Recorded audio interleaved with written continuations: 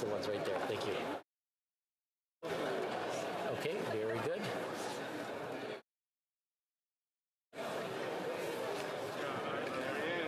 Order. À l'ordre. I have the honor to inform the House that the communication has been received as follows. November 17th, 2021. Mr. Speaker, I have the honor to inform you that Their Excellencies, the Right Honourable Mary May Simon, Governor-General of Canada, and Mr. Whit Grant Fraser will arrive at the Senate of Canada building at 12:15 p.m. on Tuesday, the 23rd day of November 2021. When it has been indicated that all in readiness, Her Excellency the Governor-General will proceed to the chamber of the Senate to formally open the first session of the 44th Parliament of Canada. Yours sincerely, Ian McCowan. J'ai l'honneur d'informer à la Chambre d'une communication. I have the honor to inform the House that a communication has been received as follows. November 17th, 2021. Mr. Speaker, I have the honor to inform you that Their Excellencies, the Right Honourable Mary May Simon, Governor-General of Canada, and Mr. Whit Grant Fraser will arrive at the Senate of Canada building at 12:15 p.m. on Tuesday, the 23rd day of November 2021, when it has been indicated that all is in readiness. Her Excellency, the Governor-General, will proceed to the Chamber of the Senate to formally open the first session of the 44th Parliament of Canada. Yours sincerely, Ian McCowan. Okay.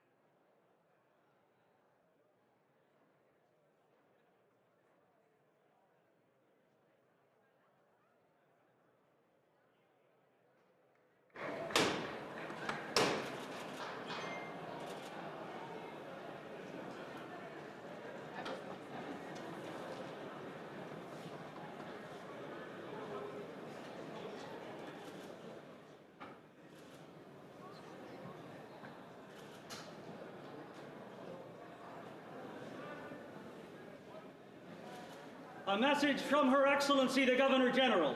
Un message de Son Excellence la Gouverneure Générale.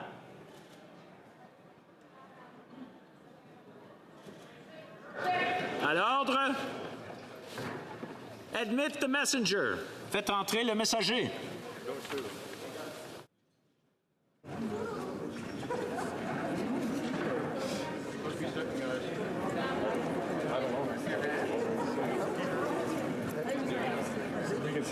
Mr. Speaker, a message from Her Excellency the Governor General.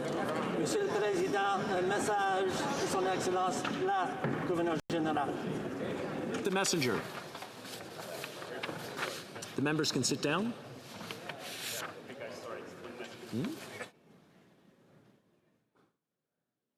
Faites entrer le messager.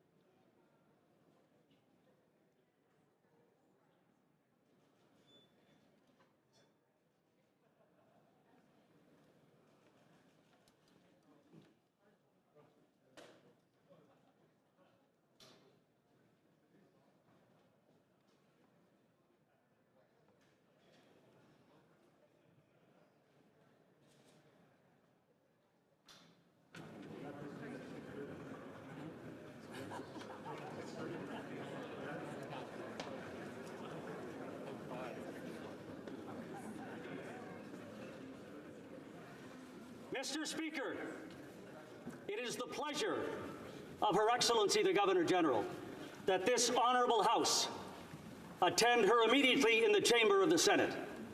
Monsieur le Président, c'est le plaisir de Son Excellence le Gouverneur Général que cette honorable Chambre se rende immédiatement auprès d'elle dans la salle du Sénat.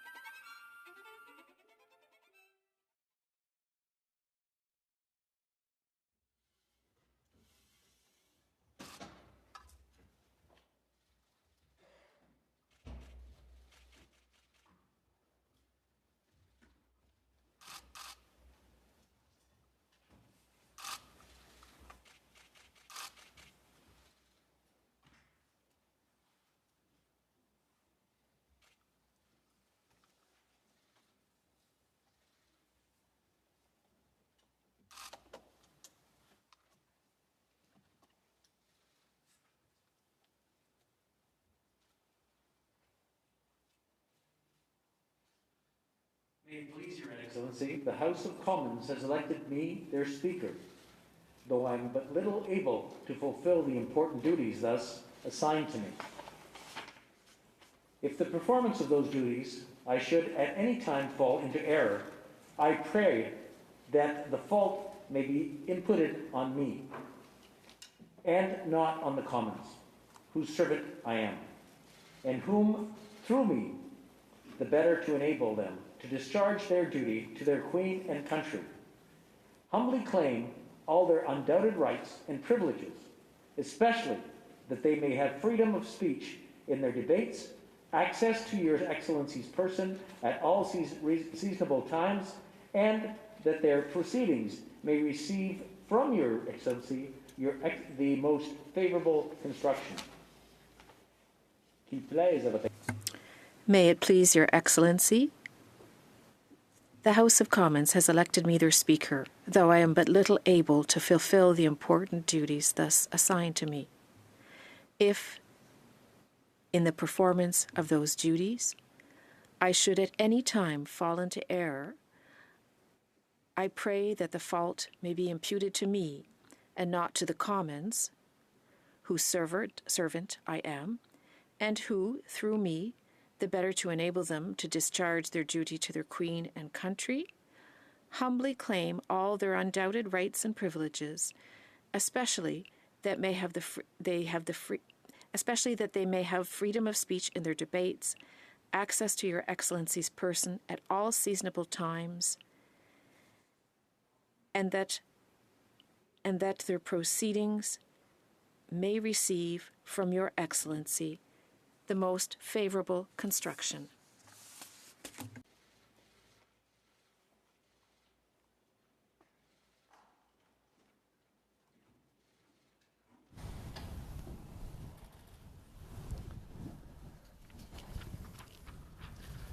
Monsieur le Président.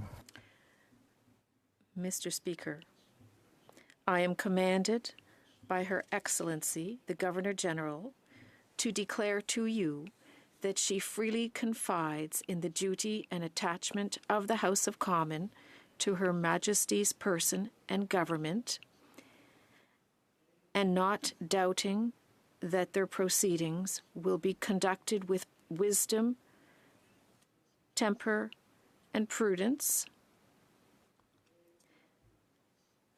she grants, and upon all occasions will recognize and allow their constitutional privileges.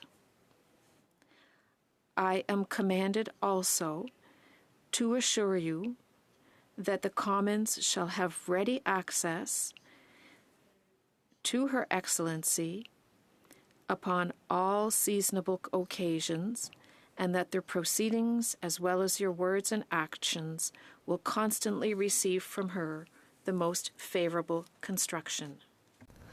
Mr. Speaker, I am commanded by Her Excellency the Governor-General to declare to you that she freely confides in the duty and attachment of the House of Commons to Her Majesty's person and government, and not doubting that their proceedings will be conducted with wisdom, temper, and prudence.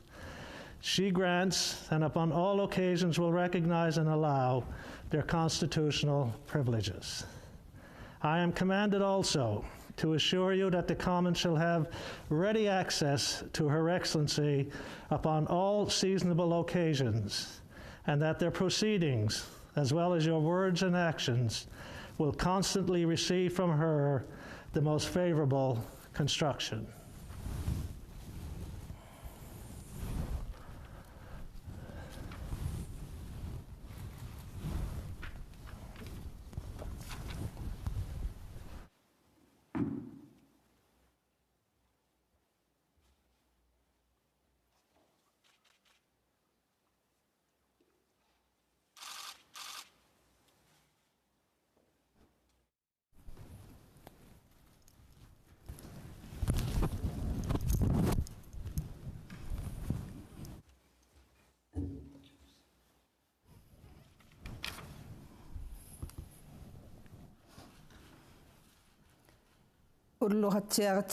Have a good afternoon. Maligaliotit, Kavamauki Katuktingin.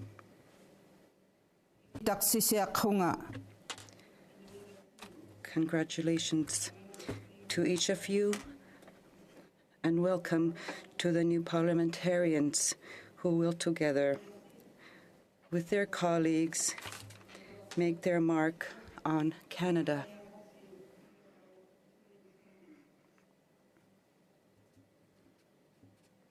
I'd like to acknowledge that we are gathered on the unceded territory of the Algonquin Anishinaabe people. This land acknowledgement is not a symbolic declaration. It is our true history. In each of your own writings, I encourage you to seek out the truth and to learn about the lived realities in First Nations, Inuit, and Métis communities. Although each community is distinct, we all share a desire to chart a way forward together towards reconciliation. La découverte. The discovery of unmarked graves of children who died in the residential school system shows how the actions of governments and institutions of the past have devastated Indigenous peoples and continue to impact them today. We cannot hide from these discoveries. They open deep wounds. Despite the profound pain, there is hope. J'ai déjà constaté engagement. Already, I have seen how Canadians are committed to reconciliation. Indigenous peoples are reclaiming our history, stories, culture, and language through action. Non-Indigenous peoples are coming to understand and accept the true impact of the past and the pain suffered by generations of Indigenous peoples. Together, they are walking the path towards reconciliation. Turn the guilt we carry into action. Action on reconciliation. Action on our collective health and well-being. Action on climate change.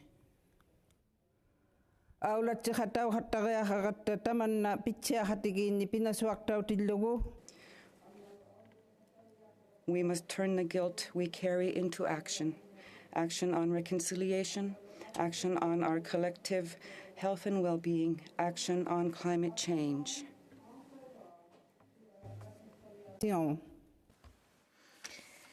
We must turn the guilt we carry into action. Action on reconciliation. Action on our collective health and well-being. Action on climate change. Our Earth is in danger from a warming Arctic to the increasing devastation of natural disasters. Our land and our people need help. We must move talk into action and adapt where we must. We cannot afford to wait.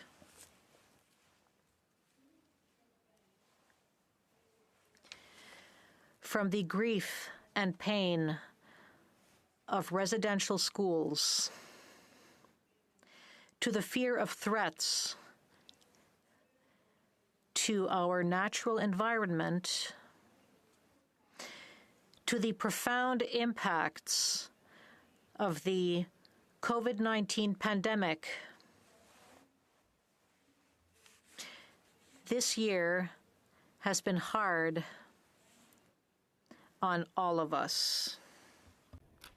I want to thank all the workers across Canada, especially those in healthcare, for their efforts to keep us safe and healthy, and offer my deepest condolences to those who have experienced loss and loved ones during the pandemic.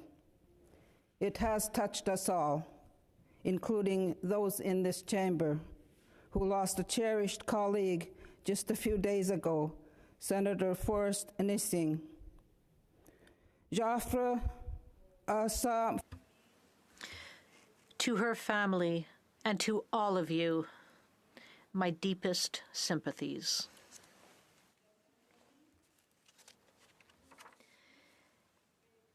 The pandemic has shown us that we need to put a focus on mental health in the same way as physical well-being, because they are inseparable. As you begin this 44th Parliament of Canada, and as we recover from the effects of the pandemic and build a better relationship between Indigenous peoples and non-Indigenous peoples, I urge you to transform discussion into concrete results for us and for our country.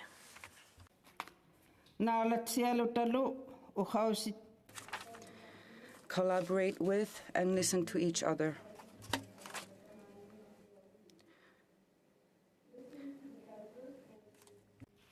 Who speak a multitude of languages and who shape this country. Écoutez les nombreuses voix. Listen to the diverse voices who speak a multitude of languages and who shape this country.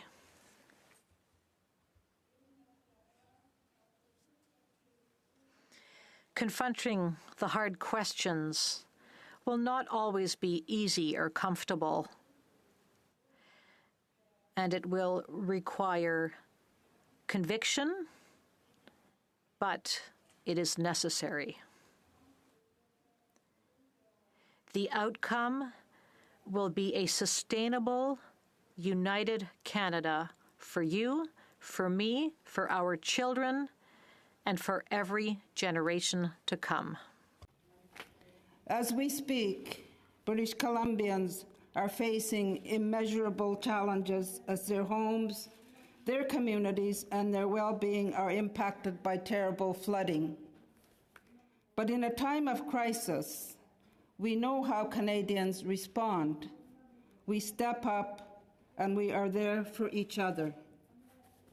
And the government will continue to be there for the people of British Columbia. In 2020, the Canadians did not know they would face the crisis of a once-in-a-century pandemic.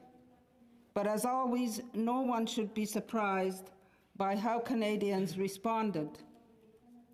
We adapted, we helped one another, and we stayed true to our values. Values like compassion, courage, and determination. Values like democracy. And in this difficult time, Canadians made a democratic choice. Their direction is clear. Not only do they want parliamentarians to work together to put this pandemic behind us, they also want bold, concrete solutions to meet other challenges that we face. Growing an economy that works for everyone, fighting climate change, moving forward on a path of reconciliation, making sure our communities are safe, healthy, and inclusive. Yes, the decade got off to an incredibly difficult start, but this is the time to rebuild. This is the moment for parliamentarians to work together to get big things done and shape a better future for our kids. C'est le moment. This is the moment to build a healthier today and tomorrow. Priority number one remains getting the pandemic under control. The best way to do that is vaccination. Already, the government has mandated vaccinations for federal and federally regulated workers and for everyone traveling within Canada by plane, train, or ship. It has also ensured a standardized Canadian proof of vaccination for domestic and international use. The government is securing next-generation COVID-19 vaccines, boosters, and doses for kids from 5 to 11. And around the world, Canada will continue working with its partners to ensure fair and equitable access to vaccines and other resources. To build a healthy future, we must also strengthen our healthcare system and public health supports for all Canadians, especially seniors, veterans, persons with disabilities, vulnerable members of our communities, and those who have faced discrimination by the very system that is meant to heal. There is work to be done on accessibility, on care in rural communities, on delayed procedures, on mental health and addictions treatment, on long-term care, on improving data collection across health systems to inform future decisions and get the best possible results. The government will work collaboratively with provinces, territories, and other partners to deliver real results on what Canadians need. This is the moment to grow a more resilient economy. The best thing we can do for the economy remains ending the pandemic for good. But as we do, we should rebuild an economy that works for everyone. At the height of the lockdowns, the government made historic, necessary investments so families could keep paying the rent and small businesses could stay afloat. Now, with one of the most successful vaccination campaigns in the world and employment back to pre-pandemic levels, the government is moving to more targeted support while prudently managing spending. To ensure no one is left behind, support will be extended or added for industries that continue to struggle. At the same time, the government will also continue making life more affordable for all Canadians. Inflation is a challenge that countries around the world are facing. And while Canada's economic performance is better than many of our partners, we must keep tackling the rising cost of living. To do that, the government's plan includes two major priorities: housing and childcare.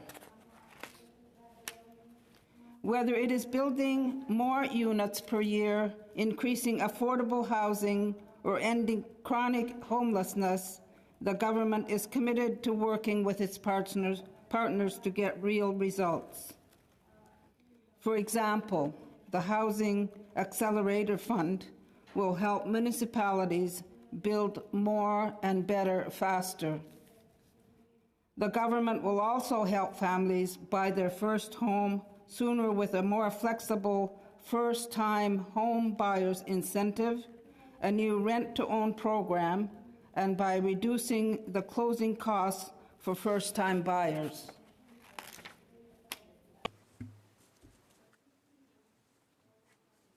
Supporting families will make life more affordable for the middle class and people working hard to join it.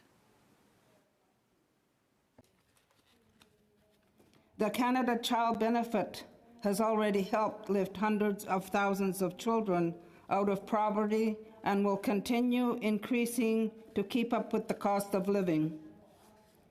The government will also continue building the first ever Canada-wide early learning and childcare system.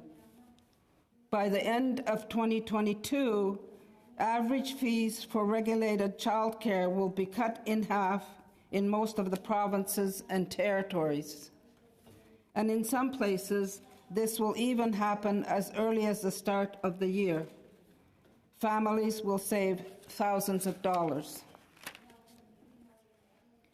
4 jurisdictions have not yet reached agreements on childcare. 2 are territories with unique infrastructure challenges, and the government will keep working together to ensure we meet the needs of the North. The government will continue working with the remaining 2 provinces to finalize agreements that will deliver $10 a day childcare for families who so badly need it. Investing in affordable childcare, just like housing, is not just good for families.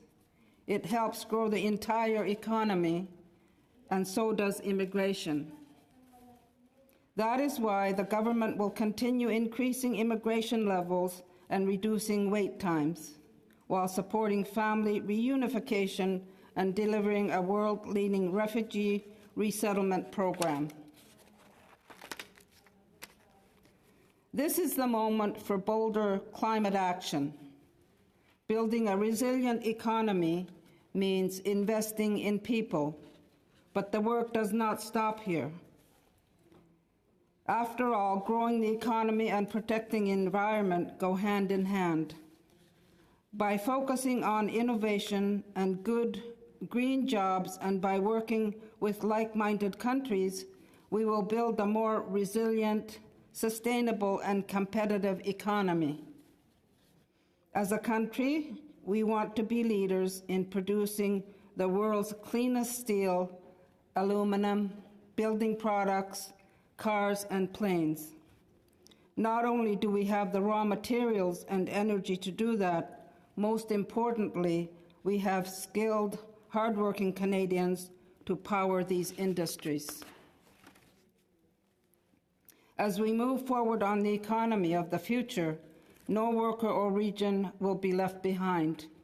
The government will bring together provinces, territories, and municipalities and Indigenous communities, as well as labor and the private sector, to tap into global capital and attract investors. Canada will emerge from this generational challenge stronger and more prosperous. Le gouvernement. The government is taking real action to fight climate change. Now, we must go further, faster. That means moving to cap and cut oil and gas sector emissions, while accelerating our path to a 100% net zero electricity future. Investing in public transit and mandating the sale of zero emissions vehicles will help us breathe cleaner air. Increasing the price on pollution while putting more money back in Canadians' pockets will deliver a cleaner environment and a stronger economy. Protecting our land and oceans will address biodiversity loss. In this work, the government will continue to strengthen its partnerships with First Nations, Inuit and Métis to protect nature and respect their traditional knowledge. Creating the Canada Water Agency will safeguard that vital source and support our farmers. And to address the realities communities across the country already face, the government will also strengthen action to prevent and prepare for floods, wildfires, droughts, coastline erosion, and other extreme weather worsened by climate change. The government will be there to build back in communities devastated by these events. This will include the development of Canada's first ever National Adaptation Strategy. While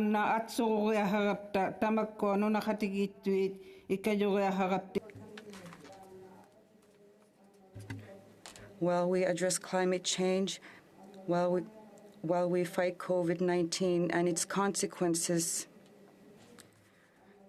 while we grow our economy for everyone, we cannot turn away from other challenges. Order for safer communities. While we address climate change, while we fight COVID-19 and its consequences, while we grow our economy for everyone, we cannot turn away from other challenges. Gun violence is on the rise in many of our biggest cities. While investing in prevention and supporting the work of law enforcement, we must also continue to strengthen gun control. The government has taken important actions like introducing lifetime background checks. The government will now put forward measures like a mandatory buyback of banned assault-style weapons and move forward with any province or territory that wants to ban handguns. During the pandemic, we have also seen an unacceptable rise in violence against women and girls. The government is committed to moving forward with a 10-year national action plan on gender-based violence and will continue to support organizations providing critical services. When someone in our country is targeted because of their gender, or who they love, or where they come from, the way they pray, the language they speak, or the color of their skin, we are all diminished. Everyone should be and feel safe. The government will continue combating hate and racism, including with a renewed anti-racism strategy. This is the moment to stand up for diversity and inclusion. Canadians understand that equity, justice, and diversity are the means and the ends to living together. Fighting systemic racism, sexism, discrimination, misconduct, and abuse, and including in our core institutions, will remain a key priority. The government will also continue to reform the criminal justice system and policing. This is the moment to rebuild for everyone. The government will continue to invest in the empowerment of Black and racialized Canadians and Indigenous peoples. It will also continue to fight harmful content online, stand up for LGBTQ2 communities while completing the ban on conversion therapy.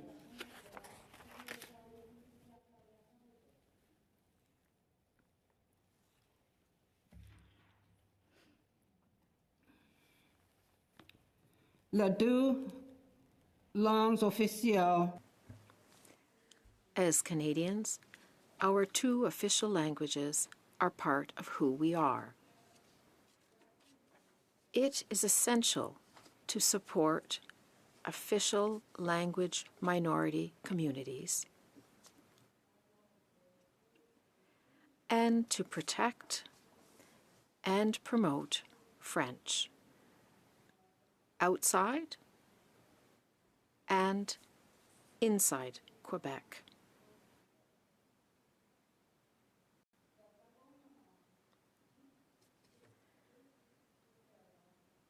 The government will reintroduce the proposed Act for the Substantive Equality of French and English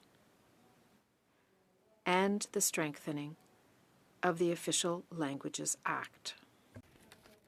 To support Canadian culture and creative industries, the government will also reintroduce legislation to reform the Broadcasting Act and ensure web giants pay for their fair share for the creation and promotion of Canadian content. This is the moment to move faster on the path of reconciliation. This year, Canadians were horrified by the discovery of unmarked graves at former residential schools. We know that reconciliation cannot come without truth. As the government continues to respond to the calls to action, it will invest in that truth, including with the creation of a national monument to honor survivors and with the appointment of a special interlocutor to further advance justice on residential schools. To support communities, the government will also invest significantly in a distinction-based mental health and wellness strategy guided by Indigenous peoples, survivors, and their families. Everyone in our country deserves to be safe. That is why the government will accelerate work with Indigenous partners to address the national tragedy of missing and murdered Indigenous women, girls, and 2SLBTQIA+ people.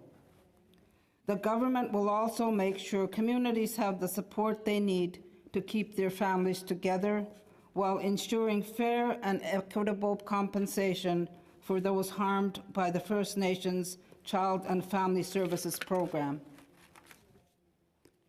Reconciliation requires a whole-of-government approach, breaking down barriers and rethinking how to accelerate our work.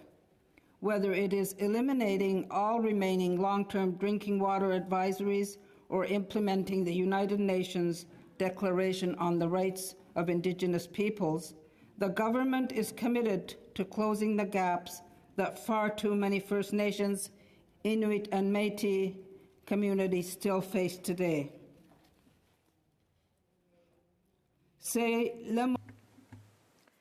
This is the moment to fight for a secure, just, and equitable world.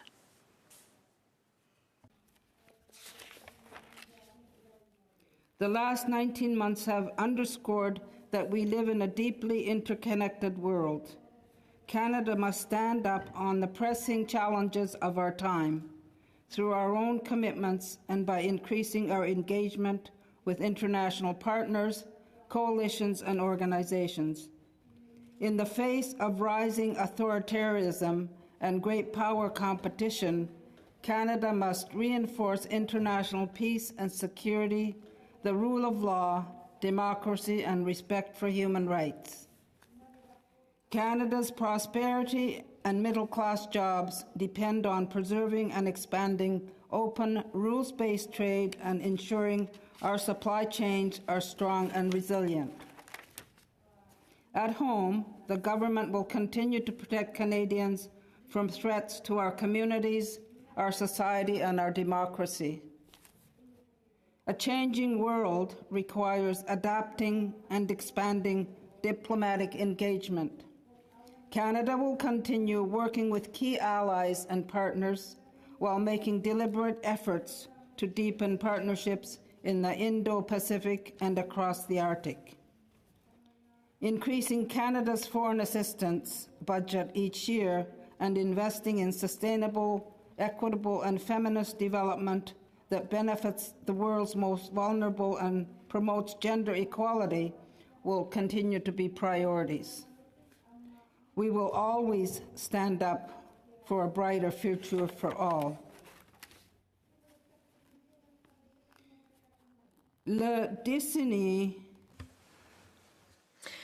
This decade is still young. With compassion, courage, and determination, we have the power to make it better than how it started. But that can only happen by standing together. Parliamentarians never before has so much depended on your ability to deliver results for Canada. That is what people expect and need from you. In relation to ending this pandemic, their priorities for this 44th Parliament are clear: a more resilient economy and a cleaner and healthier future for all of our kids. I do not doubt that you will honor the trust that has been placed in you. Members of the House of Commons, you will be asked to appropriate the funds to carry out the services and expenditures authorized by Parliament. Members of the Senate and members of the House of Commons, may you be equal to the profound trust bestowed on you by Canadians, and may divine providence guide you in all your duties. Thank you. Merci. Miigwech and nakokmik.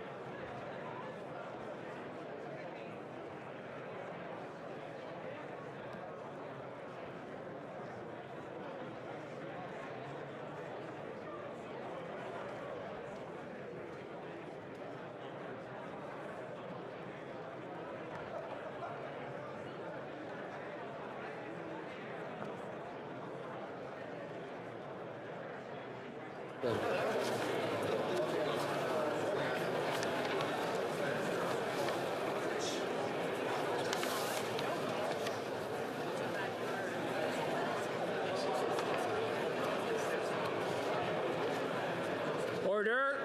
À l'ordre. Order.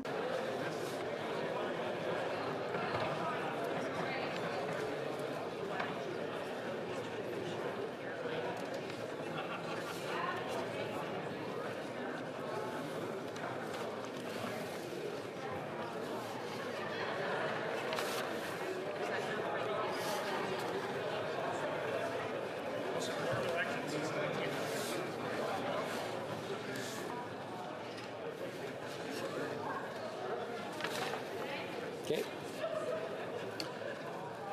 I have the honor to report that the House, having attended on Her Excellency the Governor General in the Senate chamber, I informed Her Excellency that the choice of Speaker had fallen upon me, and in your names and on your behalf, j'ai réclamé les privilèges.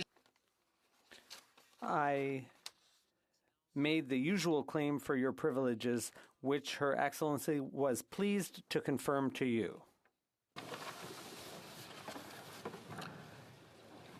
Je désire informer la Chambre. I wish to inform the House that in accordance with the representation made by the government pursuant to Standing Order 55-1, I have caused to be published a special order paper giving notice of a government bill and a government motion. I therefore table the document in question.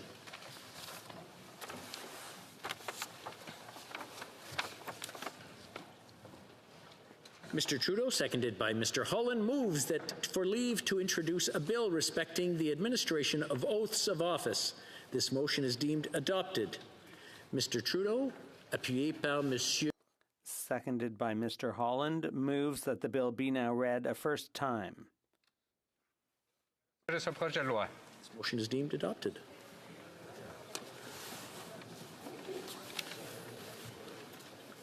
I have the honor to inform the House that when this House did attend Her Excellency this day in the Senate chamber, Her Excellency was pleased to make a speech to both Houses of Parliament and to prevent mistakes. I have obtained a copy which is as follows. Dois-je me dispenser? Shall I dispense? Agreed? Agreed. Le très honorable Premier Ministre. The Right Honourable Prime Minister.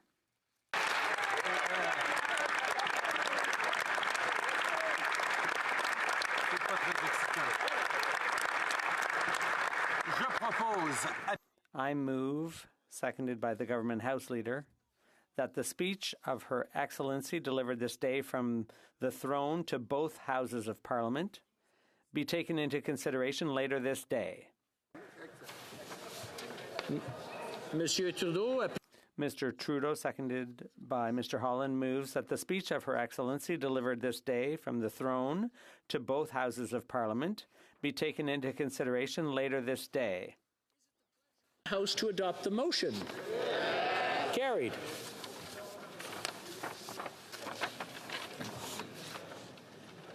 Madame Fortier, appuyée par Ms. Fortier, seconded by Mr. Holland, moves that the House study the business of supply at the next sitting of the House. The motions. Yes. Carried. It is my duty to inform the House that a total of 2 days will be allotted for the supply period ending December 10th, 2021.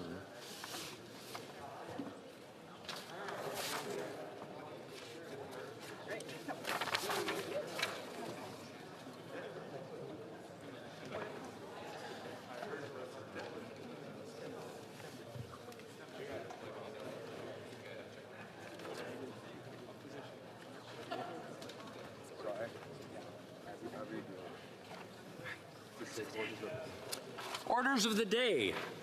Ordre du jour. Consideration of the Addison reply to the speech from the throne. Prise en considération du discours. consideration of the address in reply to the speech from the throne.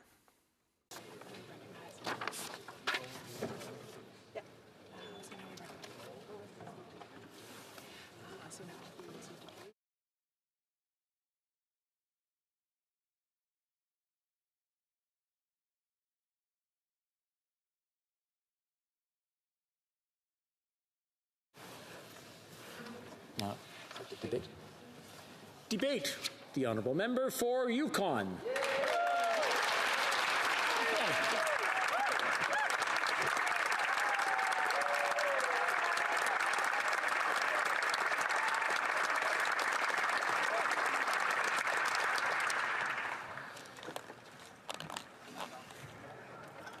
Danje, Dringwizi, Isi Tini. Mr. Speaker, it is an honor to rise in this House as a newly elected Member of Parliament.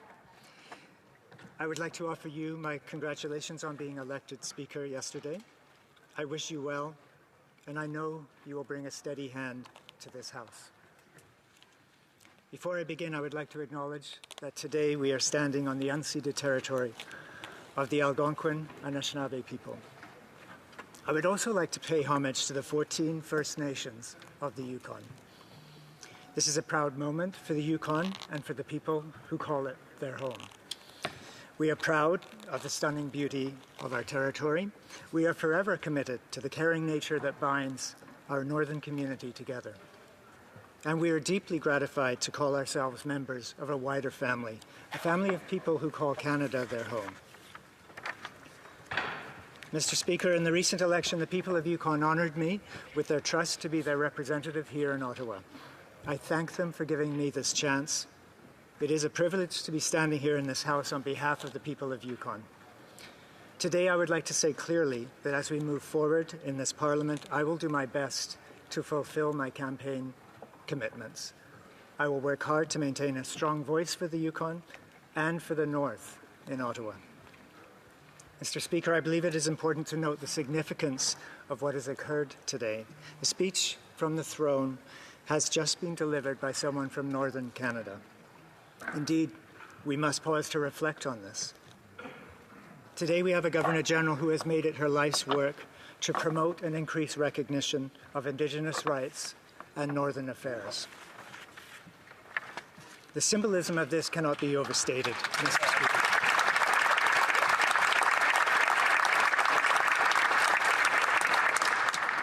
Regardless of where we live in Canada, as a northern country, we are all Northerners at heart. We are a country that in its heart aspires for goodness, reaches for growth, and looks for the better path. As we begin this Parliament, these are values we can never forget. They are values we must always adhere to. Today's speech from the throne comes nearly 2 years after the world was plunged into the biggest health and economic crisis of our lifetime.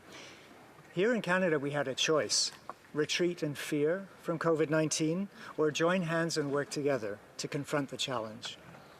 Mr. Speaker, I am proud to say that Canadians met the challenge. I saw it firsthand in my job as Chief Medical Officer of Health in Yukon.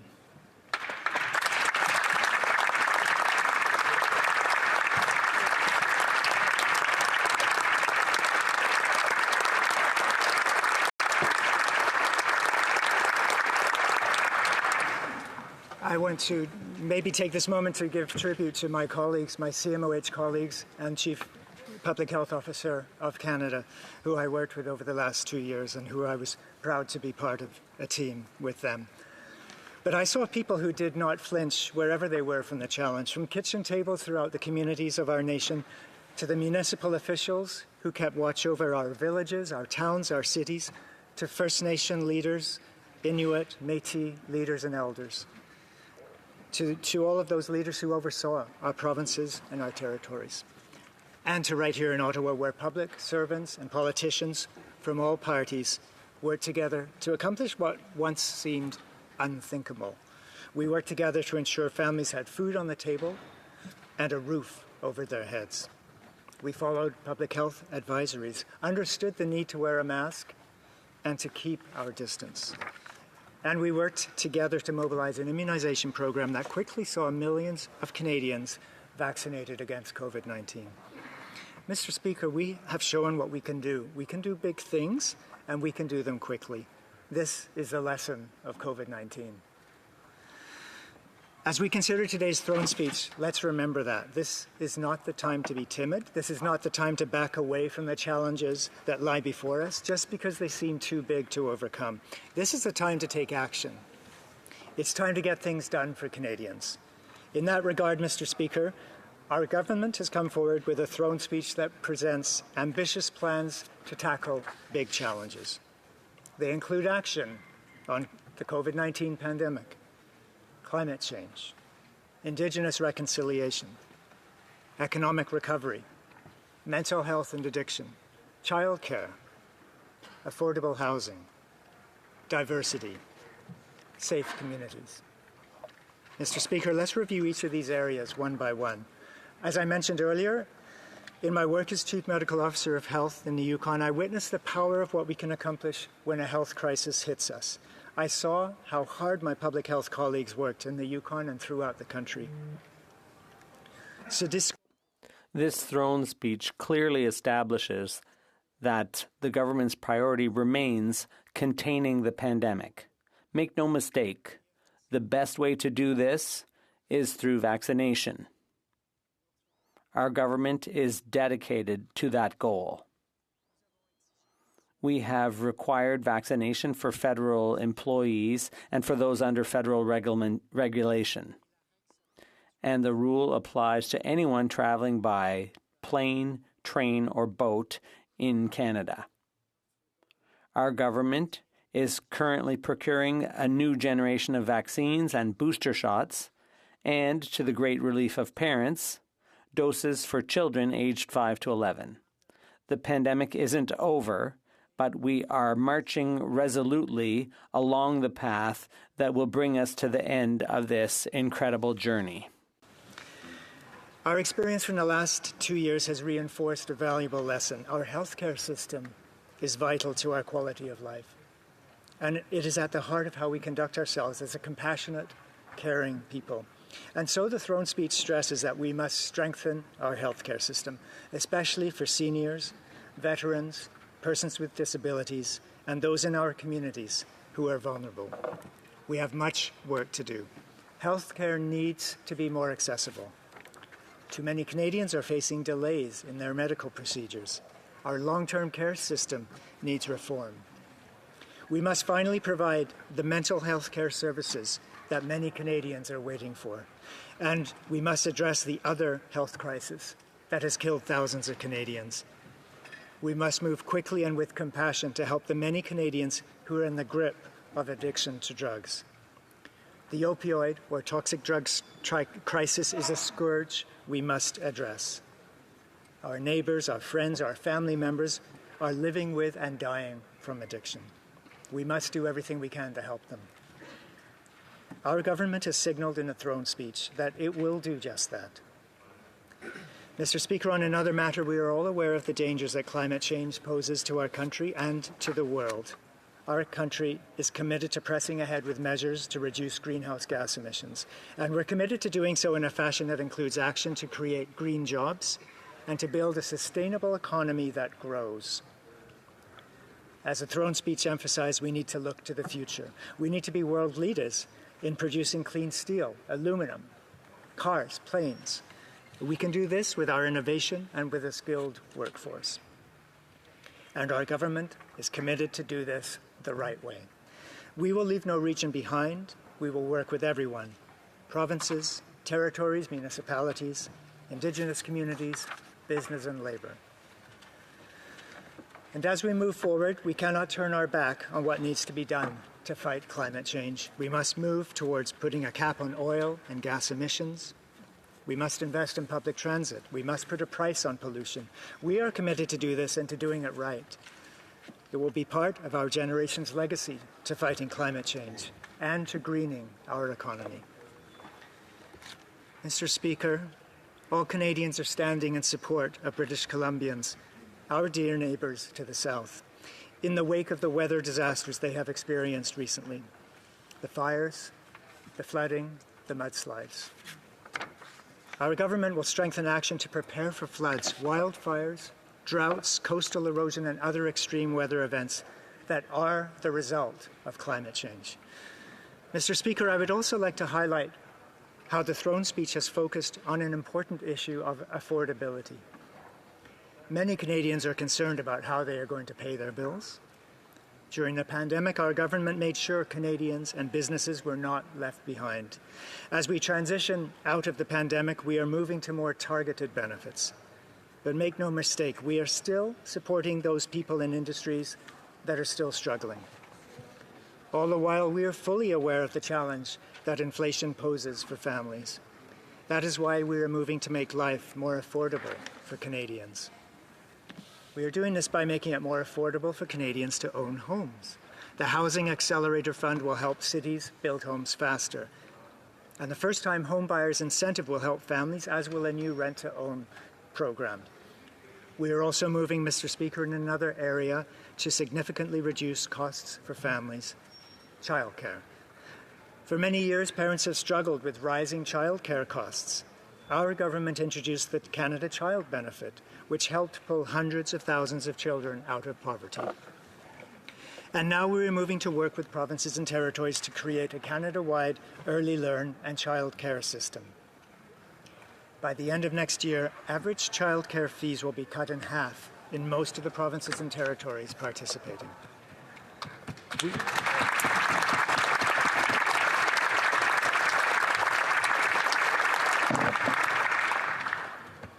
We will continue to work towards reaching agreements with the two provinces that have not yet signed on. The goal is within reach: $10 a day quality childcare for families. Mr. Speaker, as we move forward in this Parliament, all of us here have a duty to face a truth. And that truth is that there is much more we need to do as a country on the path of reconciliation with Indigenous peoples. The shock we all felt earlier this year when we learned about hundreds of graves of children at residential schools cannot be forgotten. The throne speech commits our government to move faster on the path of reconciliation. We will continue to respond to the Truth and Reconciliation Commission's calls to action. We will create a national monument to honour survivors. We will appoint a special interlocutor to advance justice on residential schools. And we will invest in communities with help for a distinctions-based mental health strategy guided by Indigenous peoples, survivors, and their families. Mr. Speaker, the throne speech notes that while we address these major challenges, COVID-19, climate change, the economy, and more, we cannot forget that gun violence is on the rise in many of our major cities. Our government will continue to invest in prevention and in supporting our law enforcement agencies. And as we take these steps, we will take action to prevent the unacceptable rise in violence against women and girls. Our government will move forward with a 10-year national action plan on gender-based violence. As the throne speech makes clear, we will fight all forms of systemic racism, sexism, and discrimination. Our government will invest in the empowerment of Black and racialized communities. We will fight harmful online content. And we will stand up and support 2S, LGBTQ, QIA+ communities. Mr. Speaker, we will accomplish what was left behind from the last Parliament. We will ban the disturbing practice of conversion therapy.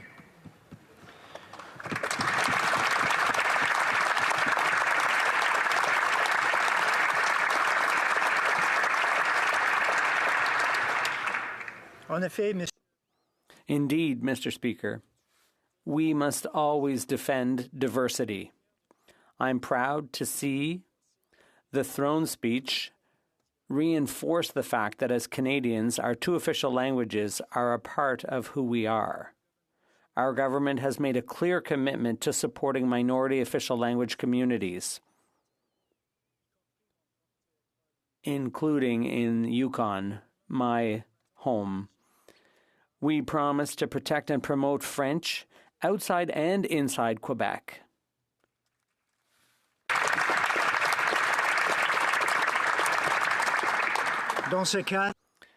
To that end, we will be once again presenting a bill to strengthen the Official Languages Act. It's also important to note, Mr. Speaker, that our government has signalled its strong support for the cultural sector in the throne speech. In that regard, we will reintroduce legislation to reform the Broadcasting Act so that web giants pay their fair share for the creation and promotion of Canadian content.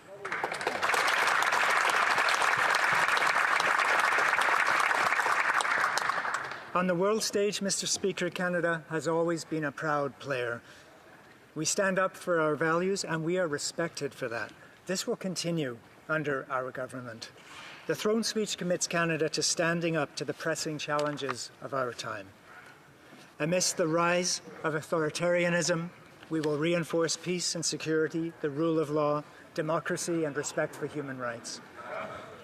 At the same time, we will work to preserve and expand open, rules-based trade with strong and resilient supply chains. Mr. Speaker, there is cause for hope, and there is cause to be optimistic for our country. We are a nation that has and can accomplish great things. And this throne speech has provided us with a roadmap for how to get it done. Thank you, Mr. Speaker. Daka Ntaje, Ganalshis, Jonathan Masisho, et merci.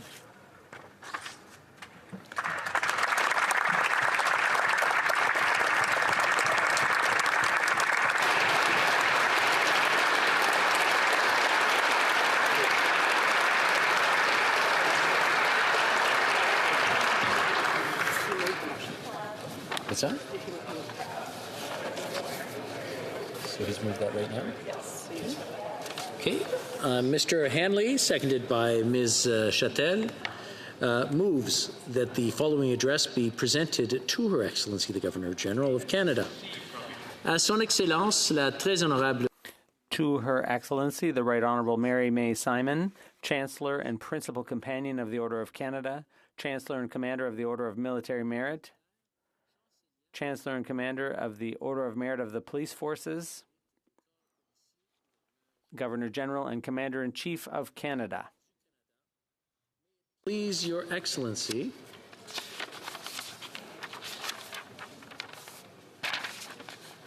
We, Her Majesty's most loyal and dutiful subjects, the House of Commons of Canada, in Parliament, assembled, beg leave to offer our humble thanks to Your Excellency for the gracious speech which Your Excellency has addressed to both Houses of Parliament. Questions and comments. Questions et commentaires. The Honourable Member for Thornhill.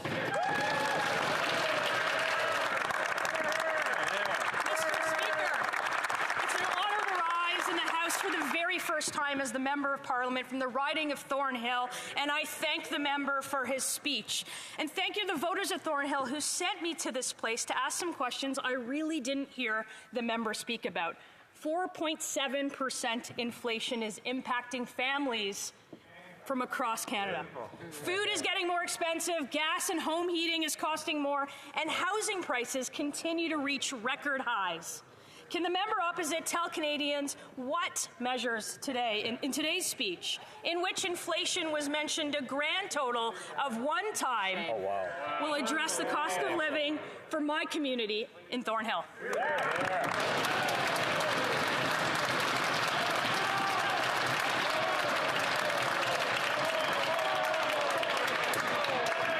The Honourable Member for Yukon.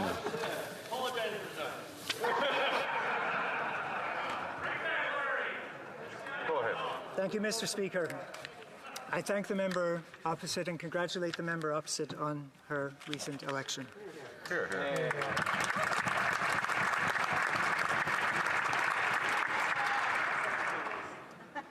Mr. Speaker, we are well aware of the threat of inflation, and the answer is well embedded in the speech from the throne. And this is about affordability, Mr. Speaker. Mr. Speaker, this is about affordability. I'm just going to interrupt the Honourable Member for Yukon for a second.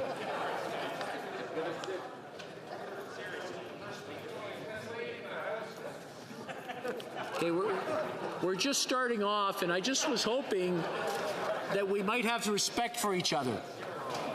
And when someone's speaking,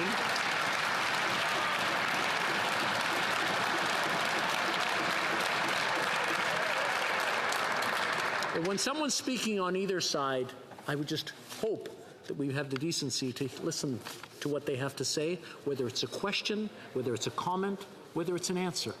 The Honourable Member for Yukon. Thank you, Mr. Speaker. And for those opposite who were listening, they will have heard about affordability for Canadians as being a key aspect of our path forward, and affordability of housing and affordability of childcare.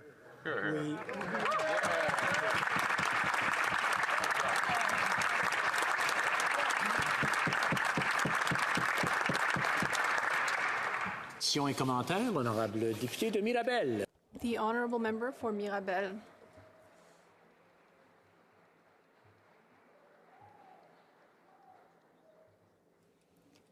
Mr. Speaker, I'd like to start by thanking my constituents in Mirabel. I'd like to thank all of them for having placed their trust in me. I'd also like to start by thanking my dear partner. She supported me throughout this entire adventure. I'd also like to thank Simon Mercier, my predecessor. He was greatly committed to our beautiful riding. Mr. Speaker, after the election, people at home said that they were happy that this is a minority government because people in Mirabel expect the parties to work together.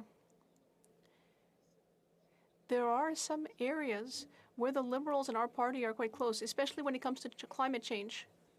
During the campaign, we proposed that Canadian banks be forced to publicly state which are their investments in activities that may have a harmful effect on the climate. Unfortunately, this idea did not show up in the throne speech. Can I count on the full support of my dynamic colleague for Yukon? Will he convince his government to include this idea in his government's priorities? The honourable member for Yukon.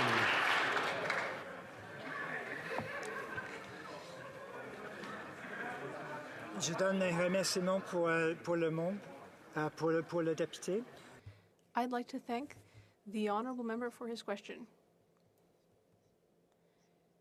And I'd like to congratulate him on his recent election.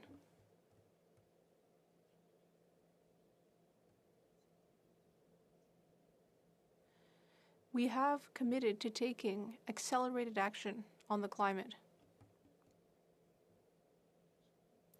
We will take action against global warming. We will look at all our options, but we have committed to taking strong action. And we will get started without further delay. Questions et commentaires, questions and comments? The honourable member for Victoria.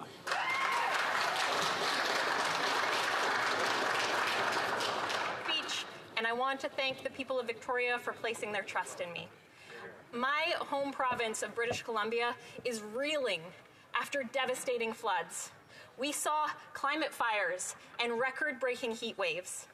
But instead of taking real action on the climate crisis, instead of investing in climate solutions, this government has been increasing fossil fuel subsidies year after year after year. Instead of investing in supporting workers in the transition, this government is handing out billions of dollars to the big companies who are fueling the climate crisis. Why no mention of eliminating fossil fuel subsidies? Why no mention of a Just Transition Act? We heard a lot about climate action, but we have heard this before. We have the worst record of any G7 country. How are Canadians supposed to trust that these are not just more empty Liberal promises? The honourable member for Yukon.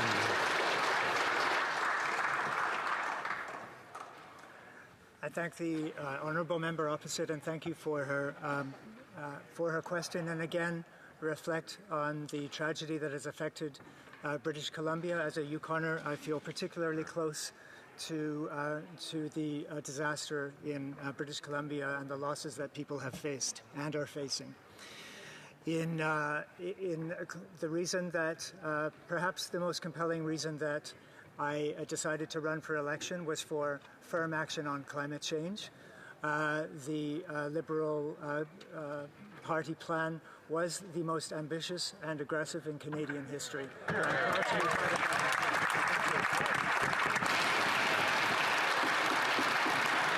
Questions and comments? The Honourable Member for Bay of Quinte.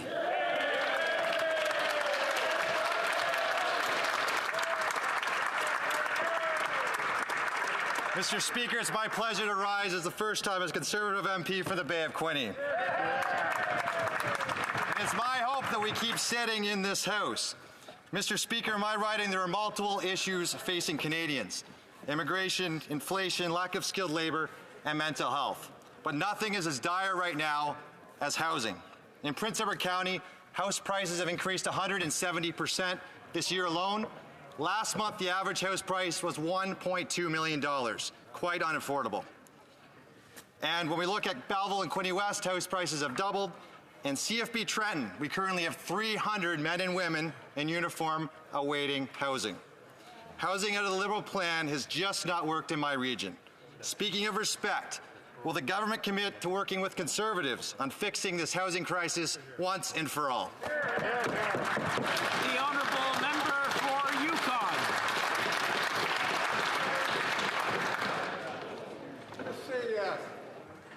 I again thank the member opposite, Mr. Speaker, and again congratulate the member for his question. The housing crisis is real and is the most common question that I heard in my campaign in Yukon, whether in remote rural Yukon or whether in our city of Whitehorse. I think the answers are clear to the housing crisis in making housing more affordable. The plan is well outlined in the throne speech. I think the best way to address the housing crisis is to be working together as parliamentarians on solving this pressing crisis that is affecting all Canadians from coast to coast to coast. Thank you. Questions et commentaires. Nous avons le temps pour une question. We have time for one more short question. The Honourable Member for Terrebonne. 30-second question, 30-second answer. Thank you, Mr. Speaker. I'm very proud to be here today. I'm very proud to be representing my constituents in Terrebonne. I'd like to thank them for having elected me. When I was elected, I was very pregnant. And they chose to send a mother and an MP to Ottawa, someone who can do both of those things at once. And I'm very proud to represent the Bloc Québécois, which is a party that always puts forward concrete ideas, which was absent in the throne speech. Concrete ideas to get us out of the climate crisis, how to get us out of the workforce crisis. That's what we didn't see, these concrete ideas in the throne speech. Thank you, Mr. Speaker. The Honourable Member for Yukon.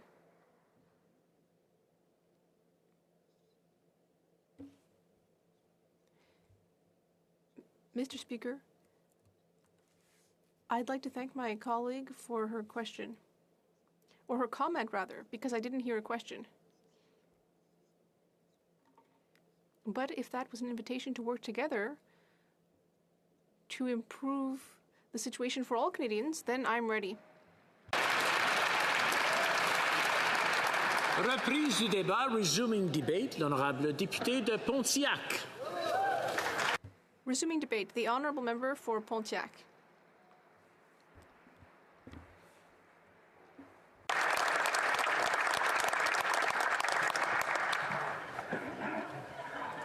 Monsieur le Président.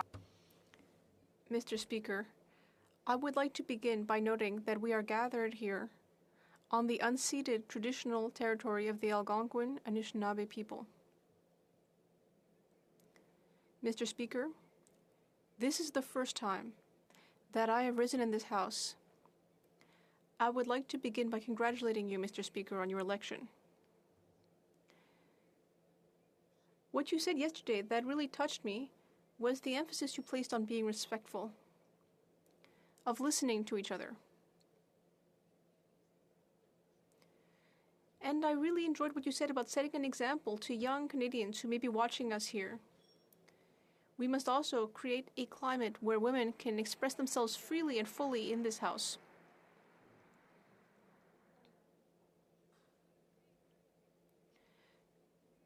I am honored to have been elected by the citizens of Pontiac.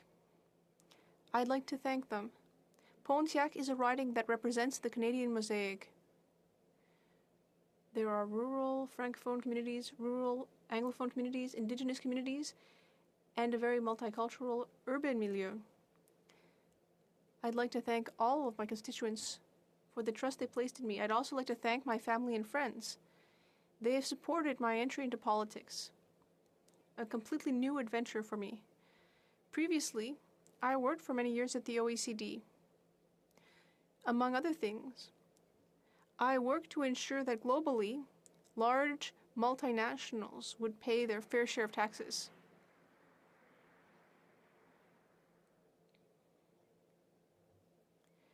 Previously, I worked in the public service. And so I would like to congratulate all of my former colleagues in the public service who worked hard throughout the pandemic to offer peerless service to Canadians. Speaking of taxes, today, as we emerge from a pandemic and as we face major climate challenges, it is more important than ever that everyone, including the wealthy and multinational corporations, that all those who are successful share and that they help us get out of this pandemic so that together we can also emerge from the climate crisis. Pontiac communities, like many others in Canada, are tightly knit. They have been very resilient during the pandemic, and I know that they will continue to be resilient in the face of other challenges.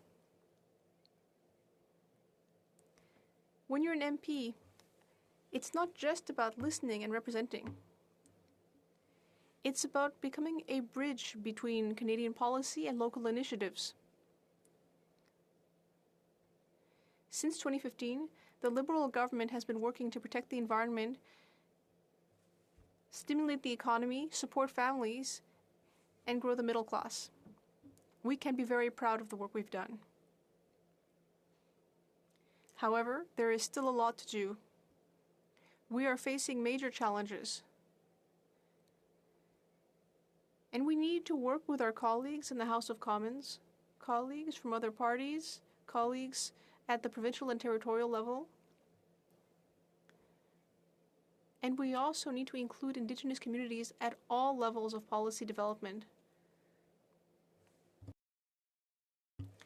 We also need to work closely with municipalities when it comes to implementing our climate policy.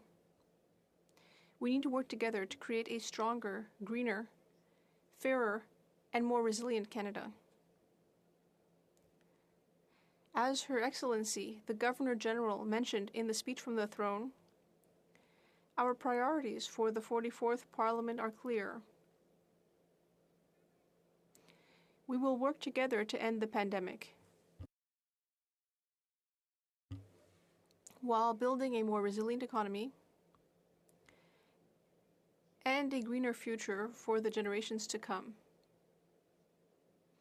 to make sure that these future generations can enjoy the same benefits as we have. In 2020, our country was rocked by the COVID-19 pandemic. Canadians have faced extremely difficult times. I would like to offer my sincere condolences to those who lost loved ones during the pandemic. I'd also like to thank healthcare workers for all of their tireless efforts to support our communities. Our government knows that the best tool to control and end the pandemic is vaccination. We have ensured that we have enough doses to get all Canadians vaccinated quickly. And in fact, we have reached another important milestone in the fight against COVID-19. The authorization of COVID-19 vaccines for children aged 5 to 11.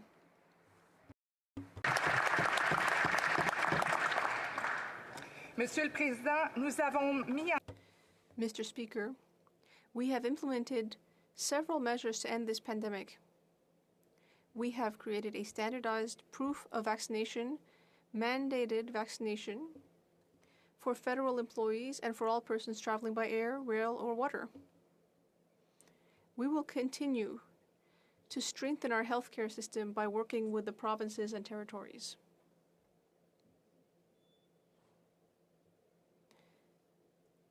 Mr. Speaker, as we all know, one of the greatest challenges of our time is tackling climate change.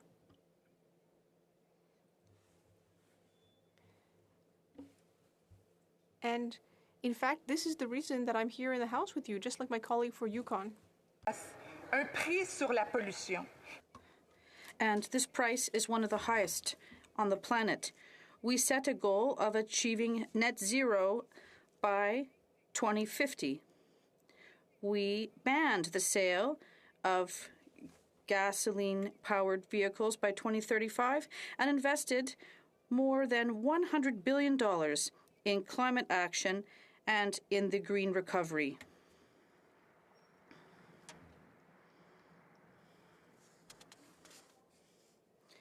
Whether it's the floods affecting British Columbians right now,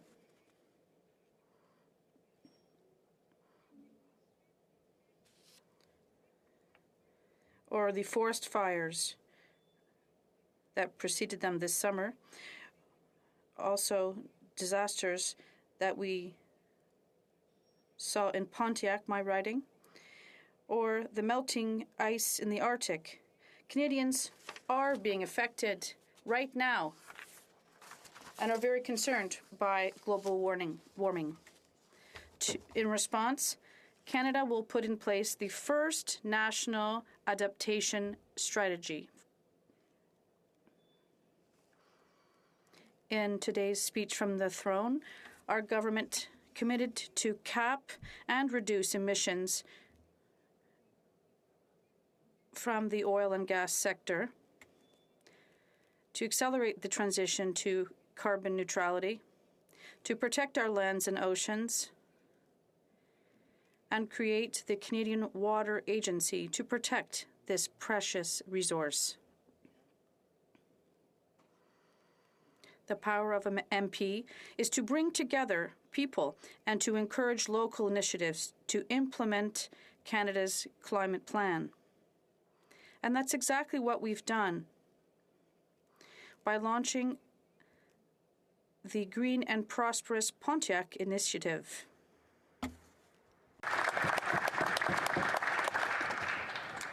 Our government knows that fighting climate change and economic growth goes hand in hand. Canada is a world leader and will continue to be a world leader in the production of steel, aluminum, and the batteries essential for the production of our electric vehicles. We'll be a leader in tomorrow's economy.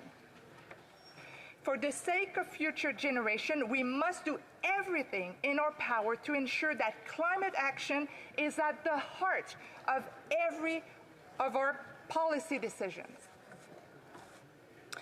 La pandémie, Mr. Speaker, the pandemic has had a devastating effect on the global economy. Our Liberal government has ensured support for businesses, organizations, and Canadians in order to face together this unprecedented crisis. Canada has now returned to the same employment levels as before the pandemic.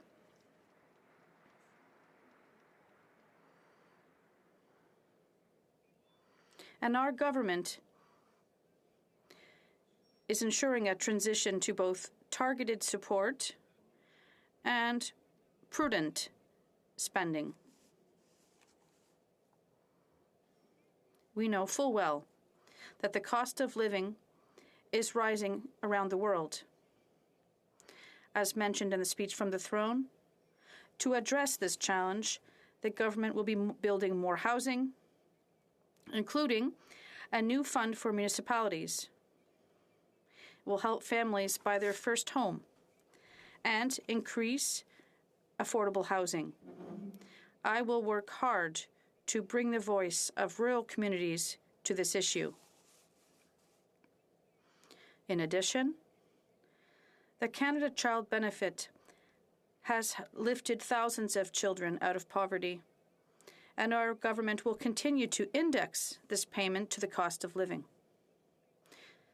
We will continue to build the first ever pan-Canadian early learning and childcare system. Canadian families will finally have access to affordable childcare at a cost of $10 per day.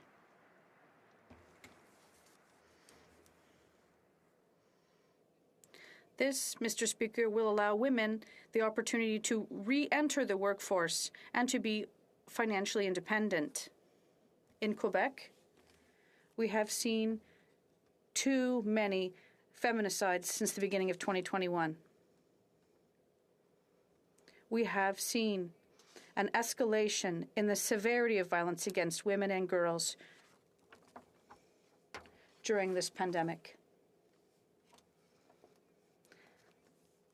Our government is committing to putting forth a national action plan to fight gender-based violence and to continue to support organizations that put great efforts into this essential fight for women and girls across our country.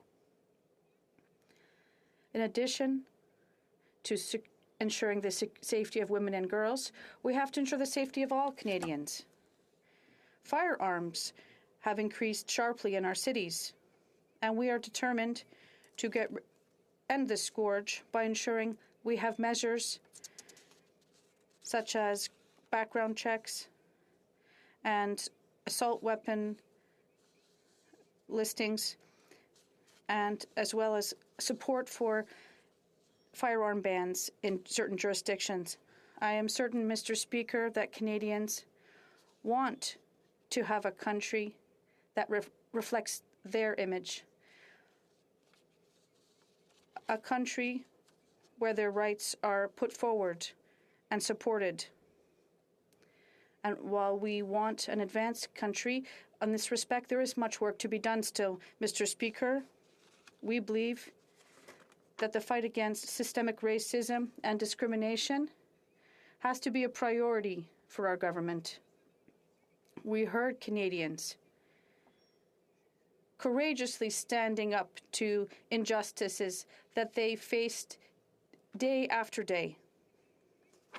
It's a sad reality, but this is systemic racism. This reality, Mr. Speaker, exists in Canada, and as a government, we have the responsibility to speak about this situation and to fight against it. Our government has decided to take action, and that is why we are going to continue to promote autonomy and prosperity for Black communities, racialized communities, and Indigenous communities.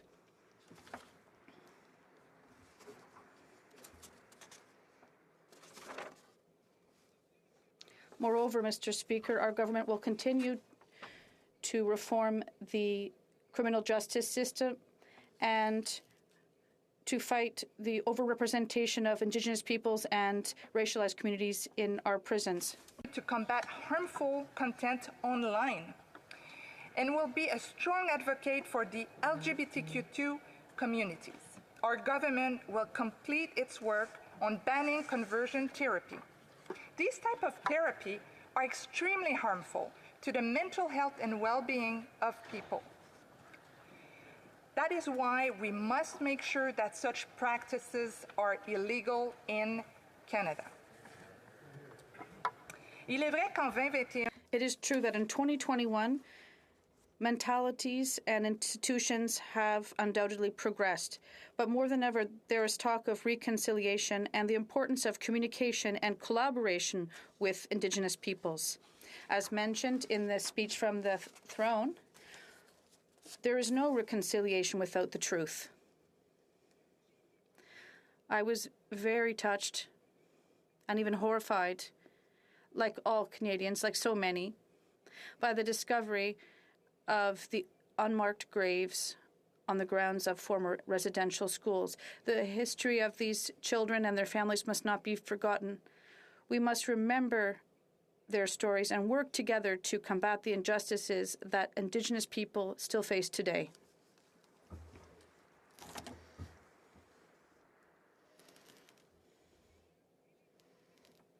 The murder and disappearances of Indigenous women in Canada is one of the worst tragedies facing our country. Our government understands the importance of action and will accelerate work with Indigenous partners to address this national tragedy. As mentioned in the speech from the throne, reconciliation requires a whole-of-government approach in an effort to remove barriers and build a better country and world. As a proud Quebecer, French is the language in which I work and in which I have raised my children. We know that we must redouble our efforts to protect it in Quebec and in Francophone communities outside of Quebec, especially as we are in a minority setting in North America. I am reassured to see that our government has decided to reintroduce its bill for the substantive equality of English and French and to strengthen the Official Languages Act.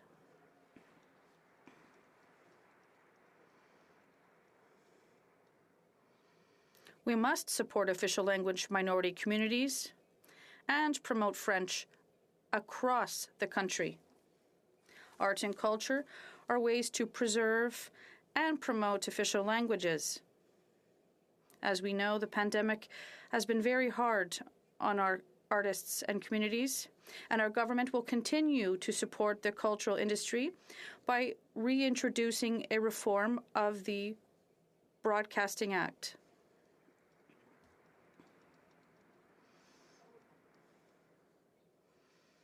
We have to ensure that the web giants pay their fair share for the creation and promotion of Canadian content.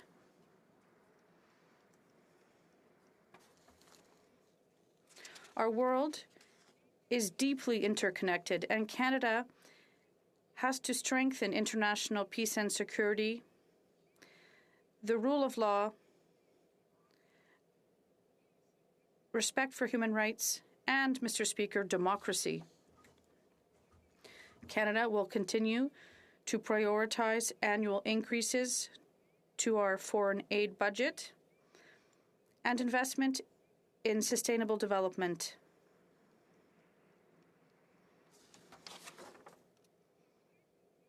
I would like to conclude by emphasizing that Canadians have elected us to work constructively and collaboratively to advance their priorities. And what I intend to do, Mr. Speaker, and what our government will do as well, is that it is a privilege to serve as members of Parliament. We must work as a team to improve the lives of Canadians from coast to coast to coast. Together, Mr. Speaker, we will end the pandemic. We will transition to a green economy. We will fight climate change together.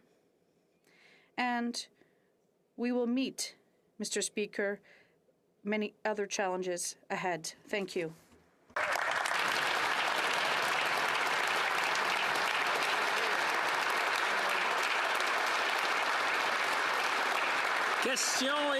Questions and comments. Comments? The Honourable Member, l'Honourable Député de Bellechasse. The Honourable Member for Bellechasse.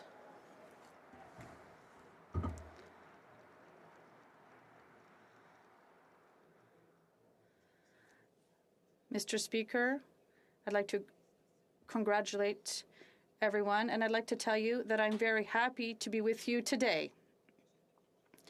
I can't speak today without paying tribute, in particular, to the constituents of my riding of Bellechasse-les-Échemins-Lévis, and thank them for their confidence that they have placed in me. This is my 5th victory in this riding.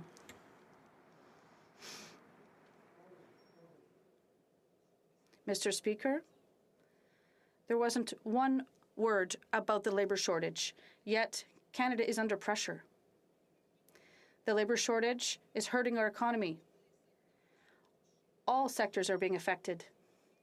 Companies have to see their production drop. Many of them even have to turn down contracts, Mr. Speaker. We're looking at 91 companies in my riding with thousands of jobs that they're looking to fill right now in Inex, Exidor, and elsewhere. They will know what I'm speaking of. This is in addition to extraordinary inflation and overinflated debt. How can the government still claim that it's credible on the economy? What will it do to fill these vacant positions in our companies? My colleagues talked about the same employment rate, but there is no one to fill these positions. The honourable member for Pontiac. I'd like to thank, Mr. Speaker, my honourable colleague, and congratulate her for her election. I'd like to say that Canada has done an extraordinary job to lift us together out of the worst economic crisis globally that our world has seen since the Second World War. This is a colossal effort. We were able to keep our economy on track and our assets. We still have work to do, yes. The labor shortage, well, we've all heard about it, and we're going to find the best possible solutions together. Namely, we have to invest in immigration, make processes easier, and have jobs filled in our communities. We know that it is a challenge, and I hope we can work together and count on my colleagues to deal with these challenges. Thank you, Mr. Speaker.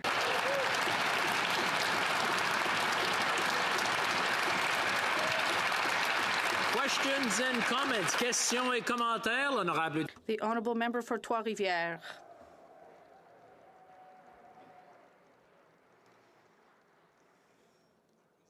Mr. Speaker, I'll just speak for a minute, but it'll be enough to discuss the throne speech, and it's really full of hot air. I'd like to pay a tribute to the people of Trois-Rivières, and I'd like to thank them for the confidence they placed in me.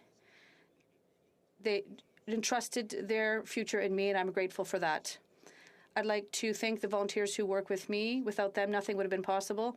And, Mr. Speaker, before the election and during the election, things were urgent, and things are no less urgent now. We have to take action against climate change. It's urgent. And we've seen this in BC. But if what we heard in the throne speech is everything, the government will once again miss the mark. We have to take action against illegal arms traffic. We're seeing that in Montreal. And their speech today did not show the desire to do everything possible to end this violence. Mr. Speaker, on the eve of this parliamentary session, our government already seems like it's out of breath. Once again, we hope the government's action won't just be a bunch of empty words. I hope my colleague will work with us together so that we have policies that reflect the urgent need to take action. The honourable member for Pontiac. I'd like to thank my colleague from Trois-Rivières and congratulate him on his election. I would say that the climate crisis is at the very heart of everything this government does and has been since 2015. It will continue to be at the heart of our priorities and economic policies, and we have already spent over $100 billion on climate action. We will increase the effectiveness of our action, and by working together in fighting this crisis, we will get there. When it comes to firearms, Mr. Speaker, I have to say that we have taken action. We will abolish assault weapons, and we're going to work with the provinces together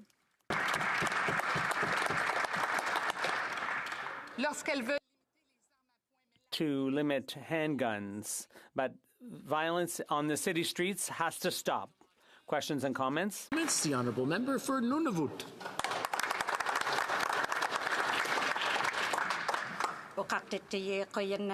Thank you. First, I wanted to say how incredible it was to hear a part of the throne speech delivered in Inuktitut.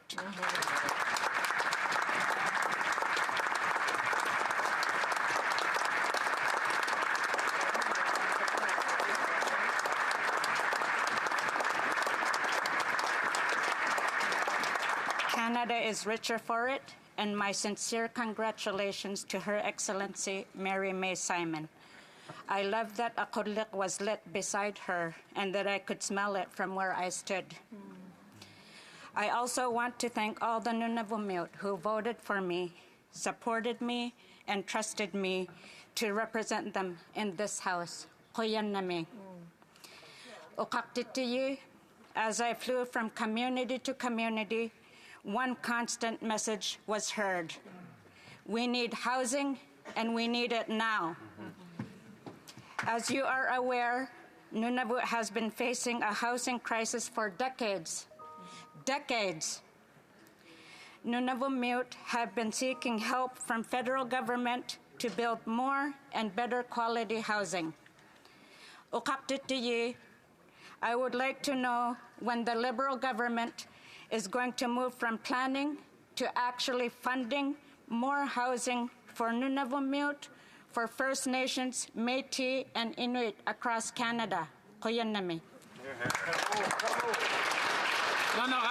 The Honourable Member for Pontiac.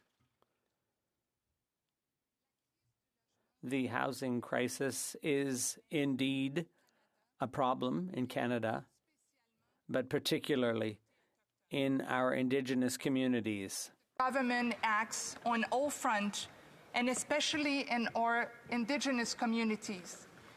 I have two Indigenous communities in my own riding. I could tell you that affordable housing is an issue, more urgent even in those communities.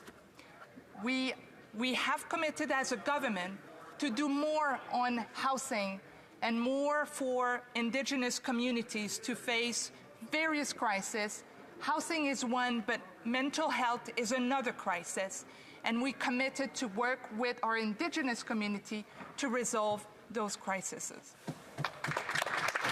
Questions and comments? There's about 45 seconds for a question, 45 seconds for an answer. The Honourable Member for Hastings, Lennox, and Addington.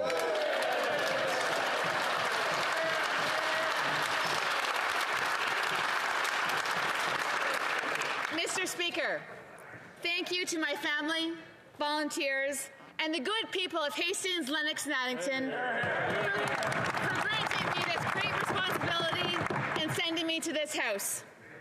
This government has presided over record inflation. Sadly, this is crippling Canadian businesses, families, and farms. Hastings, Lennox, and Addington is not exempt from this.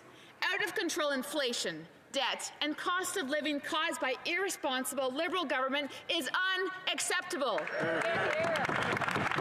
Mr. Speaker, many businesses, families, and seniors in the communities in my riding are struggling, and they're on the brink of bankruptcy. They need meaningful leadership. They need help. Canadians deserve to know, when will this government finally listen and take concrete action against this cost of living crisis? The Honourable Member for Pontiac.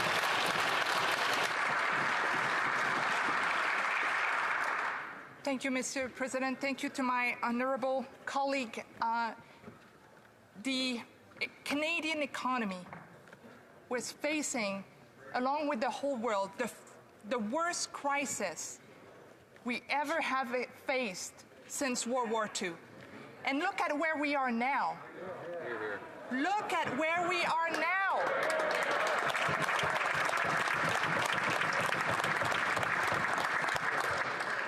We are strong. Because of this government, we are stronger, and we will build better. And we will build without leaving anyone behind, and that is important. Thank you.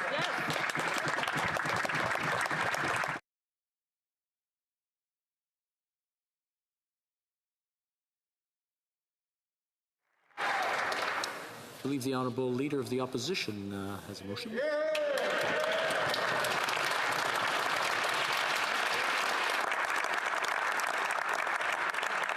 Thank you, Mr. Speaker. As Leader of the Official Opposition and Leader of the Conservative Party, I want to take this opportunity to congratulate all members of the 44th Parliament for being here today and some of the first questions we heard in this debate.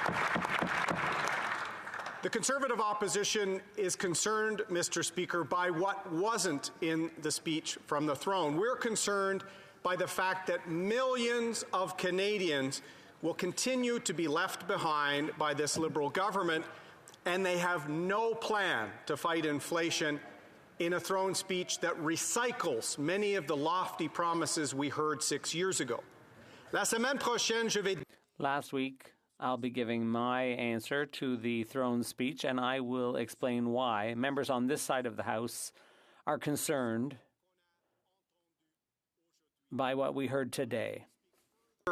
About our response to the speech from the throne, Mr. Speaker, but right now I move, seconded by the opposition House Leader, that the debate now be adjourned.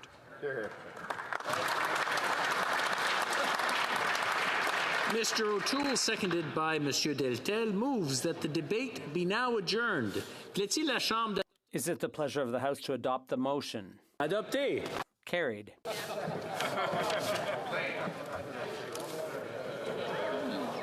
L'honorable député. The honourable member for Louis Saint Laurent on a point of order. Question de privilège. Is it a question of privilege? I'm sorry? I've already... I'm sorry, what is...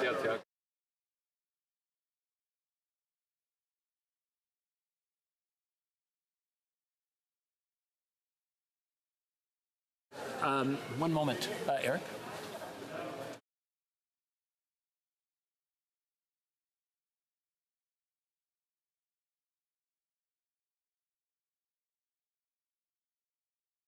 I just wanted to make sure we got everything straight here.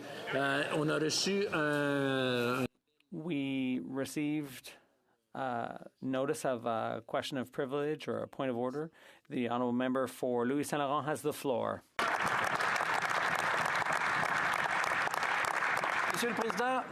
Mr. Speaker, the last time the House met was on June 23rd. A question of privilege, a serious question of privilege, was raised then, and the Liberal government had defied an order of the House to table documents relating to the Winnipeg Microbiology Lab.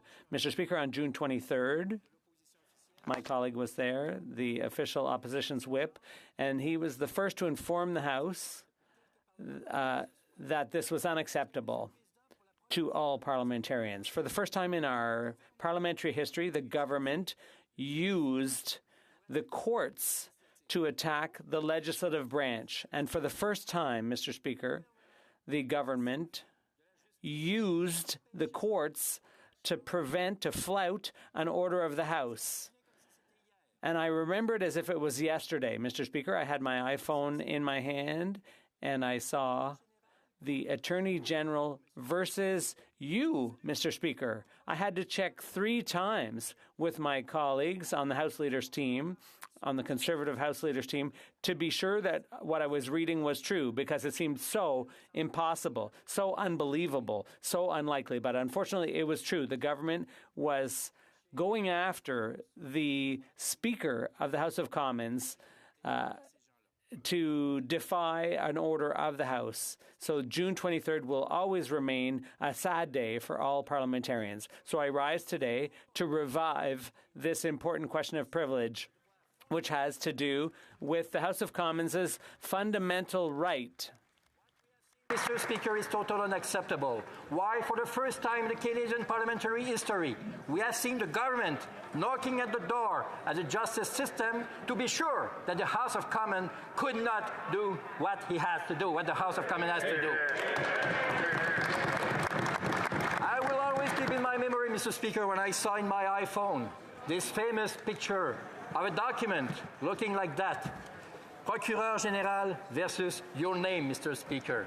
Totally unacceptable. But this is the tradition of this Liberal government, and we cannot accept that as any parliament of any side in this House.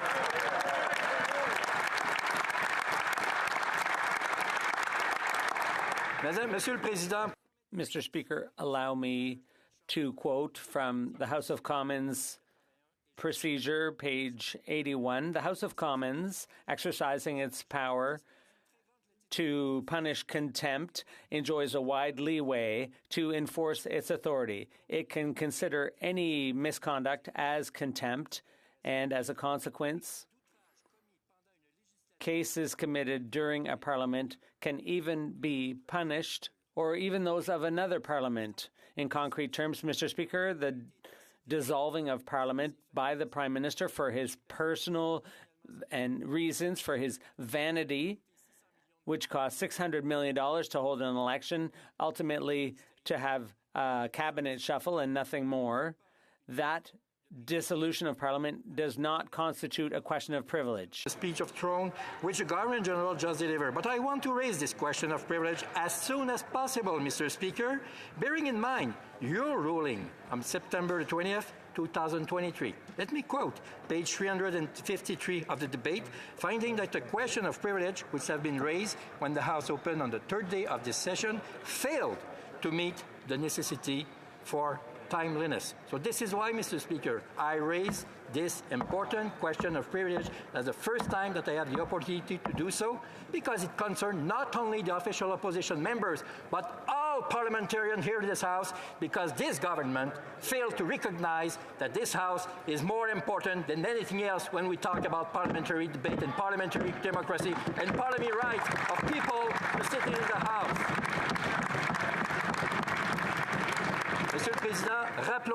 Mr. Speaker, let's go back over the facts concerning the Winnipeg lab. Health Agency of Canada, Ian Stewart, was a witness as a special committee on Canada-China relations, where left members unsatisfied with his answers.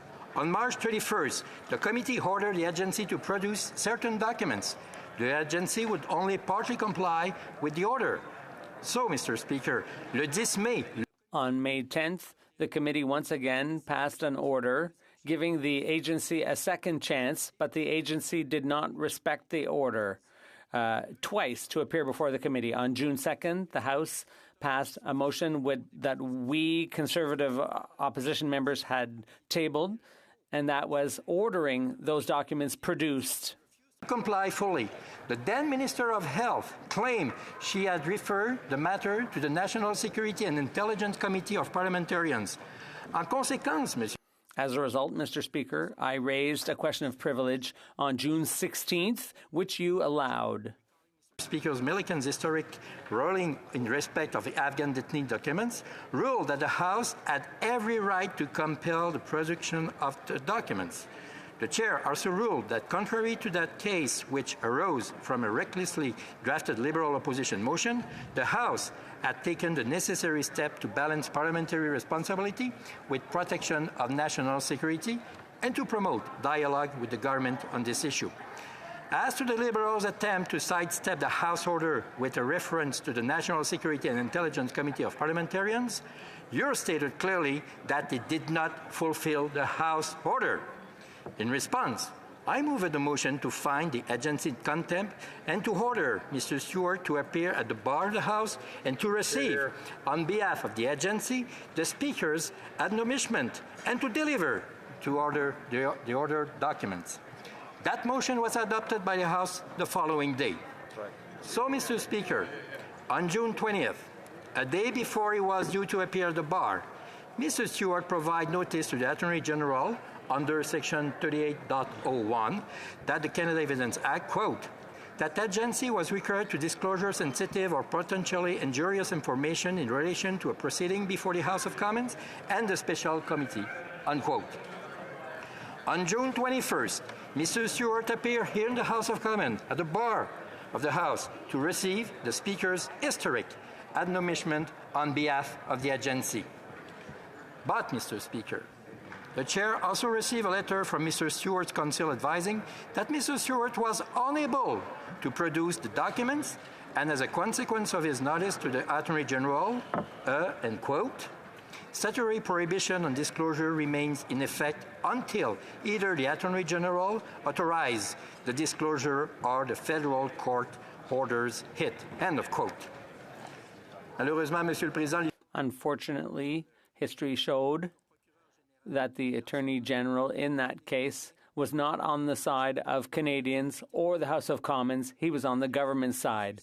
In the light of these systematic refusals to table the documents as required by an order of the House, I, Mr. Speaker, raised a second question of privilege that I would like to have considered again. Allow me to refer to you to the fuller submissions which I made in the House on June 7, June 15, June 21, and June 23 concerning these matters, along with submission of the Chief Opposition Whip on June 21 and June 23.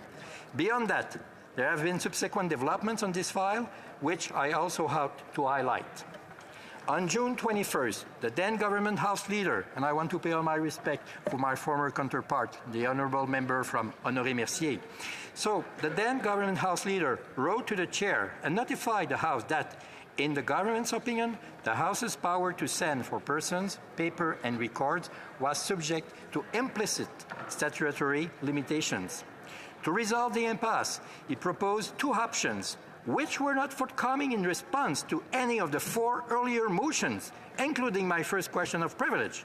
So I will come back in a few minutes to those so-called options in a few moments. Additionally, but unknown to this chamber at the time, Counsel on the Attorney General's behalf simultaneously applied to the Federal Court for an order under the Canada Evidence Act to prohibit disclosure of the remaining information.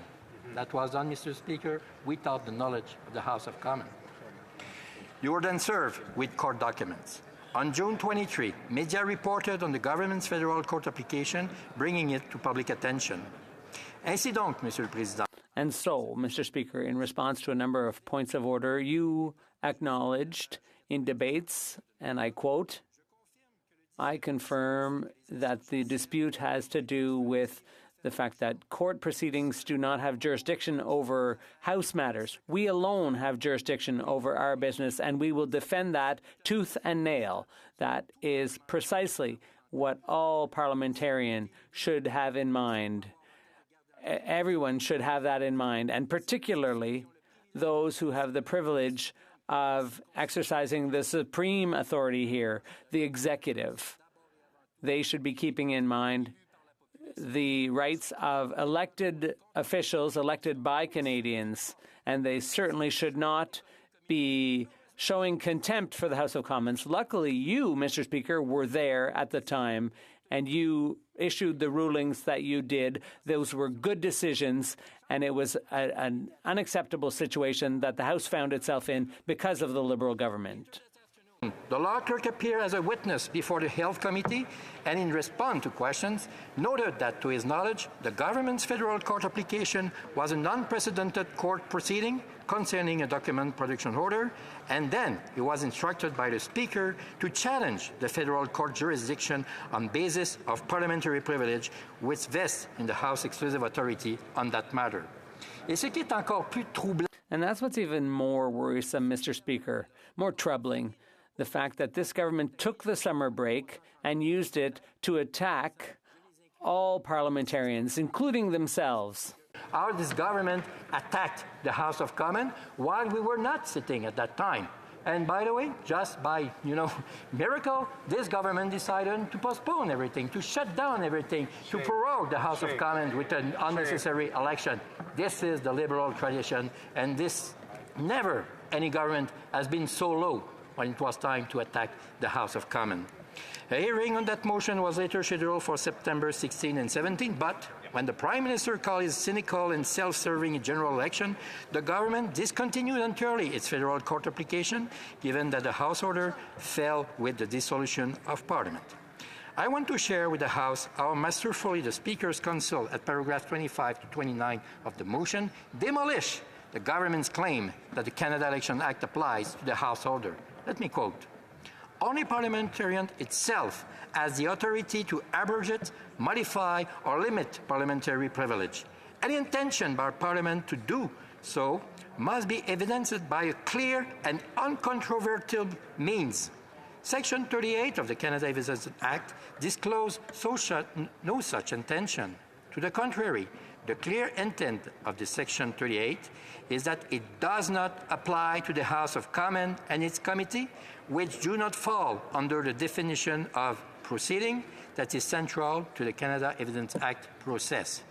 Proceeding under Section 38 of the Act is defined to mean, and I quote, a proceeding before a court, person, or body with jurisdiction to compel the production of information, unquote. Had parliamentarians intend for this definition to include the House and/or its committees, and thereby to abrogate, modify, or limit its privilege to stand for person, paper, or record, a clear and uncontrovertible intention to do so would have been required. No such intention was demonstrated or expressed. Further, during debate in the House of Commons on bill that introduced Section 38 into the Act, the definition of proceeding was amended with the explicit statement purpose, as confirmed by Stephen Howard, the then Parliamentary Secretary to the Minister of Justice and Attorney General of Canada, of clarifying Parliament's intention that Parliament's privilege to stand for persons, paper and record. So the earlier proposed definition of the term proceeding in the bill would have applied to the Canadian Elections Act process to Parliament by incorporating the definition of judicial proceeding set out in Section 118 of the Criminal Code that expressly include a proceeding before the Senate or the House of Commons or a committee. The amendment to the bill confirms Parliament's intention that Section 38 of the Canadian Evidence Act not affect parliamentary privileges, including the power to send for persons, paper, and record. The amendment was made specially to recognize and affirm that parliamentary privilege was not affected by this legislation. So according to the Canadian Evidence Act, process has not application to the House of Commons privilege, including its power to send for person, papers, and records, which remain unfettered. End quote. Oui, Monsieur le Président, c'était une très longue citation.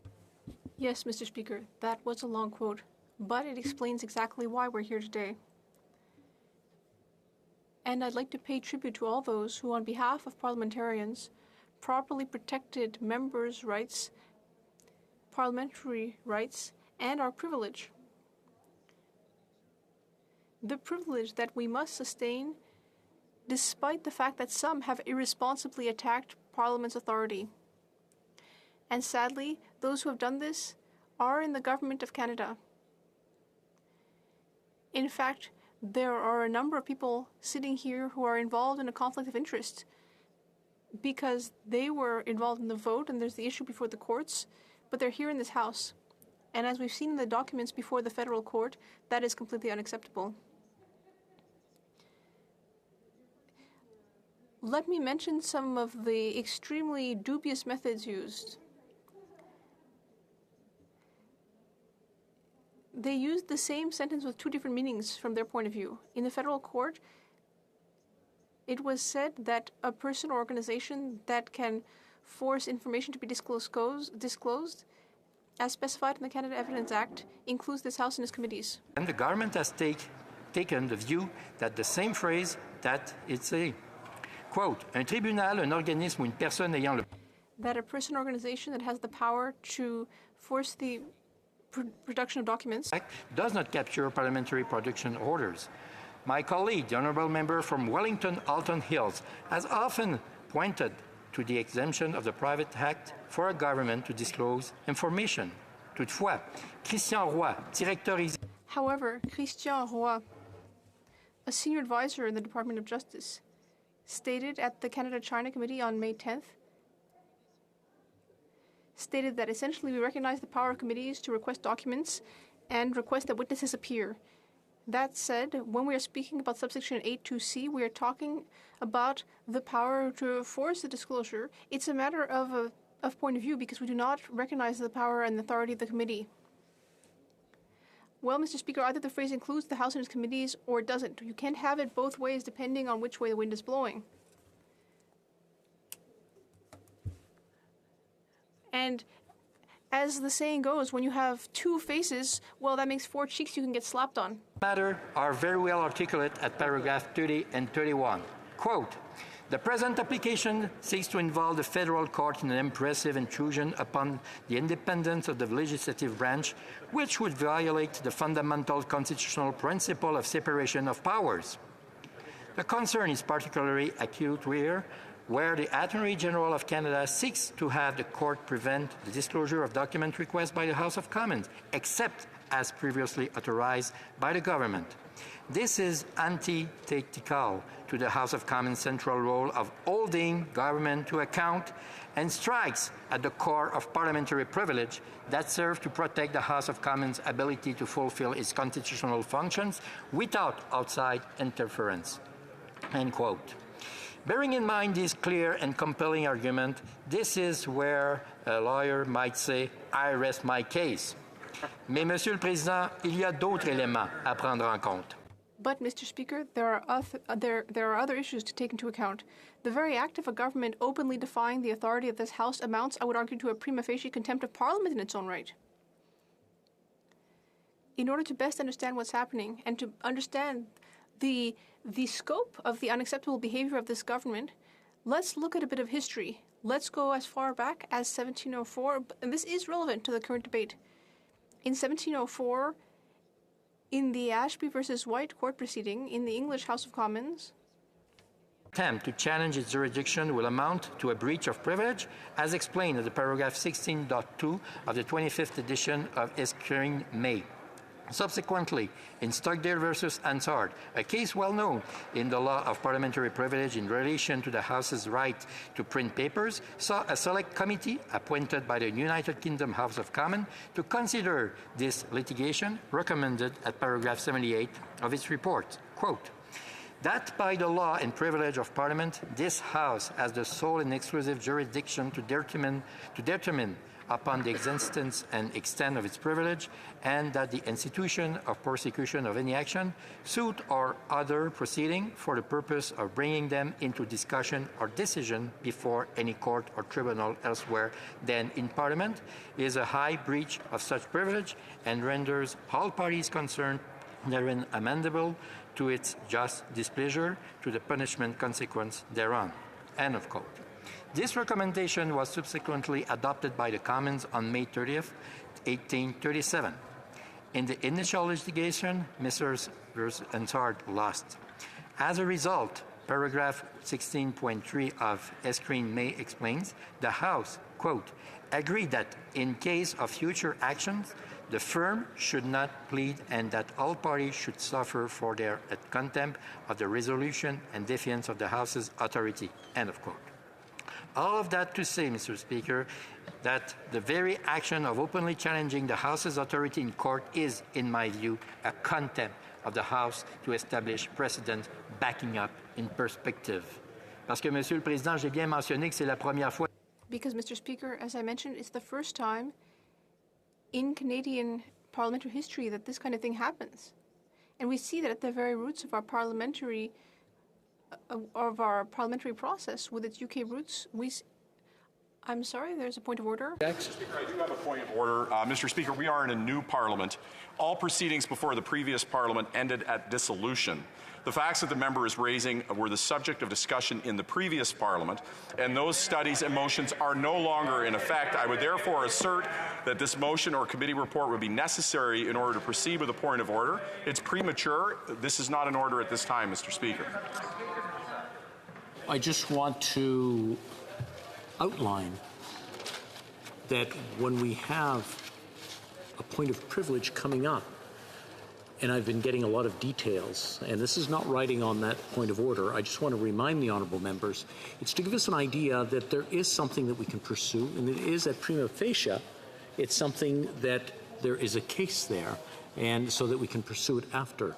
What I'm hearing is more of a case, a full case that's being argued with a lot of details that I think we don't need. We're all familiar. We don't need at this time. Let me rephrase that. I'm sorry that I saw the look on your face there. I didn't want it on the honourable member's face.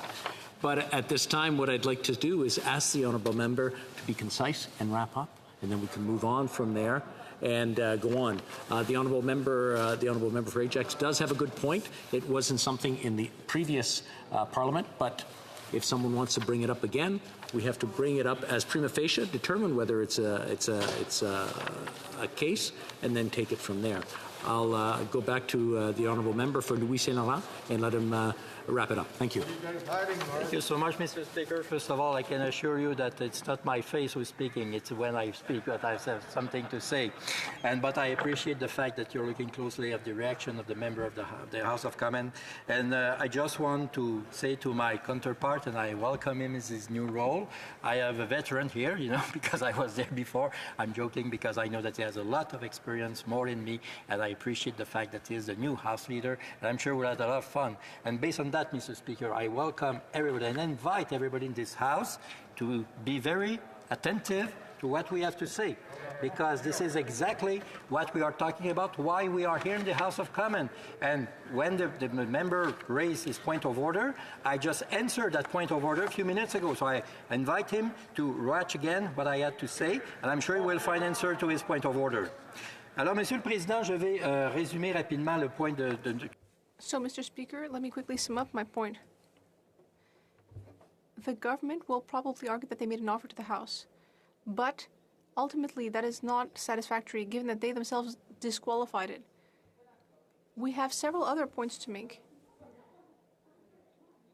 And many of the other points have to do with your authority, the authority of the House of Commons, before the court. That this government decided to actually do an appeal. It decided to drag the House of Commons before the courts. These events hadn't happened when the House stopped sitting in June. So we'd like to come back to the fundamentals of this situation. Never before in the history of Canada has a government ultimately become involved in the legal system in order to prevent the House of Commons from doing its work. This government has brought the matter before the courts. It's unprecedented. Canadians want to know what happened at the Winnipeg Laboratory. It's very simple. In all of Canadian history, the executive branch has never used the legal branch to attack the legislative branch. But there is one example in our contemporary history when the executive branch used the legal branch to attack the legislative branch. In July 1974, and that happened in Washington. It was Watergate, Richard Nixon versus the USA, where the President of the United States tried to use the legal branch of his country to try to prevent Congress from having access to documents. And that's exactly what this government is trying to do. I would remind this government of a small detail. Richard Nixon had to step down after those events happened. Thank you, Mr. Speaker.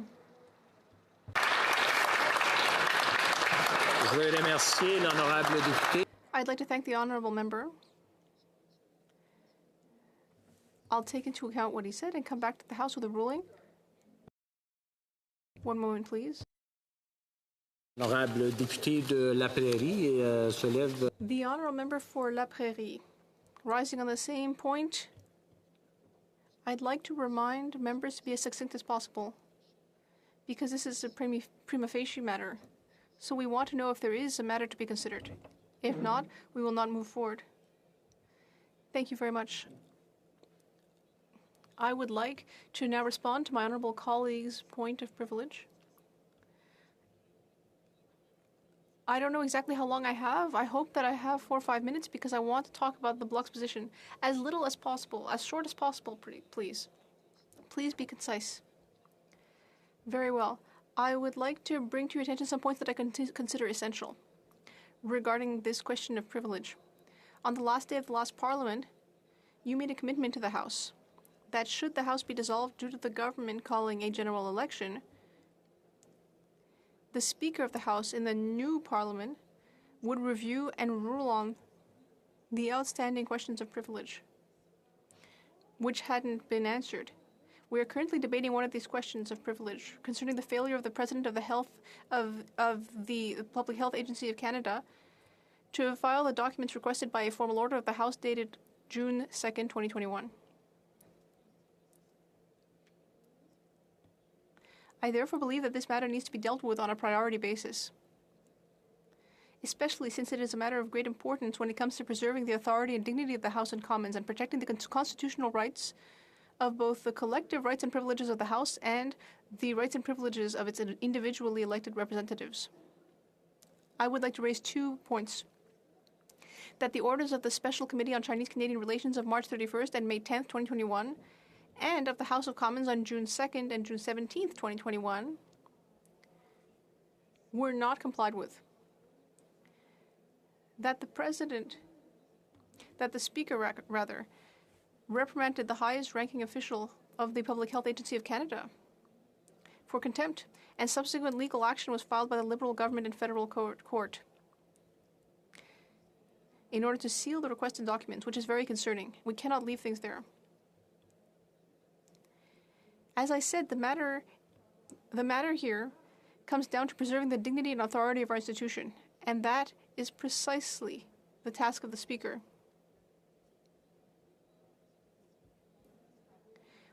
We must act to protect the constitutional rights of the legislative branch. The authors of the 3rd edition of the House and Commons Procedure and Practice state that disobeying a lawful order of the House is to be considered a matter of contempt, specifically when a witness, without any reasonable excuse, refuses to provide information or produce documents that the House has required. I would like to refer back to what you said on June 21st, Mr. Speaker. I think it's very relevant. You said that the House of Commons possesses privileges which are part of the Constitution Act 1867 and the Parliament of Canada Act. And one of these privileges is the right to require the production of documents. Under the standing orders of the House, these privileges are also exercised by its committees within their respective mandates.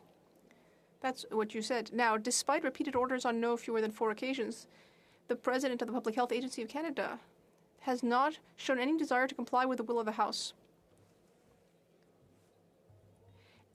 And he failed to produce the documents that were required regarding security breaches at the National Microbiology Laboratory in Winnipeg, and the events surrounding the dismissal of 2 scientists from the laboratory. I'm nearly done, Mr. Speaker. But the June 17th order was very clear. 2 things should have happened. First of all, Mr. Stewart, the President of the Public Health Agency of Canada, was to take the stand to receive the reprimand regarding his repeated failure to comply with previous orders of the committee in the House. And secondly, he was to file the requested documents. But the latter task has not yet been accomplished, which is very unfortunate. We debated this matter at length until the very last day of the last Parliament. The arguments that have been made and various references enumerated give full authority to Parliament to use its powers to enforce orders that have been passed by a majority. Now, Mr. Speaker, I know you're hanging on my every word, but I'm almost done. Given what I've said, we ask you to protect the parliamentary rights and privileges of the House and the elected officials who make it up. We ask you to preserve the authority and dignity of the House, That's extremely important, Mr. Speaker, and to make a ruling that is appropriate to ensure that the order of June 17, 2021 is duly complied with and that the documents are brought before the House appropriately. So we support the official opposition's position on this issue. Thank you. Merci. The Honourable Government House Leader. Thank you very much. Point of order. Mr. Speaker, and I will say to the opposition House Leader, absolutely, we've had excellent conversations. I appreciate the opportunity to begin working with him. I congratulate him in his reappointment to that position. To the opposition House Leader with the Bloc, who was just speaking, we similarly have had very strong conversations, as well as with the House Leader for the NDP. And I think that we'll have ample opportunity to be able to discuss these matters in detail. The problem, Mr. Speaker, that arises, and it was the point that I made earlier, is that in the absence of a motion or committee report that would be necessary to proceed in this, it's just simply premature. So I would state that this is not to be before the House at this time. This is not a matter that should be dealt with here at this moment, but I would encourage, and we're going to be meeting in about an hour as House leaders, that we can continue the conversation in that forum, as it would be the appropriate place to continue that conversation. Thank you, Mr. Speaker. It's nice to see discussions going on or about to happen. Hopefully they're fruitful. I see the Honourable Member for Vancouver Kingsway rising on a point of order as well. The Honourable Member for Vancouver Kingsway. Thank you, Mr. Speaker. I actually rise to speak to the point of privilege raised by my honourable colleague from the official opposition. Before I start, I would take this opportunity to thank the wonderful people of Vancouver Kingsway for doing me the honour and privilege of electing me to represent them. Mr. Speaker, I will be mercifully brief and concise. Yesterday, on the opening day of the 44th Parliament, we heard repeated invocations from all sides of this House about the need to honour and respect this institution and each other. We were reminded of the foundational principles of this place. Those principles include democracy, the rule of law, and the supremacy of Parliament. Mr. Speaker, no government of any stripe is entitled to ignore these fundamental principles of our nation. To do so is an act of autocracy and a repudiation of the basic tenets of our nation for which so many fought and died. If a majority of members in this place vote to produce documents that they deem necessary to carry out their duty to the people that they represent who elected them to be here, this must be complied with. Now, this is so regardless of how embarrassing or inconvenient a government of the day may find such a request. Indeed, that is often when it is most important to comply. Mr. Speaker, it's about accountability, it's about transparency, it's about respect for Parliament. New Democrats will always support these cherished cornerstones of responsible government, and as such, we support this claim of privilege and respectfully ask you to uphold it in our name. Thank you, Mr. Speaker.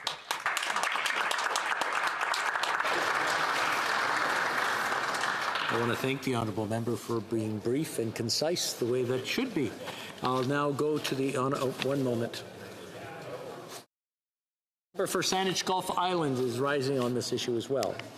Thank you, Mr. Speaker. I'll be even more brief and concise than my friend from Vancouver Kingsway, just to say on the record that the Green Party is equally concerned and supports the concerns of the Honourable Member for Louis Saint Laurent, as well as from La Prairie and Vancouver Kingsway. Time has gone by, and it's hard to assert that this matter is premature. Thank you. The Honourable Member for Barrie Innisfil. Before beginning, I just got something here that the Speaker's role in exactly what the Speaker is supposed to do ought to be explained, that it is the issue that before the Speaker is not finding of fact. It is simply whether a first impression of the issue that is before the House warrants priority consideration over all other matters.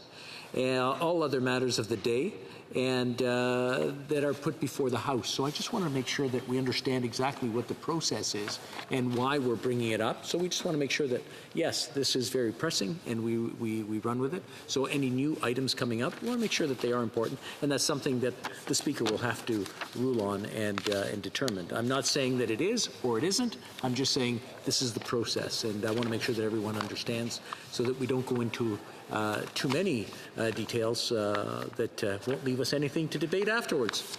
The Honourable Member for Barrie Innisfil. Thank you. Thank you, Mr. Speaker, and let me begin by congratulating you on your selection as Speaker. As you know, and all members know, it comes with a tremendous amount of responsibility to conduct yourself in an impartial manner, and I have the utmost confidence in your ability to do that, Mr. Speaker. So congratulations once again. Mr. Speaker, I'm rising on a question of privilege today concerning the very troubling allegations published this month respecting the Clerk of the House. I'm sure we've all watched or read Ashley Burke's reporting on these matters, which was based on at least 10 different credible sources, as well as primary documents, but it is important to put on the record of the House the most pertinent details. Broadly speaking, the allegations fall into one of two distinct but no less troubling categories. One concerns a management style which has led to a rapid loss of top talent and deep experience from the table, and the other concerns demonstrations of partisanship through the clerk's comments and actions. I understand that some of the complainants' letters, cries for help really, have even recently made it into some Parliament Hill inboxes. And it is my respectful view, all told, these allegations amount to a prima facie case of privilege which the House must address urgently. I will be focusing on the partisanship allegations, but I cannot turn a blind eye to what CBC confirmed. 3 senior figures at the table took sick leave and then early retirement, while a 4th senior official is now on sick leave owing to the clerk's management style. According to CBC, Colette Lebrec-Riel. I'm disturbed by the attack on individuals in our administration from either side.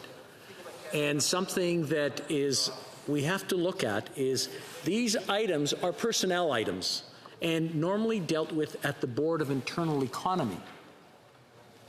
To attack someone with allegations who is already on our administration, I find it very troubling.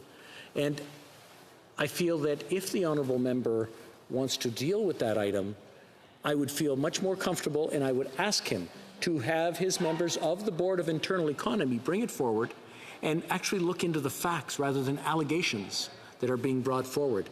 To attack someone who can't defend themselves in the chamber, I feel is very troubling, and I must stop that attack. Please, I ask the member to talk to his representatives on the Board of Internal Economy so that we can look into it deeper and find out what the facts are and then proceed from there.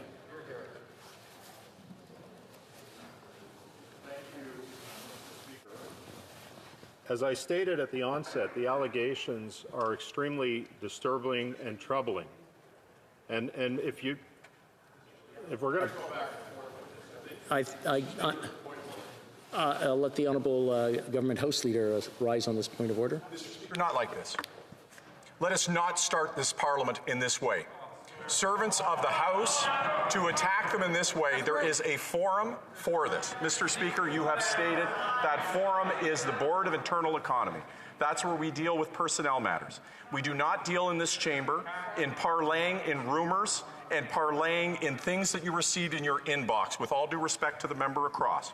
That every individual who works for this place, particularly those that are servants of this place, who do not have the ability to defend themselves or stand in their place and say their side of the story, that they should have these matters adjudicated in camera with the opportunity for all of the facts to be present, as opposed to a one-sided smear of an individual who is trying to serve this place and to do so with distinction and honor. Mr. Speaker, enough.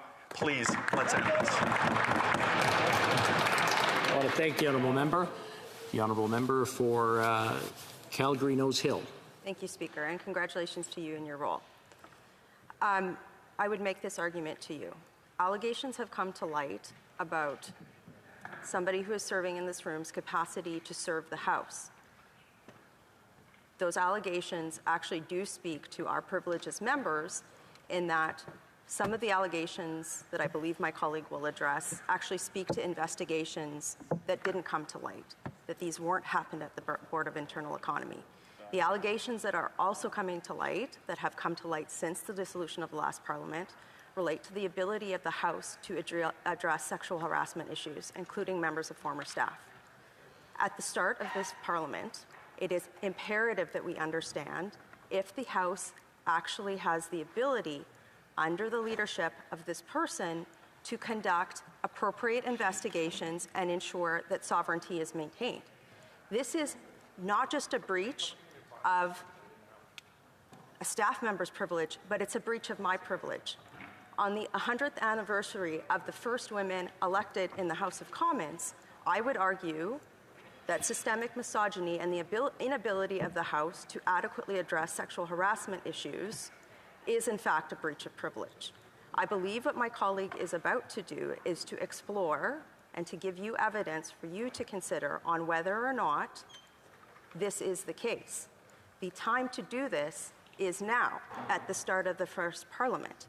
The allegations that have come to light over the last several weeks deeply suggest that something is wrong and something is amiss, and that the typical processes through the Board of Internal Economy, of which someone in this room has a significant role of, are not able to function. And that in and of itself is a case of privilege. So on this point of order, I would ask you, Speaker, respectfully, out of respect for this institution, as well as a note to my colleague to be concise in his arguments, that this is something that we absolutely must address in this place, particularly for the people at home who do not have voices, who have been impacted for this. And in that, you were very right in saying that. There are people here who do not have voice, and this place is for us to give voice to them.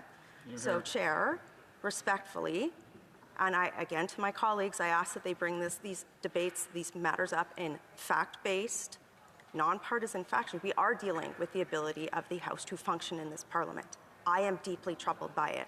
And I'm also tired of having to stand up and give the same speech in the same iteration over and over again. So I ask you respectfully to ask my colleague to let my colleague continue. I will probably add to his argument. I would ask my colleague to be concise in his argument, but this must be addressed. Light must be shone on it, and it is only to be done in this place.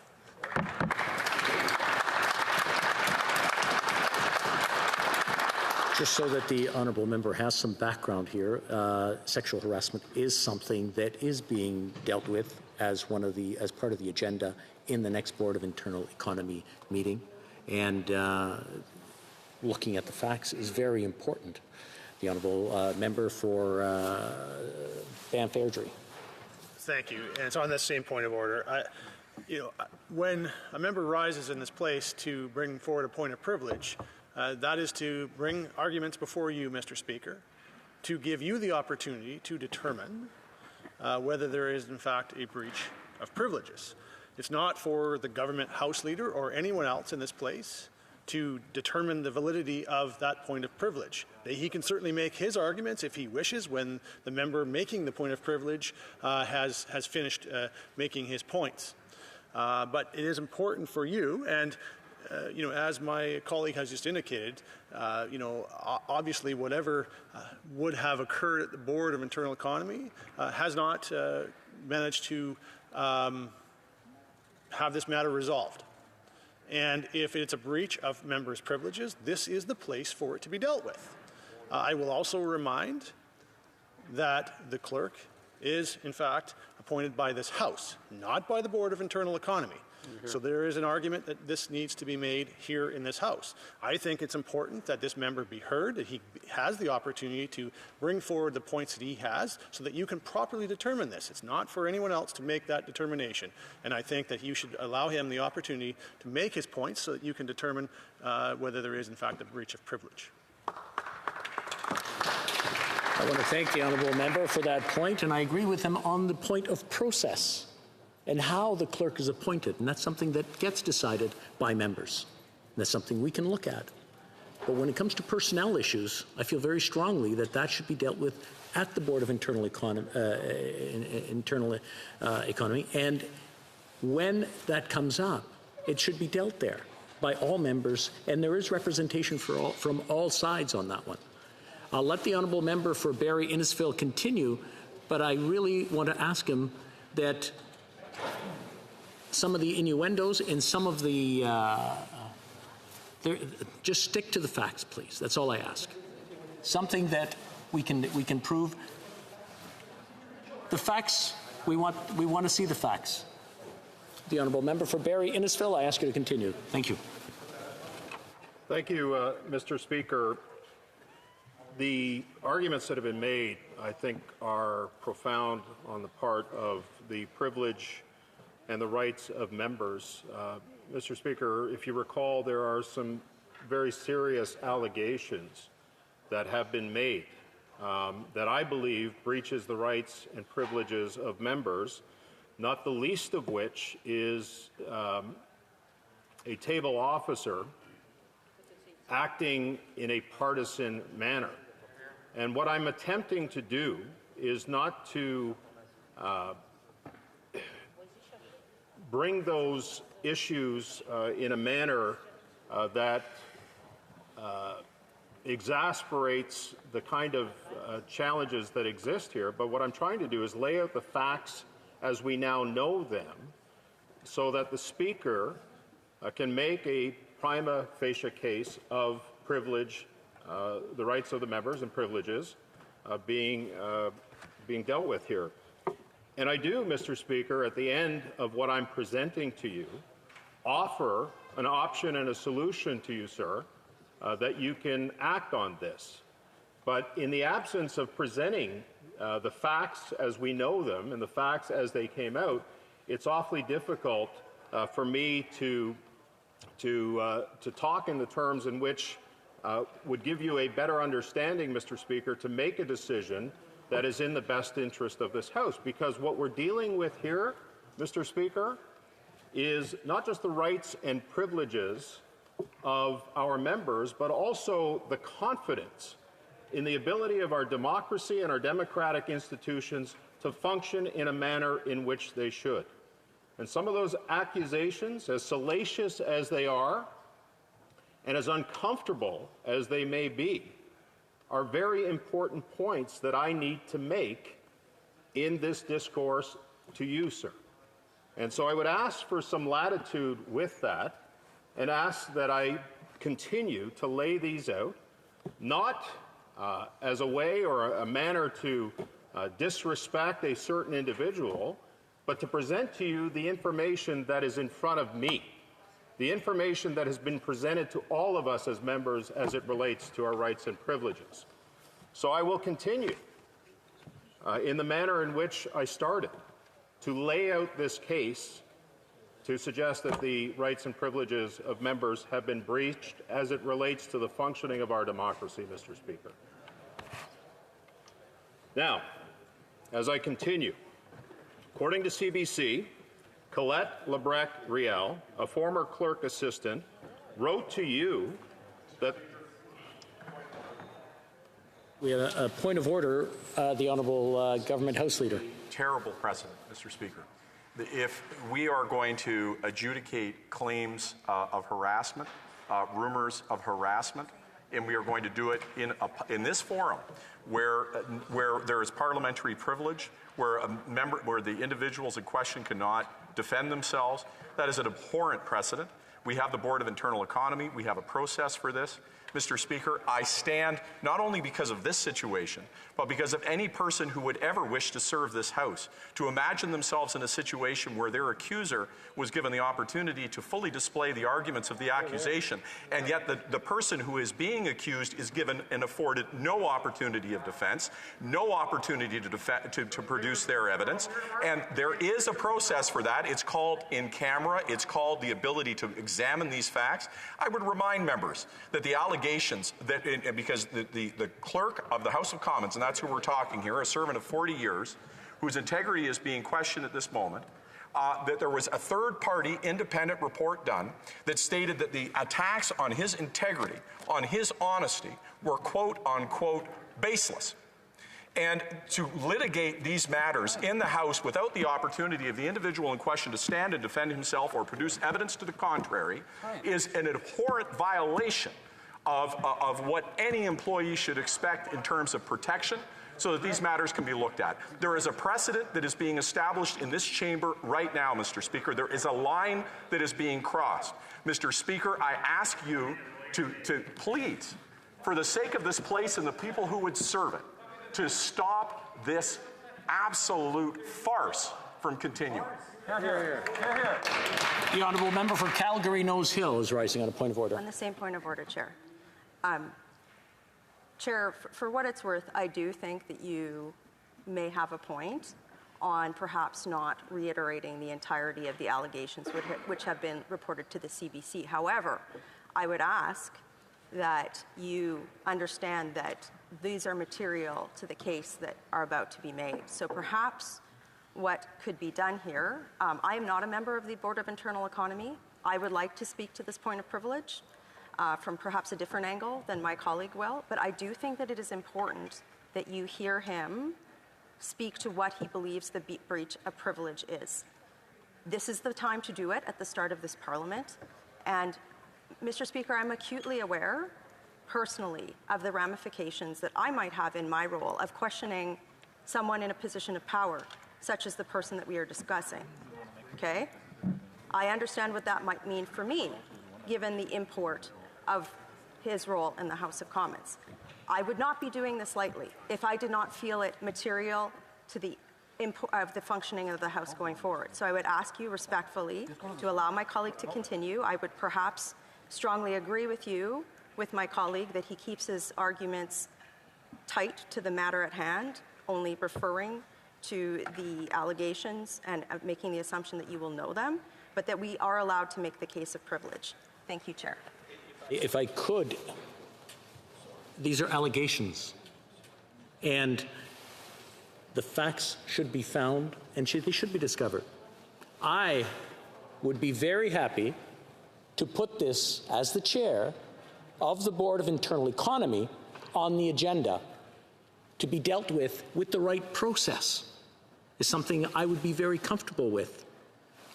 Debating it in an open chamber like this is not the right place. And that is my view of it. And we have the whip of the opposition who is on the Board of Internal Economy. I'll recognize him, the honourable member for Banff Airdrie, if he has something to add to that, if he agrees with me. Sure, thank you, Mr. Speaker. And I still think that it is important that the member, and I would agree that it's probably best that he gets to what he sees as the breach of privilege. I think it is important, and it should be important that he gets an opportunity to lay out the facts. And perhaps that will happen at a later date should you find a prima facie case. But I think it is important that you do hear what he sees as the breach of privilege here before you make a ruling. I think that is critically important, that you give the opportunity for him to do that concisely and quickly, what he sees as the breach of privilege, because I think that is important before you make a ruling, Mr. Speaker. Phil, keep it very concise, to the point, and please do not bring up allegations that have not been proven. That we're talking a personnel issue, and if personnel issues are dealt with, they need to be dealt with in the Board of Internal Economy as an item normally in camera, because it involves personnel. Most big corporations or private corporations, small companies, do not discuss personnel issues that out in public. And I honestly feel very strongly about this. The honourable member for Barrie Innisfil. I'll let him continue. Again, you've got a very quick point to make, and like I said, you have my word. It will go to the Board of Internal Economy as part of the agenda and be dealt with in the right process. Thank you, Mr. Speaker. And before I continue, I would like to ask for unanimous consent to table copies of the relevant PCO documents which were disclosed through access to information. I'd like unanimous consent for that, please. Have unanimous consent? I'm afraid we don't have unanimous consent. The honourable member for Barrie Innisfil, I'll let him continue.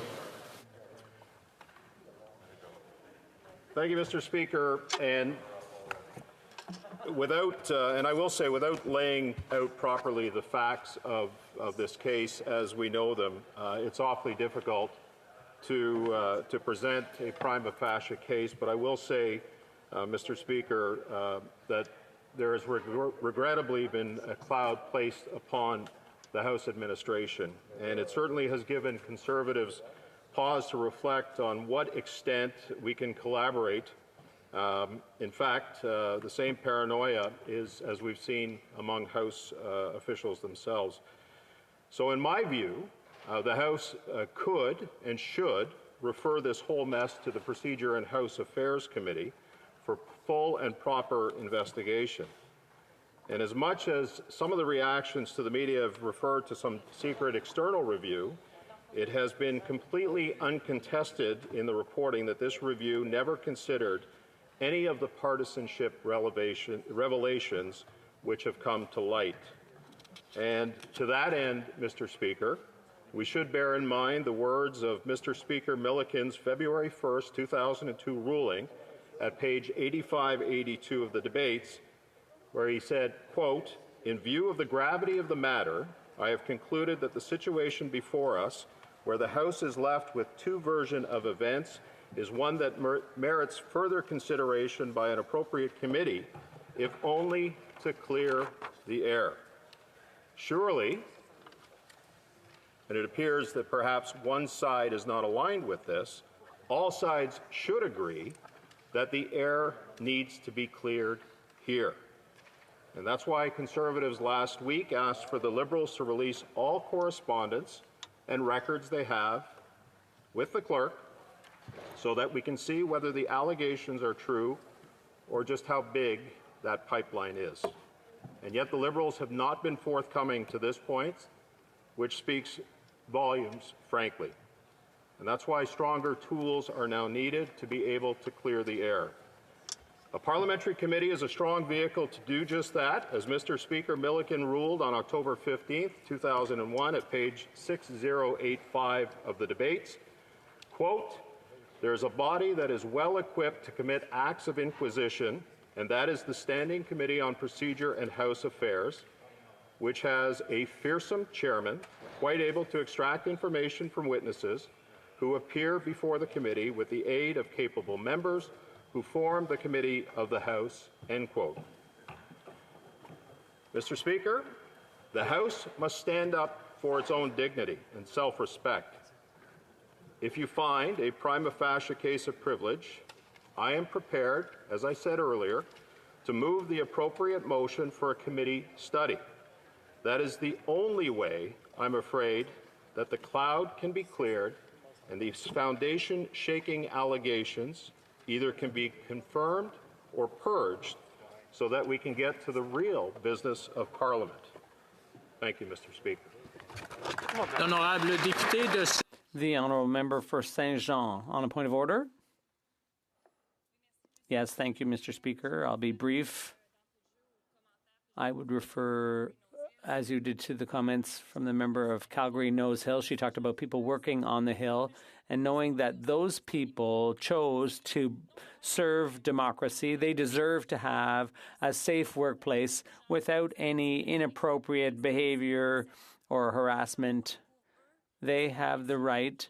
But when on the question of privilege, we also owe this to ourselves because they're the ones who support our work as parliamentarians. They're the ones who support our privileges, and that's what the issue is all about. So we are of the view that the Board of Internal Economy should investigate. We have to assess whether steps were taken to punish people who were complained about. That is the mission and the jurisdiction of the Board of Internal Economy under the Parliamentary Employment Staff Relations Act, the Parliament Act and the standing orders, the Board of Internal Inquiry has to investigate and report. That's the only way we can ensure that the responsible authorities, in this case, the Privy Council, the Prime Minister himself, and the Speaker of the House, you, Mr. Speaker, that's the only way we can ensure that the proper steps were taken and taken promptly. This is the only way is if the board reports to us how these complaints were handled and how this inappropriate behavior was stopped, and ultimately how those responsible are or were punished. We want the board to be mandated to investigate and report back to the House as quickly as possible. Thank you, Mr. Speaker. I'd like to thank the honourable member. Mr. Speaker, I would like to remove this microphone from my collar. I would like to add to my colleague's argument with additional evidence, not allegations, but additional rationale. And I'd like to argue that the Board of Internal Economy is not, in fact, the place to have this happen. Adding to my colleague from Barrie Innisfail's argument, I would argue that my privilege as a member has been breached here because it is arguably not safe to work here. The allegations which have surfaced could be put into two silos. There's other silos, but the ones that I want to address. First of all, that there is a toxic workplace culture in House administration, and there was no appropriate vehicle by which to air that problem and have appropriate human resources actions taken. That is very clear by the CBC report. Given that, moving that review into private under the auspices of the person by which the allegations are leveled is completely inappropriate by any human resources standard. The process that we would have to deal with in a circumstance like this, Speaker, respectfully, would be PROC, or referred to a committee for study. The second piece, the second silo that I would argue in terms of it not being safe to work here is that there were serious allegations that came to light about a former staff member against a former member of Parliament, wherein she stated in reports that House administration steered her towards mediation when she felt that a full complaint was warranted. And that flies directly in the face of the Board of Internal Economy's policy on workplace harassment. In fact, you can find it on page 12. House administration should never have steered a complainant towards an example. Now, given the fact that there are allegations of toxic workplace culture within House administration that the Human Resources Department is part of. Speaker, point of order. Honourable Government House Leader.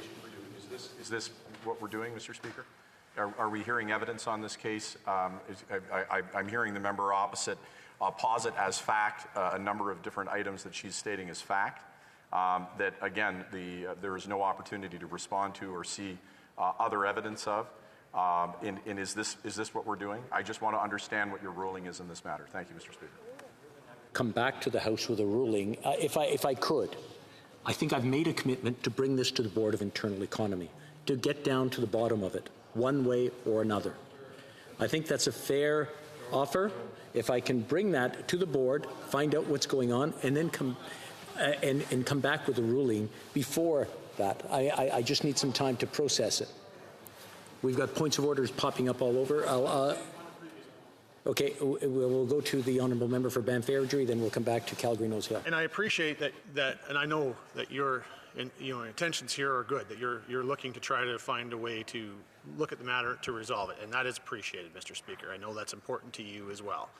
But what the member is trying to do, if what I'm hearing is right, what I hear her trying to do is she's trying to make the arguments and make the case that she believes there is another avenue at which this should be taken down.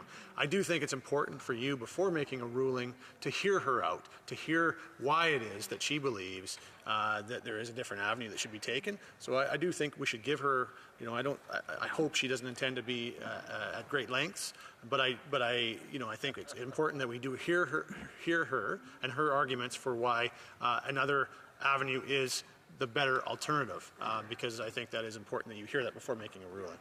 Calgary Nose Hill, if she can make her point, and then what I'll do is I'll take it into deliberation and come back to the House with a ruling. The Honourable Member for Calgary Nose Hill.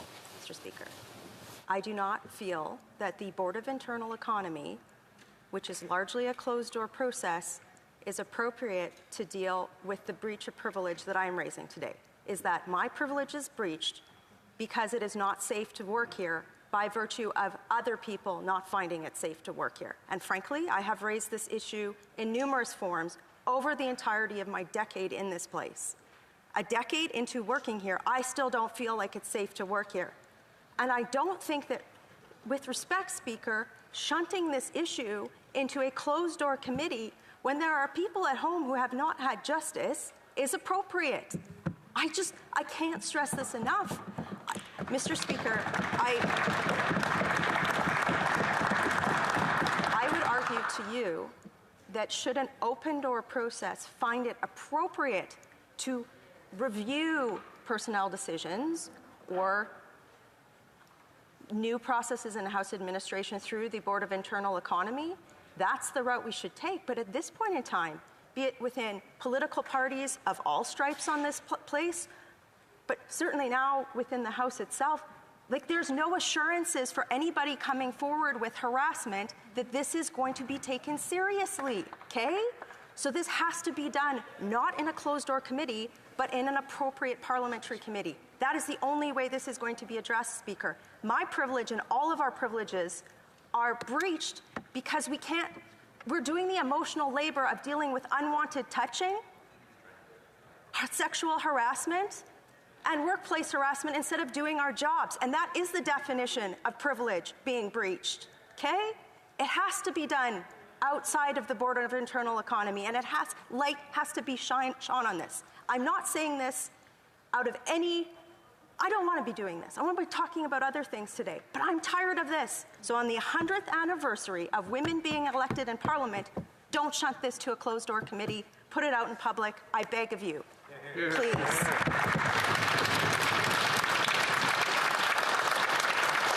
I want to thank the Honourable Member for her argument, and I will take that definitely under consideration and return to the House with a ruling. I'm sorry, the Honourable Member for Westminster Burnaby. New Westminster Burnaby, merci beaucoup, Monsieur le Président. Thank you very much, Mr. Speaker. We, too, feel that this is a very serious topic, as you mentioned earlier.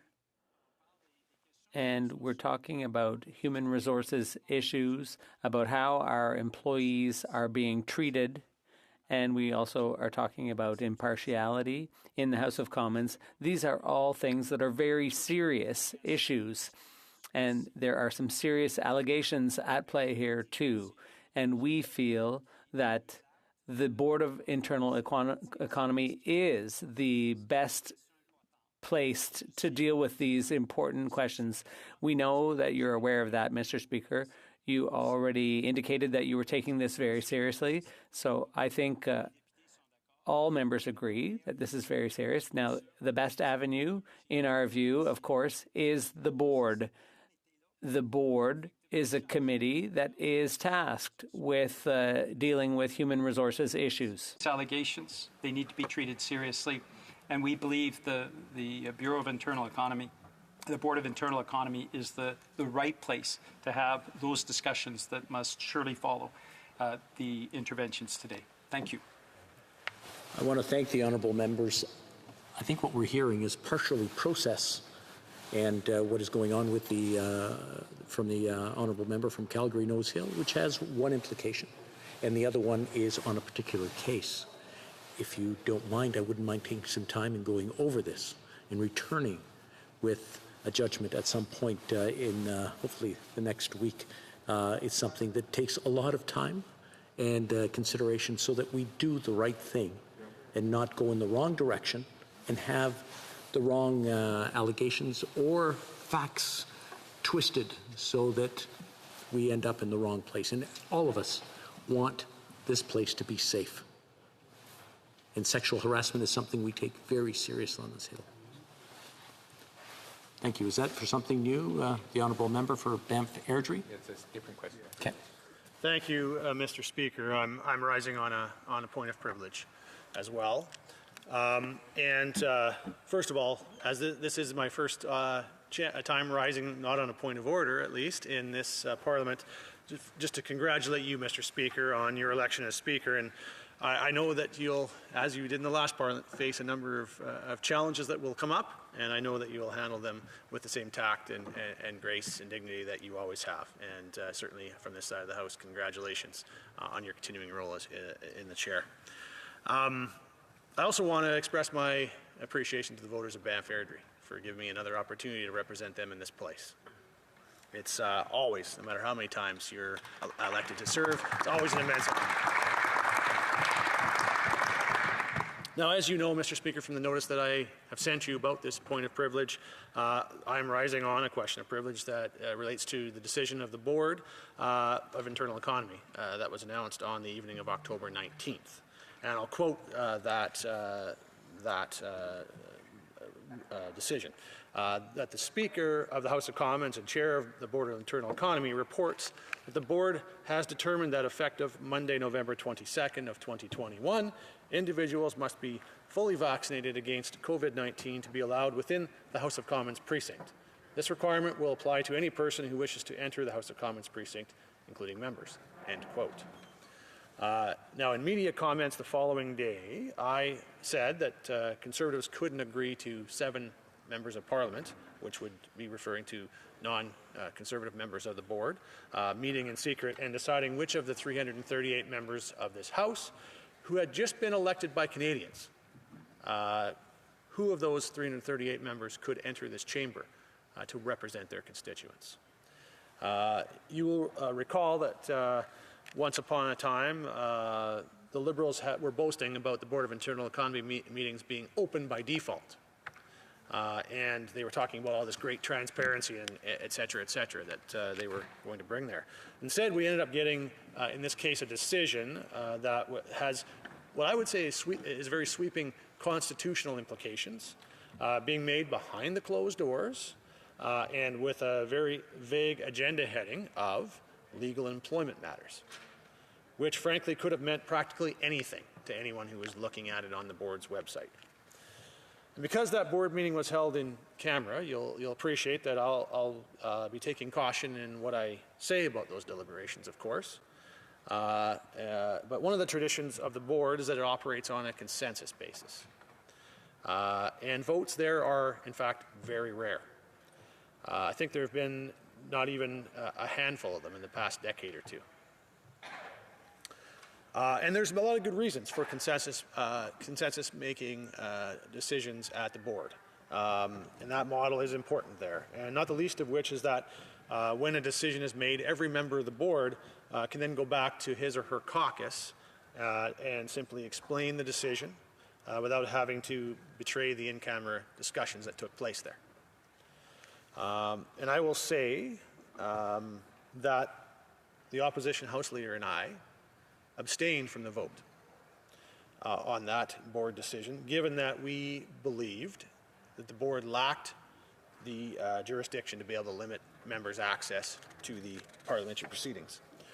And it's that lack of jurisdiction which I'm challenging here today by way of this question of privilege, Mr. Speaker. Government House Leader.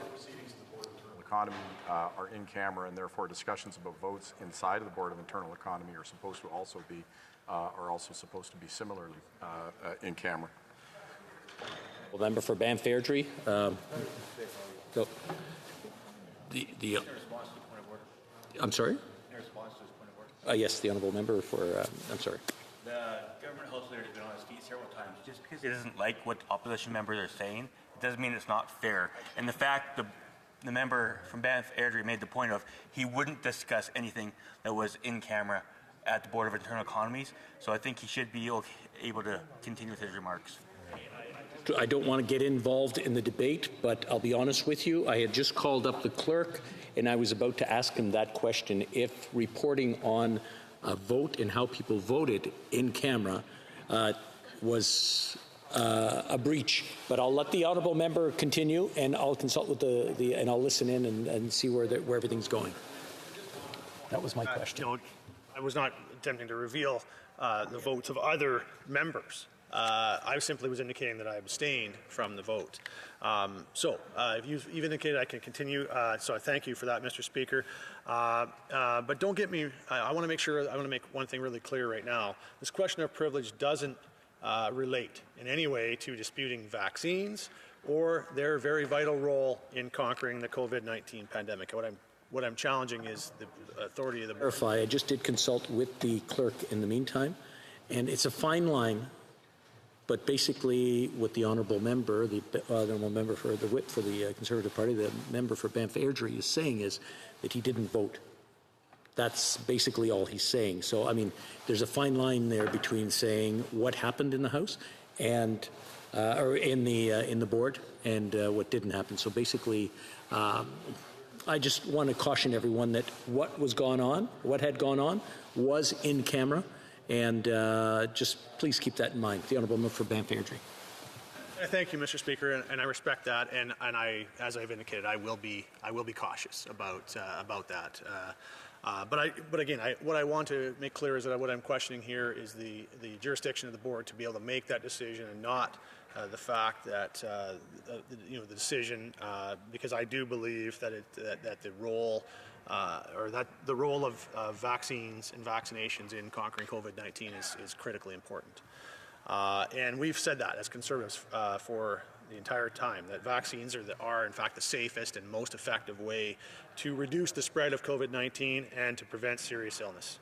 And we encourage every Canadian who can to get vaccinated, because vaccines are our ticket out of this wretched pandemic. And I want to make that very clear. That's why we've been so persistent in critiquing the government's efforts in terms of procurement of vaccines, and why we were urging the Liberals to ensure that more Canadians had access to get their jabs in their arms sooner.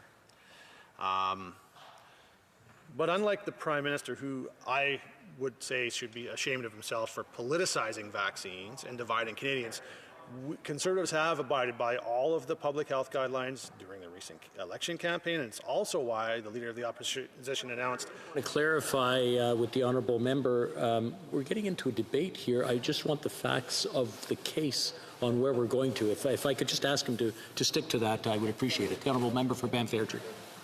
And I guess it's important to establish what it isn't about as much as it is important to establish what it is about. So I understand. I take the point, and I'll move on. I think I've made the point that what it isn't about. It certainly isn't about the efficacy or the importance of vaccines. I'll make that clear. But what I am rising about today is because I believe that the Board of Internal Economy decision represents a major breach of the ancient privileges of this House, and in fact could set a very troublesome precedent. Some pundits, following the Prime Minister's lead, have been quick to claim that this issue is about some politicians looking out for their own self-interests.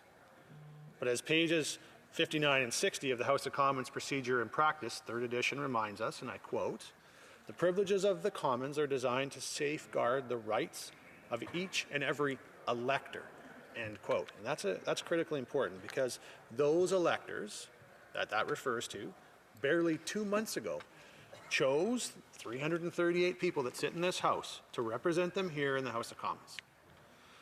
And then later on page 60, Boskin Gagnon, the quote from the 20th edition of Erskine May's Parliamentary Procedure, and I'll quote, "The privileges of Parliament are rights which are absolutely necessary for the due execution of its powers.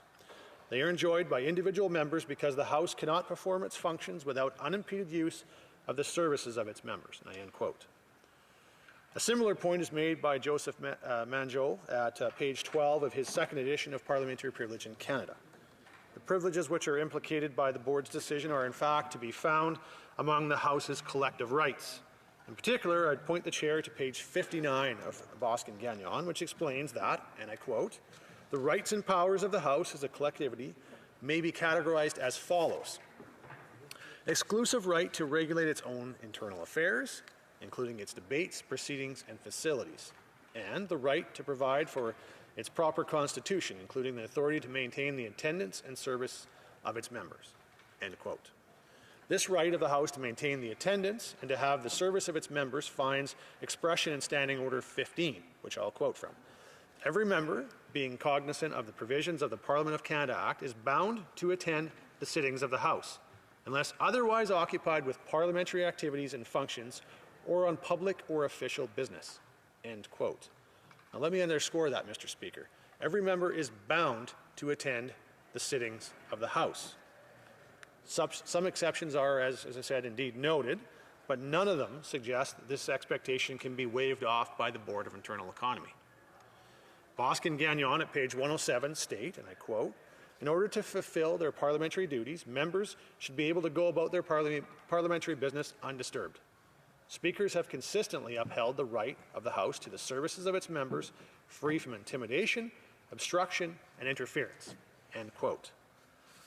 The Standing Committee on Procedure and House Affairs, in its 66th report presented in April of 1999, elaborated at paragraph 15, and I quote again, "One of the privileges of members of the House of Commons is a right of unimpeded access to Parliament and the parliamentary precincts. Members are entitled to go about their parliamentary business undisturbed and cannot be prevented from entering the chamber or a committee room for a parliamentary proceeding. This privilege can be traced back to at least the early 18th century, and as part of the tradition and heritage, or pardon me, part of the heritage of all legislative bodies that trace their origins to the British parliamentary tradition. It is based on the preeminent right of the House to the attendance and service of its members. Any obstruction of members constitutes a breach of privilege and a contempt of the House of Commons." End quote. There can be no doubt that the Board's decision constitutes or purports to be an obstruction of members to this House and their ability to come here for its sittings. And once our committees get struck, potentially meetings of those committees as well. And that leads me to the comments of Bosque and Gagnon at page 110, and I quote, "In circumstances where members claim to be physically obstructed, impeded, interfered with, or intimidated in the performance of their parliamentary functions, the Speaker is apt to find that a prima facie breach of privilege has occurred. Incidents involving physical obstruction, either impeding members' access to the parliamentary precinct or blocking their free movement within the precinct, have been found to be prima facie cases of privilege." End quote. Indeed, Mr. Speaker, Bosque and Gagnon at page 86 remind us that, and I quote, "The denial of access of members to the parliamentary precinct has been found to constitute contempt of the House on several occasions." End quote. While those incidents typically relate to security activities or maybe organized protests, for example, the occasions afforded the Procedure and House Affairs Committee several different opportunities to shed light on how critical these rights of the House actually are. The committee, for example, wrote in its 21st report, tabled in January of 2005, and I quote, the denial of access to members of the House, even if temporary, is unacceptable and constitutes a contempt of the House. Members must not be impeded or interfered with while on their way to the chamber or when going about their parliamentary business. To permit this would interfere with the operation of the House of Commons and undermine the preeminent right of the House to the services of its members." End quote. That report was subsequently concurred in by the House on May the 17th of 2005. The Procedure and House Affairs Committee later wrote, this time in its 26th report, tabled in May of 2012, and I quote, "As part of the parliamentary privilege, members of the House of Commons have the right of unimpeded and unfettered access to the parliamentary precincts and are entitled to go about their parliamentary duties and functions undisturbed and without any form of interference." End quote. The same point was made almost word for word by the committee in its 34th report, presented in March of 2015, and in another 34th report, this time presented in June of 2017. In fact, Mr. Speaker, I'd pause to observe that I was actually a member of the committee for both of those reports. And it was clear to me from my participation during those committee deliberations that there was a growing impatience in the parliamentary community with members being thwarted in their efforts to come to the House. That's why I was so surprised to see only a few years later at the Board of Internal Economy such a casual approach taken to imposing barriers without sufficient accommodations on MPs being able to come to the chamber. The earlier attitudes that I spoke of can be found, for example, in the Procedure and House Affairs Committee's 2012 report, which restated the obligations and expectations of those regulating access to Parliament, including this observation, and I quote, "First, members of the House of Commons should not be, in any case, denied or delayed access to the Hill and the precinct when they are known to be members," end quote. And Mr. Speaker Reagan, in an April 6, 2017 ruling, which would eventually lead to the 2017 report that I cited just a minute ago, commented at page 10246 of the debates, and I quote, "The importance of the matter of members' access to the precinct, particularly when there are votes for members to attend, cannot be overstated. It bears repeating that even a temporary denial of access, whether there is a vote or not, cannot be tolerated," end quote. The 2017 report, meanwhile, noted, and I quote again, "In line with past precedents, the committee strongly believes that the right of unimpeded access for parliamentarians to the parliamentary precinct is of the utmost importance, and that obstruction or interference with members engaged in parliamentary business cannot be condoned," end quote. So we are left there, Mr. Speaker, with a trail of precedents, which goes directly to the right of this House to have the attendance and service of its members. Now, some may say that the board's decision should be upheld because it's about safety. And I agree that in pandemic times it is right that we should take appropriate precautions. However, that does not mean the rights of Parliament should just be tossed out, but rather it's incumbent upon us to find an appropriate balance. Even for physical security operations, which I'm sure that we can all agree are very important activities around here, that doesn't mean that Parliament's rights are expected to yield. One of your predecessors, the Honourable Member for Regina Capel, in a March 15, 2012 ruling at page 6333 of the debates, indeed made the point that, quote, "The implementation of security measures cannot override the right of members to unfettered access to the parliamentary precinct, free from obstruction or interference," end quote. Earlier, I mentioned that the House itself also has rights to control its own internal affairs. Boskin Gagnon, for example, comment on page 122 that, and I quote, "It is well established that by extension the House has complete and sole authority to regulate and administer its precinct without outside interference, including controlling access to the buildings. Authorities are also clear these rights may be reconciled when they conflict with members' rights to come here to represent their constituents." Indeed, that is where the balancing act that I'm suggesting comes into play. For their part, Boskin Gagnon at pages 87 and 88 note, and I quote, "The individual members' rights are subordinate to those of the House as a whole. It is extremely rare, however, that the rights of the House collectively will be used to override those of an individual," end quote. Manjot adds at page 13 and 14, and I quote, "While it will be seen that the member enjoys all the immunity necessary to perform his parliamentary work, this privilege or right is nevertheless subject to the practices and procedures of the House," end quote. So the real crux of the question before us, Mr. Speaker, then, is who has the proper and lawful authority to impose limits or controls on those individual rights? Perhaps, Mr. Speaker, I could offer an analogy. I'm standing here today in a suit and tie, partly because, according to the customs and usual practices of this House, I must do so in order to be recognized to speak. If I was to take my tie off, you wouldn't recognize me, and I couldn't speak. Yet I would not suggest that my rights were breached. The difference between the tie requirement in my analogy and the vaccine requirement of the board is that one is the established practice of this House, and the other was decided by some outside body and imposed on all MPs. Yep. Yes, that outside body might be composed of MPs, but it does not constitute all MPs, and therefore cannot be the House. Parliament and even judicial authorities recognize that the control of the precinct vests in the House and on its behalf the Speaker. Madam Justice Chiron, for unanimous Ontario Court of Appeal, in the 1999 Zundel v. Boudria decision, held at paragraph 18, and I quote, "In my view, It should be self-evident that control over the premises occupied by the House of Commons for the purposes of performing the member's parliamentary work is a necessary adjunct to the proper functioning of Parliament.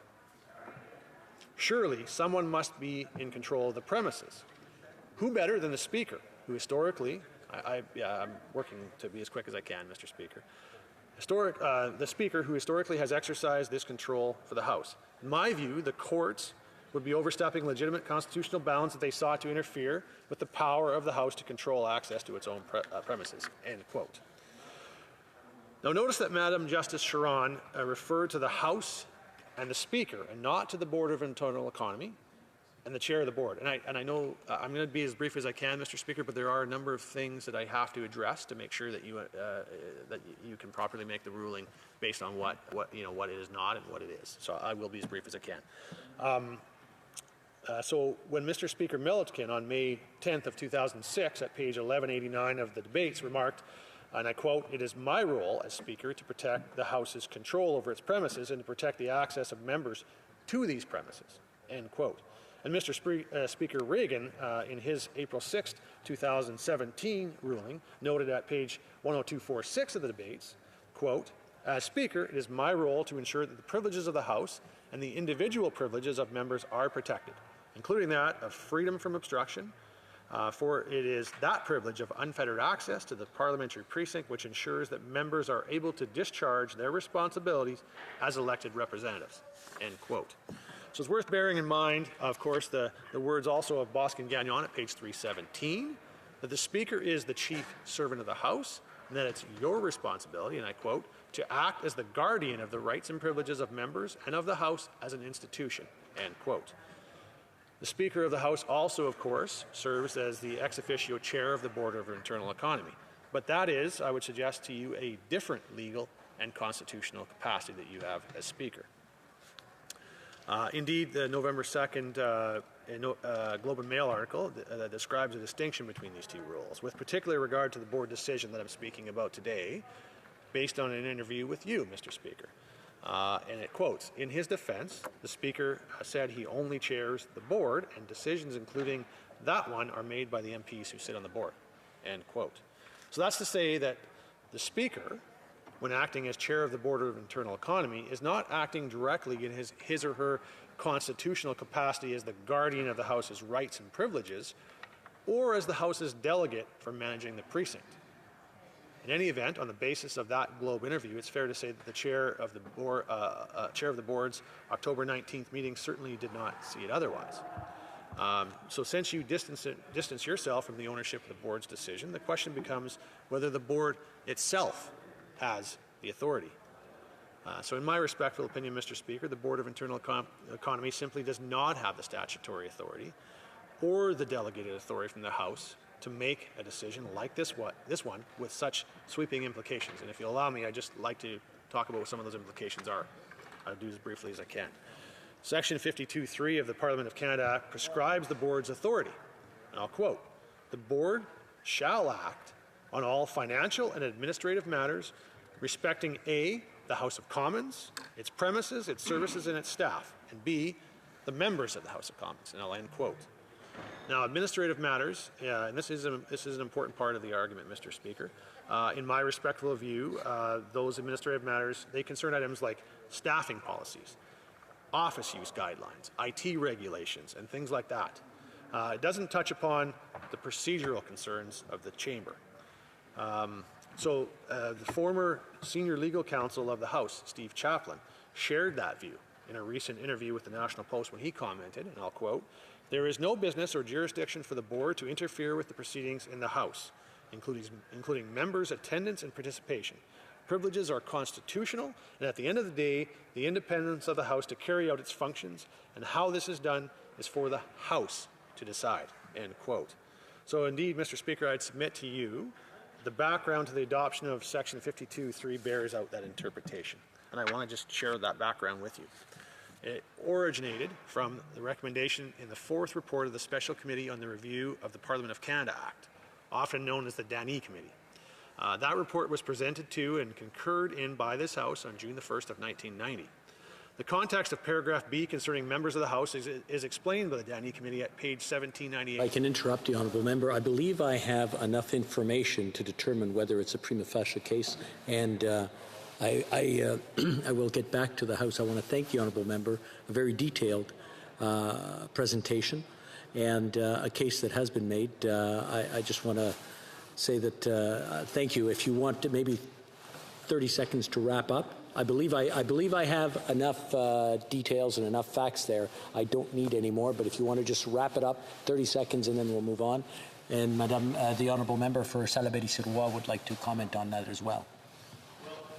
I do believe that there are, in fact, other elements that I wanted to touch on, and I intended to do so as briefly as I can, but I will respect your ruling as I must, Mr. Speaker. So thank you for the chance to wrap up, because I think it is important to have this opportunity to at least indicate what I see as a potential remedy in this situation. If you were to find a prima facie case of privilege, and I would have then other arguments that I should make should you find that. But we're still in the midst of a pandemic. I think we all hope that we're in the home stretch of it, and that's certainly all we hope and trust that. So action is certainly necessary. And that's why I wouldn't propose that we refer this issue to the Procedure and House Affairs Committee for a time-consuming study or for analysis. Similarly, I wouldn't want to waste our time pronouncing the board, the Speaker, the Parliamentary Protective Service, or anyone else in contempt of the House over this situation. Time and action are of the essence here. If you find a prima facie case, Mr. Speaker, I would intend to put forward a motion which would allow this House directly to pronounce itself on a vaccination or test mandate for members to access the precinct. I think this is the balance that we can find, and a balance that we can strike. In closing, Mr. Speaker, I would urge that you find that the board decision represents a breach of the House's rights to control its own internal affairs and to have the attendance and services of its members because of the instruction that's imposed upon members' right to unfettered access and throughout the precinct. Now, there's an argument to be made, certainly, that this could be, in fact, an academic debate, given that all members, are vaccinated, have access to the precinct. But I don't think it is academic, because it is precedent that we're talking about it here as well.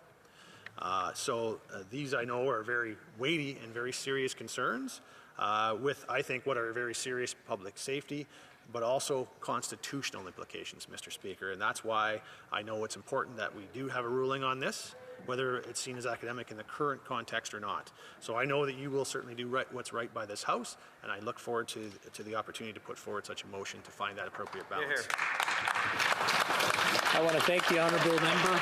I believe we have a number of different comments on this one as well. L'honorable député de Salaberry-Sirois. The honourable member for Salaberry-Sirois. Mr. Burnaby, and then over to the Government House Leader. L'honorable député. The honourable member for Salaberry-Sirois. Mr. Speaker, I would like to make some very important points about the point of privilege raised by the member of the opposition. First, the decision made by the Board of Internal Economy about mandatory vaccination was absolutely necessary and essential given the circumstances with the COVID-19 pandemic. The board is part of the House of Commons administration, and the board did act responsibly and in the best interest of all by implementing this public health measure, which is supported by scientists. Vaccination is very effective as a way to put an end to this pandemic. And in fact, we need a bit of context about why the board made vaccination requirement to be in the parliamentary precinct. Let's not forget in this House that COVID-19 caused the loss of thousands of lives in Canada. In fact, as of the beginning of November, the death toll was about 12,000 in Quebec, about 30,000 in Canada, and over 5 million around the world. This has been a crisis for humanity, an unprecedented one, and we have all experienced the impacts of this on our lives, direct or collateral effects. This has affected us either personally or it has affected those we love or those we interact with or our fellow citizens. Let's think about everyone around us, people, children, seniors, co-workers, and those who are in poverty. We have been elected to represent Canadians and to help Canada get through this crisis. We are here to represent citizens, and we need to set an example. That's why we were elected. We have parliamentary privilege as individuals in order to carry out our duties. This decision about requiring proof of vaccination to access the parliamentary precinct required for members and their staffers is absolutely part of the jurisdiction of the Board of Internal Economy.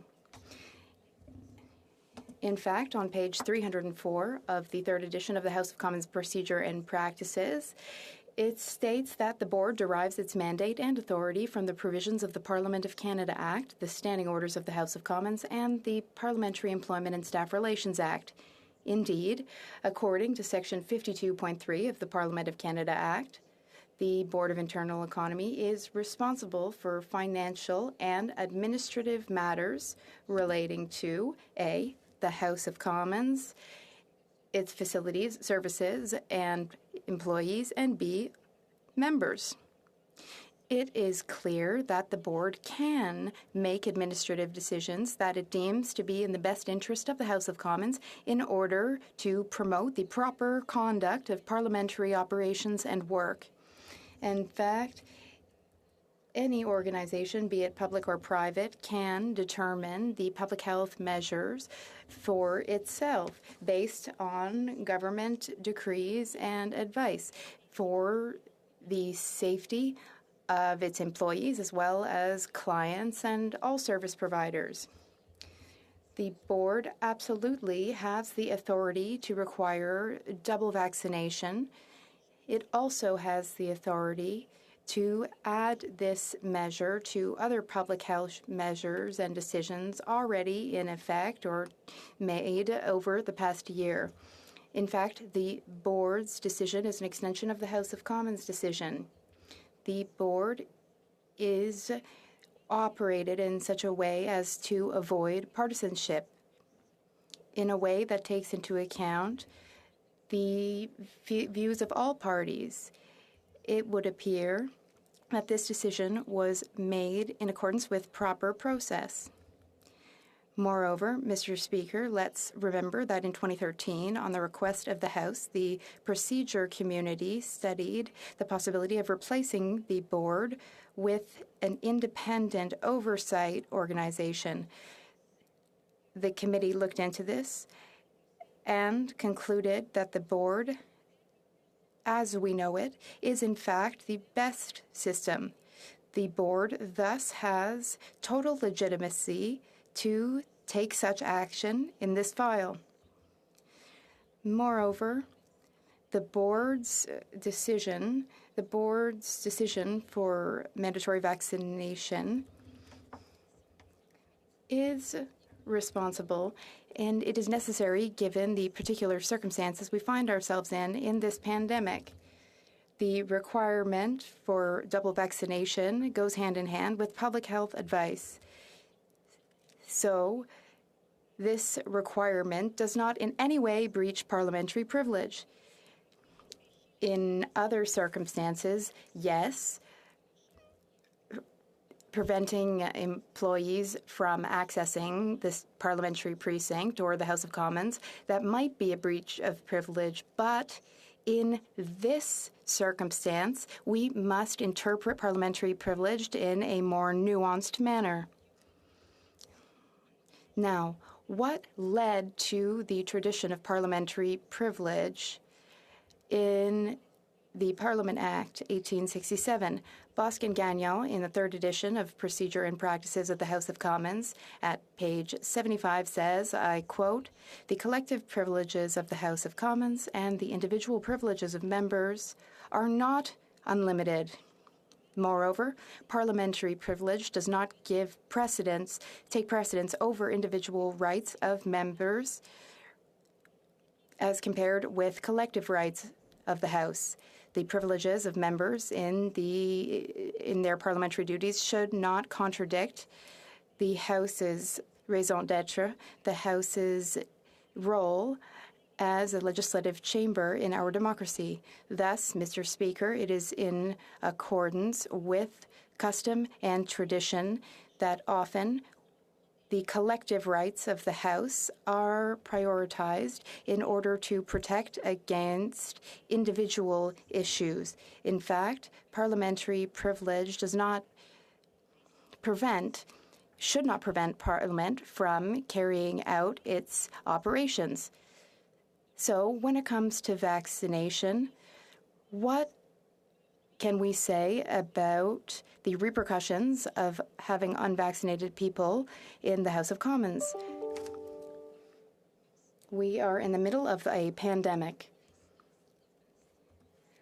Allowing unvaccinated members into the House could have dangerous or even disastrous effects because unvaccinated members could, in fact, breach the collective rights of this House to ensure proper functioning and carrying out of parliamentary operations and duties. Canadians expect the Parliament to be the very heart of our democracy. Double vaccination is how we can prevent the spread of the virus on the House, and it is also how we can prevent having to stop our work.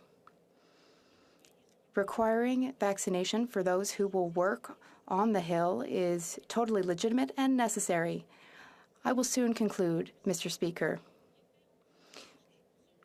The 1867 Act refers to the privileges of the members of the Parliament in the United Kingdom, and those are ours too. It's important to carry out a comparative exercise. So how is this done in other Commonwealth countries? Well, the Australian Parliament in October became the first Westminster-style Parliament to require vaccination for members and their staff in order to attend Parliament. There was a vote to that effect, and the majority voted in favor of this. So members can, in fact, be banned from Parliament if unvaccinated. In Scotland, members also weighed in on mandatory vaccination. The newspaper, The Earl, reported that during House deliberations, the Speaker of the Assembly confirmed that nothing could prevent a member from attending the House unless the member decided otherwise, and that is the same decision that our board has just made. So, Mr. Speaker, we would like this to be put to a vote to determine the authority of the board. Thank you. The Honourable Member for New Westminster Burnaby. Thank you very much, Mr. Speaker. This is a decision made by the Board of Internal Economy, and I agree with my colleague, the member for Salaberry-Sirois, that this is a common-sense measure. Let us remember the 30,000 Canadians who have lost their lives due to COVID and the 5 million humans around the world who have lost their lives to COVID. This is a very serious pandemic, Mr. Speaker. More serious than any we've seen in over a century. We must thus respond appropriately with appropriate action. That's why the parliamentary privilege question of my colleague, the Whip, This Parliament and previous parliaments have given specific instructions and bylaws to the Board of Internal Economy. The Board of Internal Economy bylaws that were fixed by Parliament specifically empower the board to, quote, make policy decisions to govern the use of funds, goods, services, and premises for the House, its committees, and members. And those bylaws, again, that come from Parliament and parliamentarians themselves, further defines the premises as, quote, any place provided for the use of the House of Commons, its committees, and members, or the House administration, and any place where the House or any of its committees sits. So, Mr. Speaker, Parliament already gave those powers to the Board of Internal Economy. The Board of Internal Economy made what was an important decision to ensure the health and safety of members of Parliament, employees who we must respect at all times, Mr. Speaker, and most importantly, the public. Mr. Speaker, there are 338 of us that come from all corners of Canada. Some of us are from high transmission zones of COVID right now. There have been outbreaks in my communities of Burnaby and New Westminster, Mr. Speaker, as you're well aware.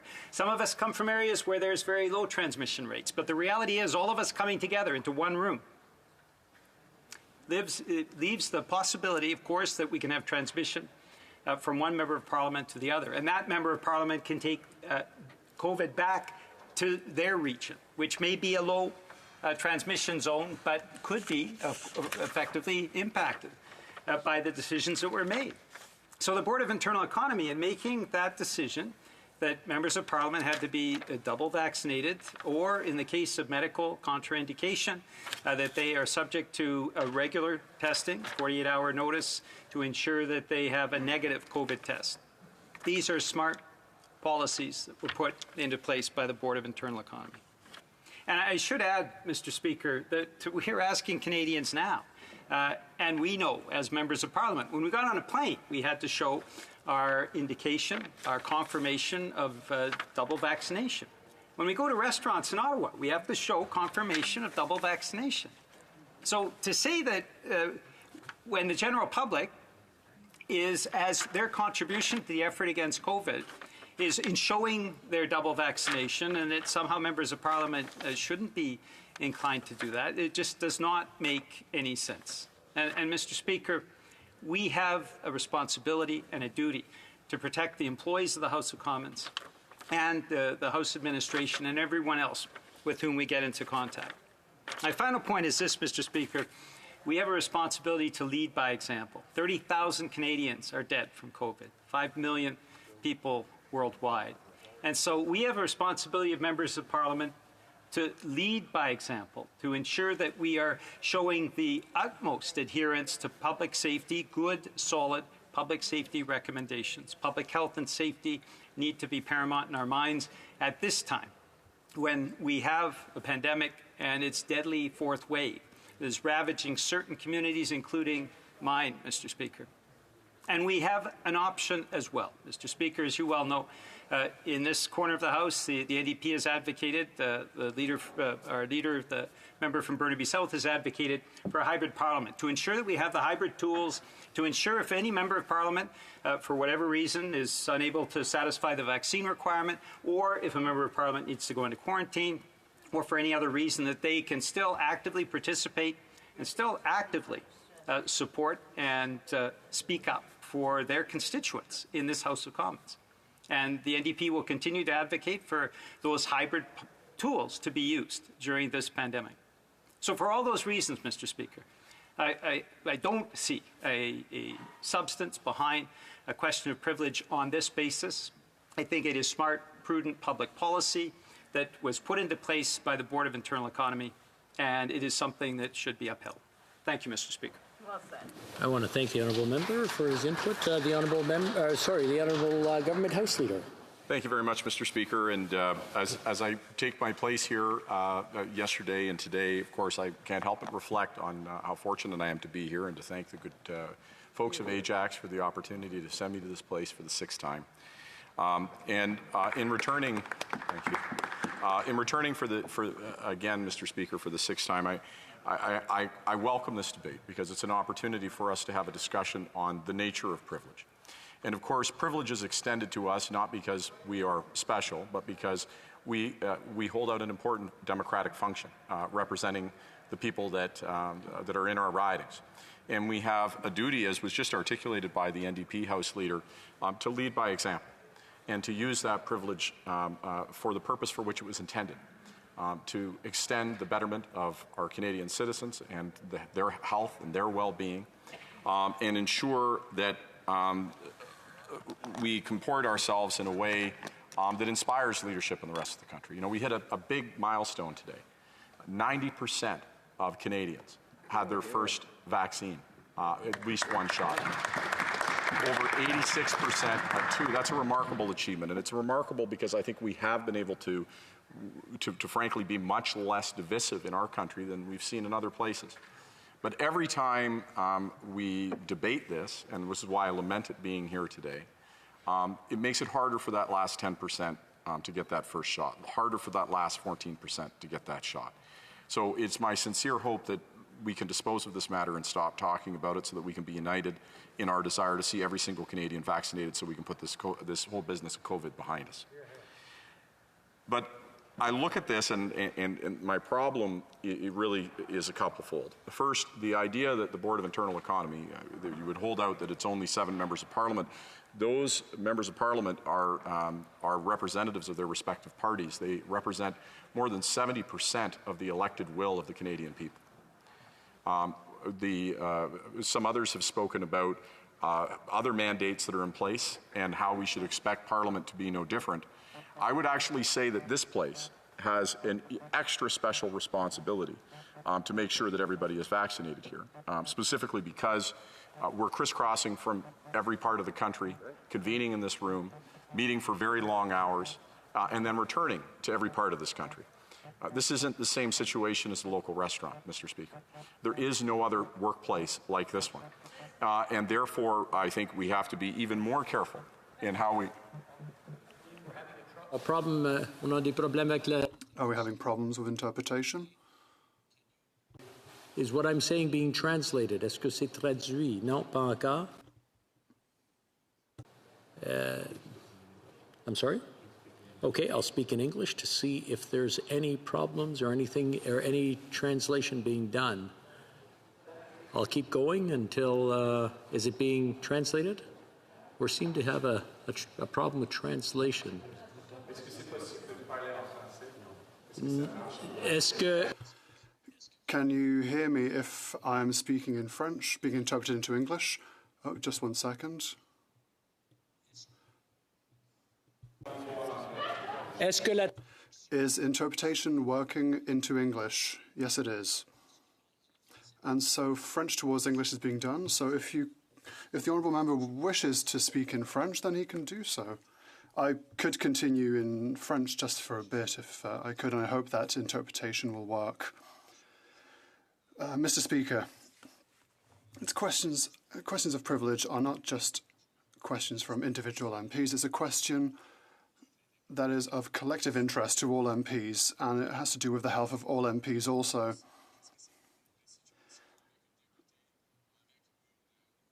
What happens if an MP has a health issue? That is the reason for which we turned to the Board of Internal Economy in order to have an in-camera discussion, a private discussion, if you will, because we have to be able to speak about our personal conditions, our medical information. This place who may be immunocompromised, people who are actually put at very real risk, elevated risk compared to others because of a communicable disease. Mr. Speaker, what about their privilege? I don't hear the members opposite in the opposition party, the Conservatives, talking about the privilege of members who are in that very vulnerable state. And of course, this place is not just about our privilege. As I stand here, I see members of the House administration, Mr. Speaker. I see pages. I know that there are people doing translation. There are journalists. What about their health? What about their privilege to have their health protected? And at what point do we set rules to make sure that the privilege of an individual does not compromise the safety and health of others? And of course, Mr. Speaker, we know that this chamber is full of rules, full of things that would infringe upon our individual privilege. The whip spoke about the fact I have to wear this tie. And he's absolutely right. That is a rule, and that is, I suppose, an infringement of my privilege if I didn't feel like wearing a tie. So our dress code, limited hours, limited debate. I was just talking to the member for Winnipeg North who was telling me a story in the Manitoba legislature of a member who walked in with a knife and had to be told, I'm sorry, your privilege doesn't include carrying a knife. There are limits on our privileges in this place. Those limits are present at all times, and I would submit to you they most certainly are present during a pandemic. We are in a public health crisis. We would expect all workplaces to have these provisions, and I'm frankly disappointed that we're talking about this because all of these conversations miss the single most important fact. With unanimity, Mr. Speaker, we could have avoided all of this. We could have simply agreed that vaccines in this place on the parliamentary precinct are the right thing to do. But instead, we're continuing to debate this for reasons that I frankly have to say are confusing to me. Mr. Speaker, if these moral arguments don't hold sway, if the concern of privilege for others doesn't hold sway, so I'll refer specifically to some items within the Parliament of Canada Act and elsewhere that I think I would refer you to demonstrate the Board of Internal Economy's ability to have authority to decide vaccination requirements within this House. Mr. Speaker, I would like to draw to the attention of members Section 52.3 of the Parliament of Canada Act, which states in respect to the functions of the Board of Internal Economy, and I quote, "The Board shall act on all financial and administrative matters respecting the House of Commons, its premises, its services, its staff, and the members of the House of Commons," end quote. The Board of Internal Economy has a legislated mandate to act on administrative matters for the House and its members. Mr. Speaker, I would also like to draw the attention of members. Government Motion Number 1, which the government gave notice of today on special order paper, which was shared last week with all parties. Motion 1 directly addresses the matter of ensuring that members who participate in the deliberation of this House in person must be fully vaccinated or have a legitimate medical reason for not being vaccinated. This is a fundamental issue of the collective privileges of the House. Pour ce faire, je peux garder aux députés. To do so, I can say that this question will be debated as soon as possible in order to clearly state that the health and safety of MPs that participate in person is of the utmost importance for government party and therefore the utmost importance for this House. I submit that the BOIE will use its authority to make an essential decision. This question will also be put to a vote, which means that once again we will be able to raise the question. I would like to cite a salient point made from the 2014 edition of Erskine-May Treaty on the Law, Privilege and Proceedings and Usage of Parliament, page 203, and I quote, "Certain rights and immunities, such as the freedom from arrest or freedom of speech, belong primarily to the individual members of each House and exist because the House cannot perform its functions without unimpeded use of the services of its members. Other rights and immunities, such as the power to punish for contempt and the power to regulate its own constitution, belong primarily to each House as a collective body for the protection of members and the vindication of its own authority and dignity. Fundamentally, however, it is only as a means of the effective discharge of the collective functions of the House that individual privileges are enjoyed by members." Mr. Speaker, that last quote, I think, is most pertinent to this situation. The question of the relationship between individual privileges and our collective privileges is a fundamental issue for this House to determine. That is precisely why the government is proposing to accomplish through Government Motion 1. And as a last point, Mr. Speaker, I would say that even if the party opposite continues to protest in this way, there is a very simple solution, which the House Leader for the NDP has indicated, an extension of the hybrid measures, which would allow the members who are unvaccinated in their caucus to participate remotely and do so in a way that is safely and does not in any way impugn their privilege. They are in the odd position, Mr. Speaker, of disenfranchising their own members by saying they are both against having this hybrid provision and also having this position on vaccines, which I find strange. But, Mr. Speaker, I think this matter is clear. Absolutely, the board has the authority, and collective privilege has to be respected in this place. We'll go to the honourable member for Saanich Gulf Islands. Thank you, Mr. Speaker. I speak as a member in a party that doesn't have a seat on the Board of Internal Economy to support the decision the Board of Internal Economy has made. I speak to you also as someone who, being in this House again for the last 2 days, I do not feel safe to use the opposition lobby. It's overcrowded. Even with masks, we need to maintain physical distance. We need to be careful. And I'm particularly vulnerable and feel vulnerable in that space as I'm not confident that all the other people sharing it are double vaccinated. We are 4 parties, members of Parliament in that space, and I feel my privileges to do my work as a member of Parliament are impeded by not being able to use the opposition lobby until matters of public health and safety are completely and rigorously observed in this place. So I just speak in support of the member for Salaberry-Surrey, the member for New Westminster Burnaby, and the Honourable Government House Leader. This matter should not be burdening us now. We need to feel that public health measures are rigorously enforced here. Parenthetically, Mr. Speaker, at COP26, I'm back from being there. They had strict measures of wearing masks, keeping physical distancing, and every single person, 35,000, did daily COVID tests, lateral flow tests, to once again ensure we were all safe together. I think we should all support these measures. Thank you, Mr. Speaker. The honourable member for Barrie Innisfil. Thank you once again, Mr. Speaker, and it's clear by the discussions today that there was a lot of unfinished business as a result of the Parliament and the election, and clearly there is new business as well. And Mr. Speaker, when this House began its summer adjournment, the Chair had before it a question. I'm sorry, I don't mean to interrupt the honourable member, but this is a new item? Okay, not on the same one having to do with what we were discussing. The honourable member for Salaberry-Surrey had something. Oh, c'est un nouveau. Okay, je m'excuse. Disturb you. I'll let you continue. There was some confusion there in my mind. Thank you. Thank you, Mr. I'll just wrap up after the honourable member for Saanich Gulf Islands spoke. So we're not dealing with the previous one. I'll take it under consideration and come back to the House. I just wanted to wrap that up and make sure that that was taken care of. The honourable member for Barrie Innisfil, you can start from the top. My apologies. Thank you, Mr. Speaker, and it's in relation to a letter and a question of privilege related to the 43rd Parliament that I wrote to you that I rise today, just to be perfectly clear.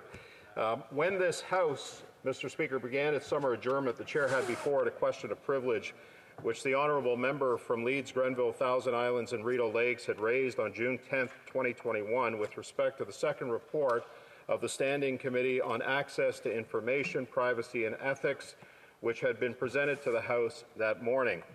The then government House Leader's parliamentary secretary told the House he would come back within a week with a response, but the Liberals remained perfectly silent throughout June. Before a ruling could be delivered, the Prime Minister called an unnecessary federal election in pursuit of his own ambitions for power, and by rising today, I am seeking to revive this question of privilege. As you recently heard from my House Leader, it is a well-established principle that one Parliament may address a contempt which was committed against one of its predecessors.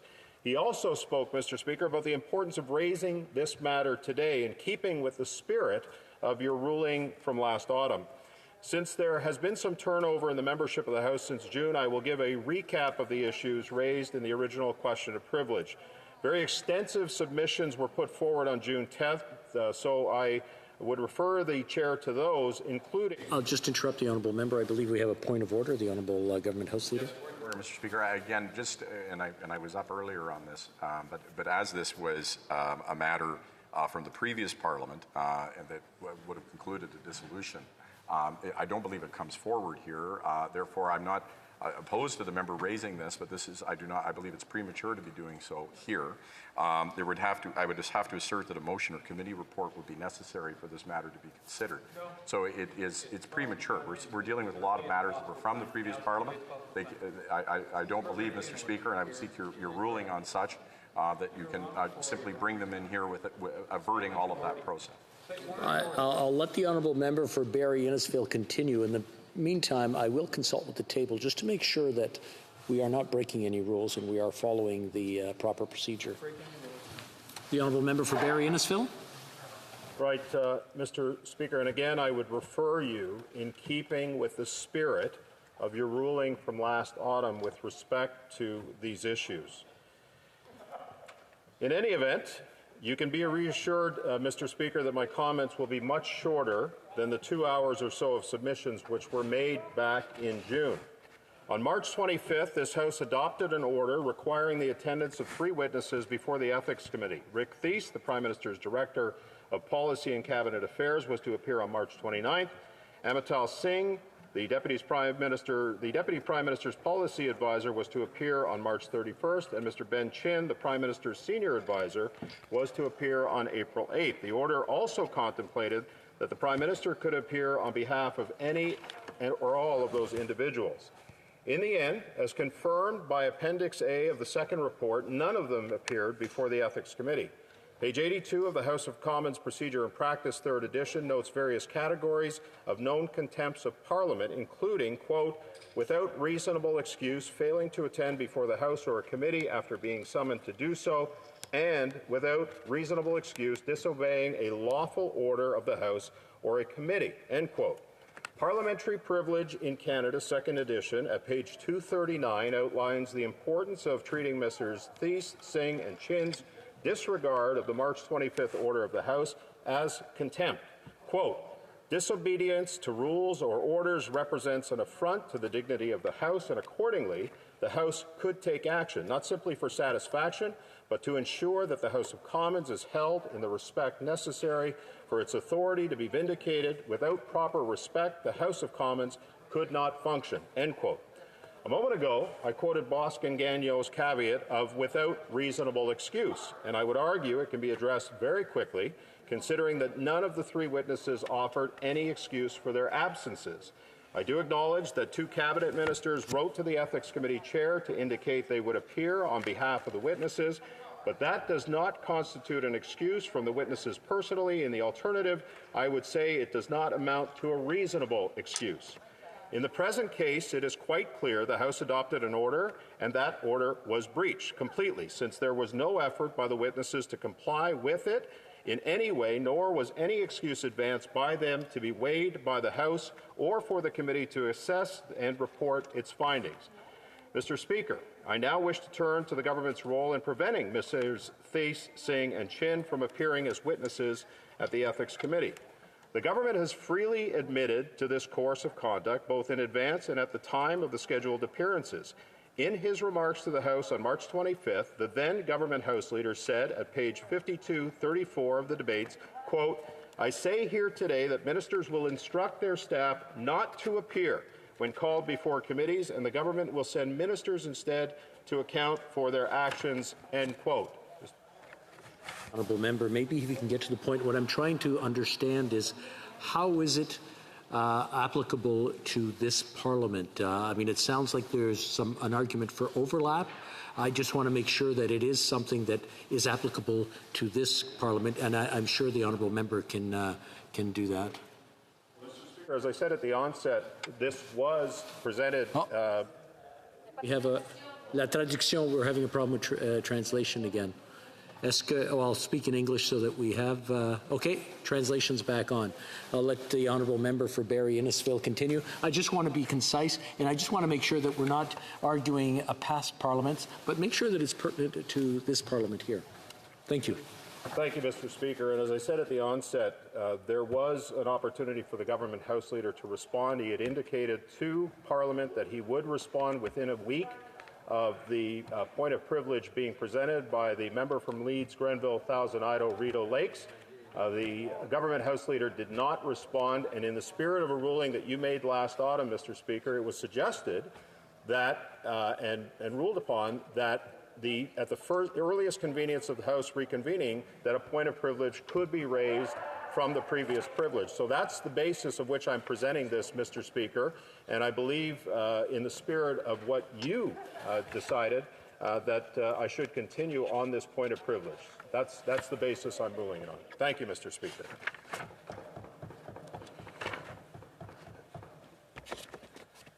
In advance of the committee's March 29th meeting, the then government House Leader sent a letter to the chair of the Ethics Committee, further to a statement to the House the week before, writing, quote, "Accordingly, Mr. Rick Thies, Director of Policy to the Prime Minister, has been instructed to not appear before the committee. In his place, I will attend the meeting on his behalf of the government on Monday, March 29th, end quote. I would add that the Ethics Committee did not accept the then government House Leader as a substitute witness in satisfaction of the order. Indeed, the committee at its March 29th meeting adopted a motion, quote, in relation to its study on questions of conflict of interest and lobbying in relation to pandemic spending, the committee invite the minister to appear, end quote. He was treated as a separate witness, invited independently of and without any link to the March 25th House order. When the then government House Leader appeared at the committee, he said at page 13 of the evidence, quote, based on the instructions I gave the other day, it was clear to Mr. Thies and other individuals that they wouldn't appear before committees and would be replaced by the appropriate ministers, end quote. The minister even acknowledged at page 8 of the evidence that this was an unsatisfactory arrangement to the majority of the House when he said, quote, I am aware that some of the members of this committee would rather be hearing from a staff member from the Prime Minister's office. Mr. Rick Thies, but as I told the House last week, I want to make it clear again, we fundamentally disagree with the decision, end quote. The then Associate Minister of Finance would go on to write the Ethics Committee chair similar letters in advance of Mr. Singh's March 31st scheduled appearance and Mr. Chin's April 8th scheduled appearance. A few moments ago, I referred to Bosc and Gagnon itemizing at page 82 a list of known contempts of Parliament, and I would add the following two which have particular bearing here. Quote, interfering with or obstructing a person who is carrying out a lawful order of the House or committee and intimidating, preventing, or hindering a witness from giving evidence or giving evidence in full to the House or a committee, end quote.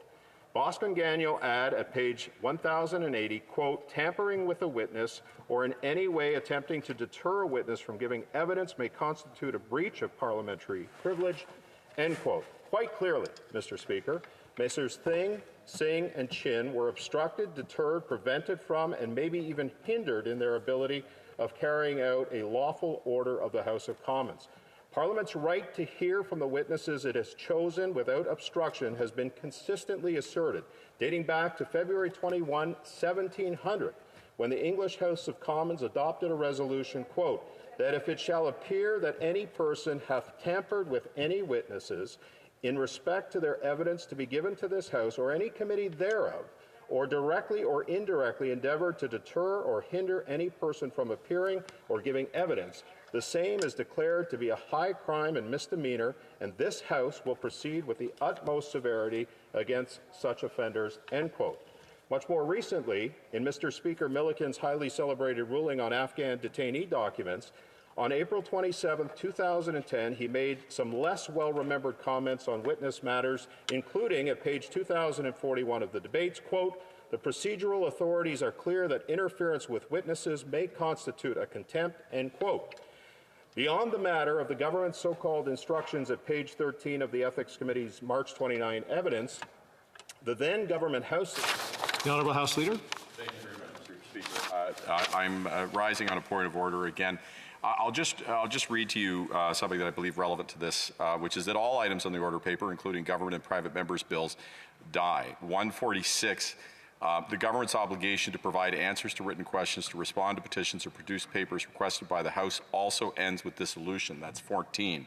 Committees cease to exist until the House reconstitutes them following the election. All orders of reference expire, and the chairs and vice chairs of the committees cease to hold office. The government is no longer required to provide response to committee reports.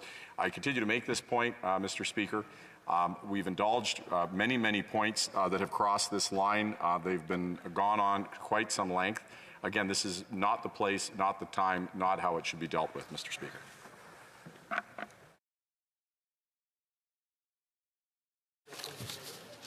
Another point of order from the point of order from the House Leader from the official opposition. Thank you, Mr. Speaker. On that point of order raised by my government counterpart, I just want to raise the fact that this is exactly what the Speaker said just a few minutes ago, that we have to address it correctly. And he said, and I quote him just by memory, that he said that I'm sure that the honourable member will do that exactly. So let the member express himself. I'm sure he will follow in the rule established by the Speaker of the House. Thank you, Mr. Speaker.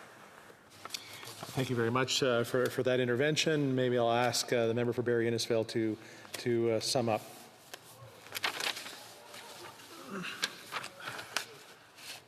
Mr. Speaker, respectfully, it's difficult to sum up this point of privilege if the facts aren't laid, and in fact, if the chair is brought to remember some of the points that were brought up. Now, in the first intervention of this point of privilege, as it related to the previous Parliament, the member from Leeds, Grenville, Thousand Island went on for 2 hours about this, laying out foundationally where the privilege had been broken. I have far less, as I said, and there is a need, respectfully, Mr. Chair, to summarize for the chair exactly what the basis of this breach of privilege is. So I would ask for some indulgence on this, because it would be awfully difficult for me to go to the back end, as was the previous case, and really lay this out, Mr. Chair. So I ask for some indulgence. And I'll note that when the explanation was made to the chair as to why it was important to lay out these facts, in addition to what was laid out, what was dealt with, or not dealt with, rather, in the last Parliament, and the Speaker's own spirit of the ruling that it be presented at the first possible opportunity, that's precisely what I'm doing here. So I want to thank you for that, Mr. Speaker. Much more recently, in Mr. Speaker Milliken's highly celebrated ruling on the Afghan, and I'll repeat because this is the point where I was cut off, on the Afghan detainee documents on April 27, 2010, he made some much less well-remembered comments on witness matters, including at page 2041 of the debates. The procedural authorities are clear that interference with witnesses may constitute contempt, end quote. Beyond the matter of the government's so-called instructions at page 13 of the Ethics Committee March 29th evidence, the then government House Leader made the claim that, quote, ministerial responsibility means that a minister can replace an employee who reports to the minister, not to Parliament, end quote. That's just not so, Mr. Speaker. In fact, it is, in my view, a gross misstatement of several constitutional principles.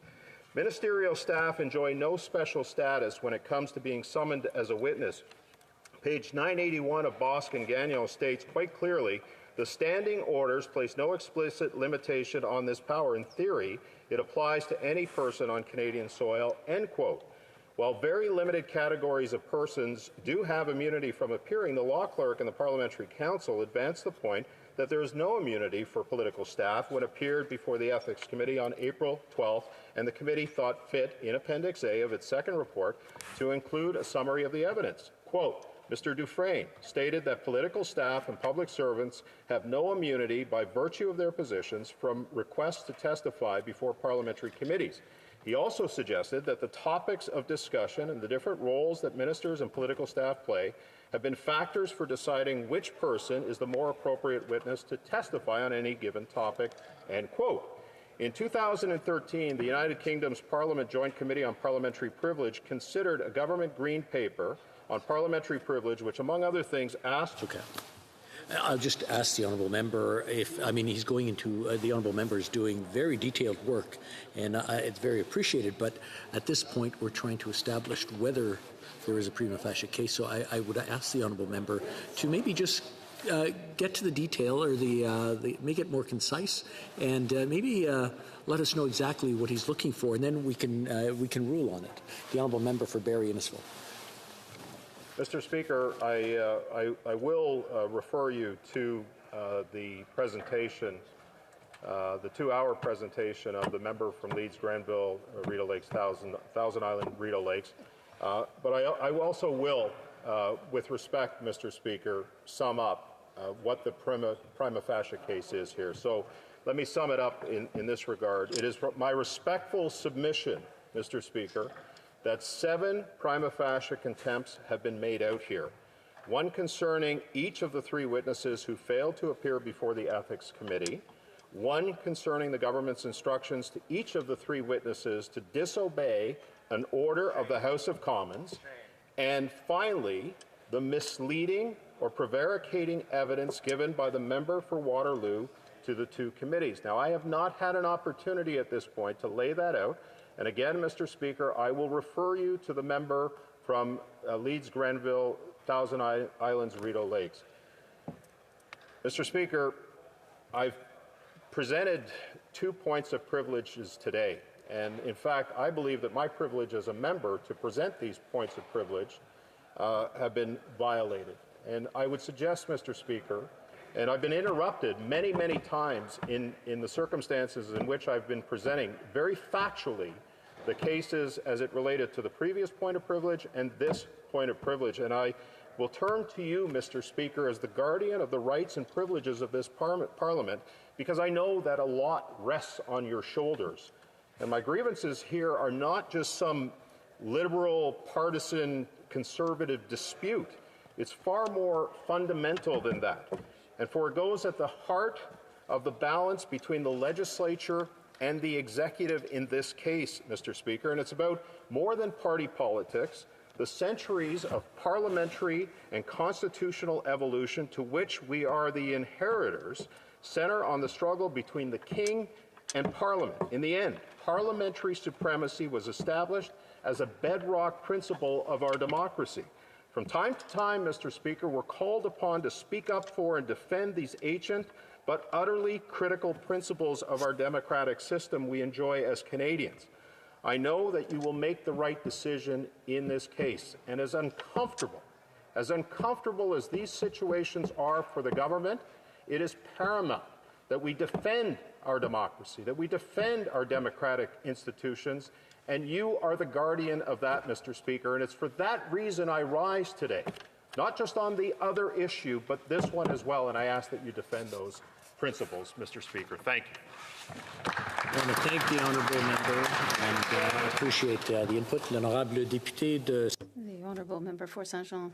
Thank you, Mr. Speaker. I would like to allow me to remind the House that a member can reserve the right of reply in the future, and I would like to do so on behalf of the Bloc Québécois.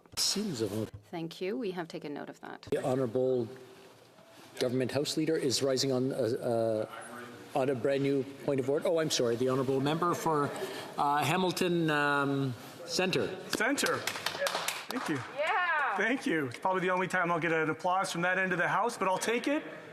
Mr. Speaker, it's indeed an honor and privilege to be here representing my constituents of Hamilton Centre who have imbued me with this very serious duty of coming to the House of Commons to exercise our parliamentary privileges, ones that have been outlined by the honourable member from Barrie Innisfil as perhaps being in question or under attack. And I know that there's been lots to be said on many of these points of privilege here today.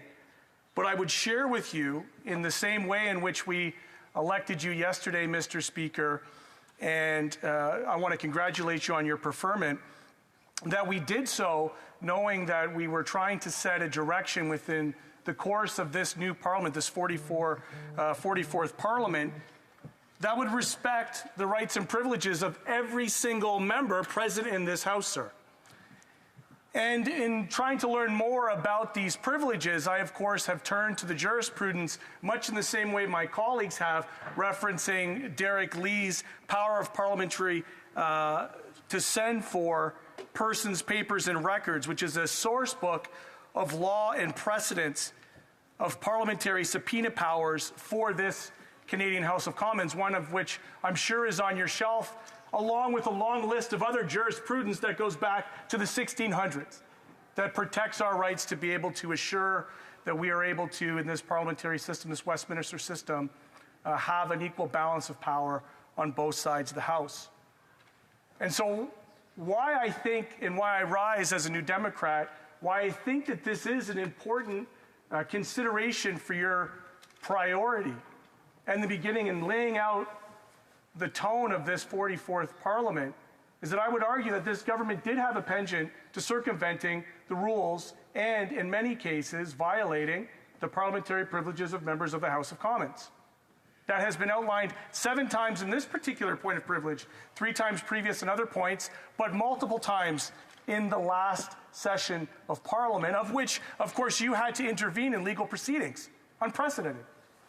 And so with this particular case, I think understanding that as committees are being struck, it is going to be especially important for you, Mr. Speaker, to provide a clear ruling to this government and to the opposition side just how seriously we're going to take the jurisprudence on our parliamentary privilege.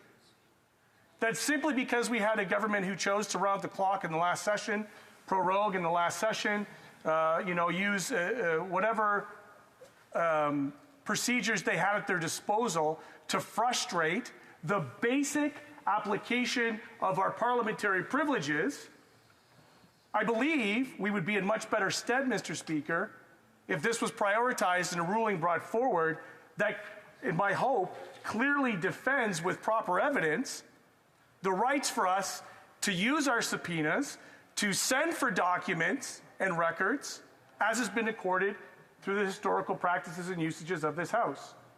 So without getting into detail or arguing the points of principle of this particular case, I would suggest that this case ought to be used as a precedent to be applied for future potential circumventions of our privilege. And I'll state in close, Mr. Speaker, that a precedent will be set either way, because a non-decision in this case is also a precedent.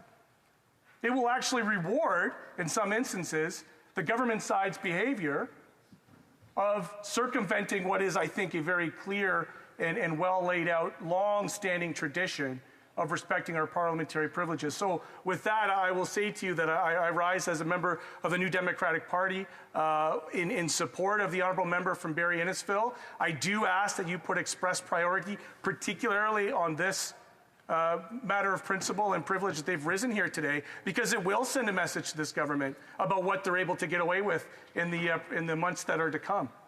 So thank you very much, Mr. Speaker, and I look forward to your very learned decision on the matter. I want to thank the honourable members for their input and their information, and I will be returning to the House with a judgment as soon as possible. Maintenant, we have the Government House Leader, then l'honorable député de Salaberry. The honourable member for Salaberry. Is it something new for both of you? Okay, l'honorable député de Salaberry. The honourable member for Salaberry-Surroi. Mr. Speaker, I would like to talk about a considerable concern, that my Bloc Québécois colleagues and I have concerning the health and safety of MPs who sit in this House, as well as this parliamentary staff. It is a concern related to the position of the Conservative Party of Canada concerning the effectiveness and the need for these MPs to be vaccinated against COVID-19. Since the decision made by the Board of Internal Economy to be doubly vaccinated on the Hill, the Conservative Party has maintained the public and parliamentarians in total doubt, refusing to reveal the vaccine status of its membership. The official opposition has said that all members would sit in the House of Commons because they had been vaccinated or had obtained a medical exemption. However, they have refused to say how many of their members have been exempted from vaccination. Public health authorities require vaccination in many places in this country and continue to insist that vaccination is the best way to ensure protection. It's essential that the majority of the population be vaccinated, and there were rumors yesterday that up to a third of Conservative members had gotten exemptions in order to be able to be in the parliamentary precinct, and this refusal of the Conservative Party to disclose its members' vaccination status makes no sense to us. We feel that members of this House who chose to get vaccinated to protect their fellow citizens and loved ones have acted responsibly and deserve to know which of their colleagues, of fellow parliamentarians, are unvaccinated so that they can decide to keep a safe distance from them in order to prevent further infections. We feel that the official opposition's stance on this is totally irresponsible and is a breach to the privilege of this House. We would wish to remind this House that the ultimate goal of parliamentary privilege is to ensure that the House of Commons can effectively carry out its duties and work for the sake of democracy. The parliamentary privilege of members as individuals must be weighed against collective rights in order to protect from excesses or abuses by certain parliamentarians. In fact, the intrinsic finality of parliamentary privilege is to permit this institution to carry out its work. Mr. Speaker, some members claim to have presented a medical exemption, and granting them access to the parliamentary precinct goes against the board's decision which they made in order to ensure that this is a safe workplace for all. So, in fact, some of these actions are endangering the safety of colleagues here and of Canadians. This goes against public health directives and can endanger the proper conduct of parliamentary work. The Conservative decision can endanger the ability to work of others. It is unacceptable to not take the necessary precautions. This endangers members of the House and others. That is irresponsible. Thus, Mr. Speaker, we request that there be a House order to rectify this situation, to ensure that all members of Parliament in the House of Commons be vaccinated in order to ensure the health and safety in this House. Thank you. I wish to thank the honourable member for her request. We will get back to the House with a decision soon. Government House Leader is rising on a point of order. Speaker, yes, I would move that this House do now adjourn. Okay. Do we have a... Mr. Holland, seconded by Madame Fortier, moves that the House do now adjourn. Is it the pleasure of the House to adopt the motion? Adopté. Merci beaucoup. La Chambre demeure ajournée jusqu'à demain à 14h confirmé. The House stands adjourned until tomorrow.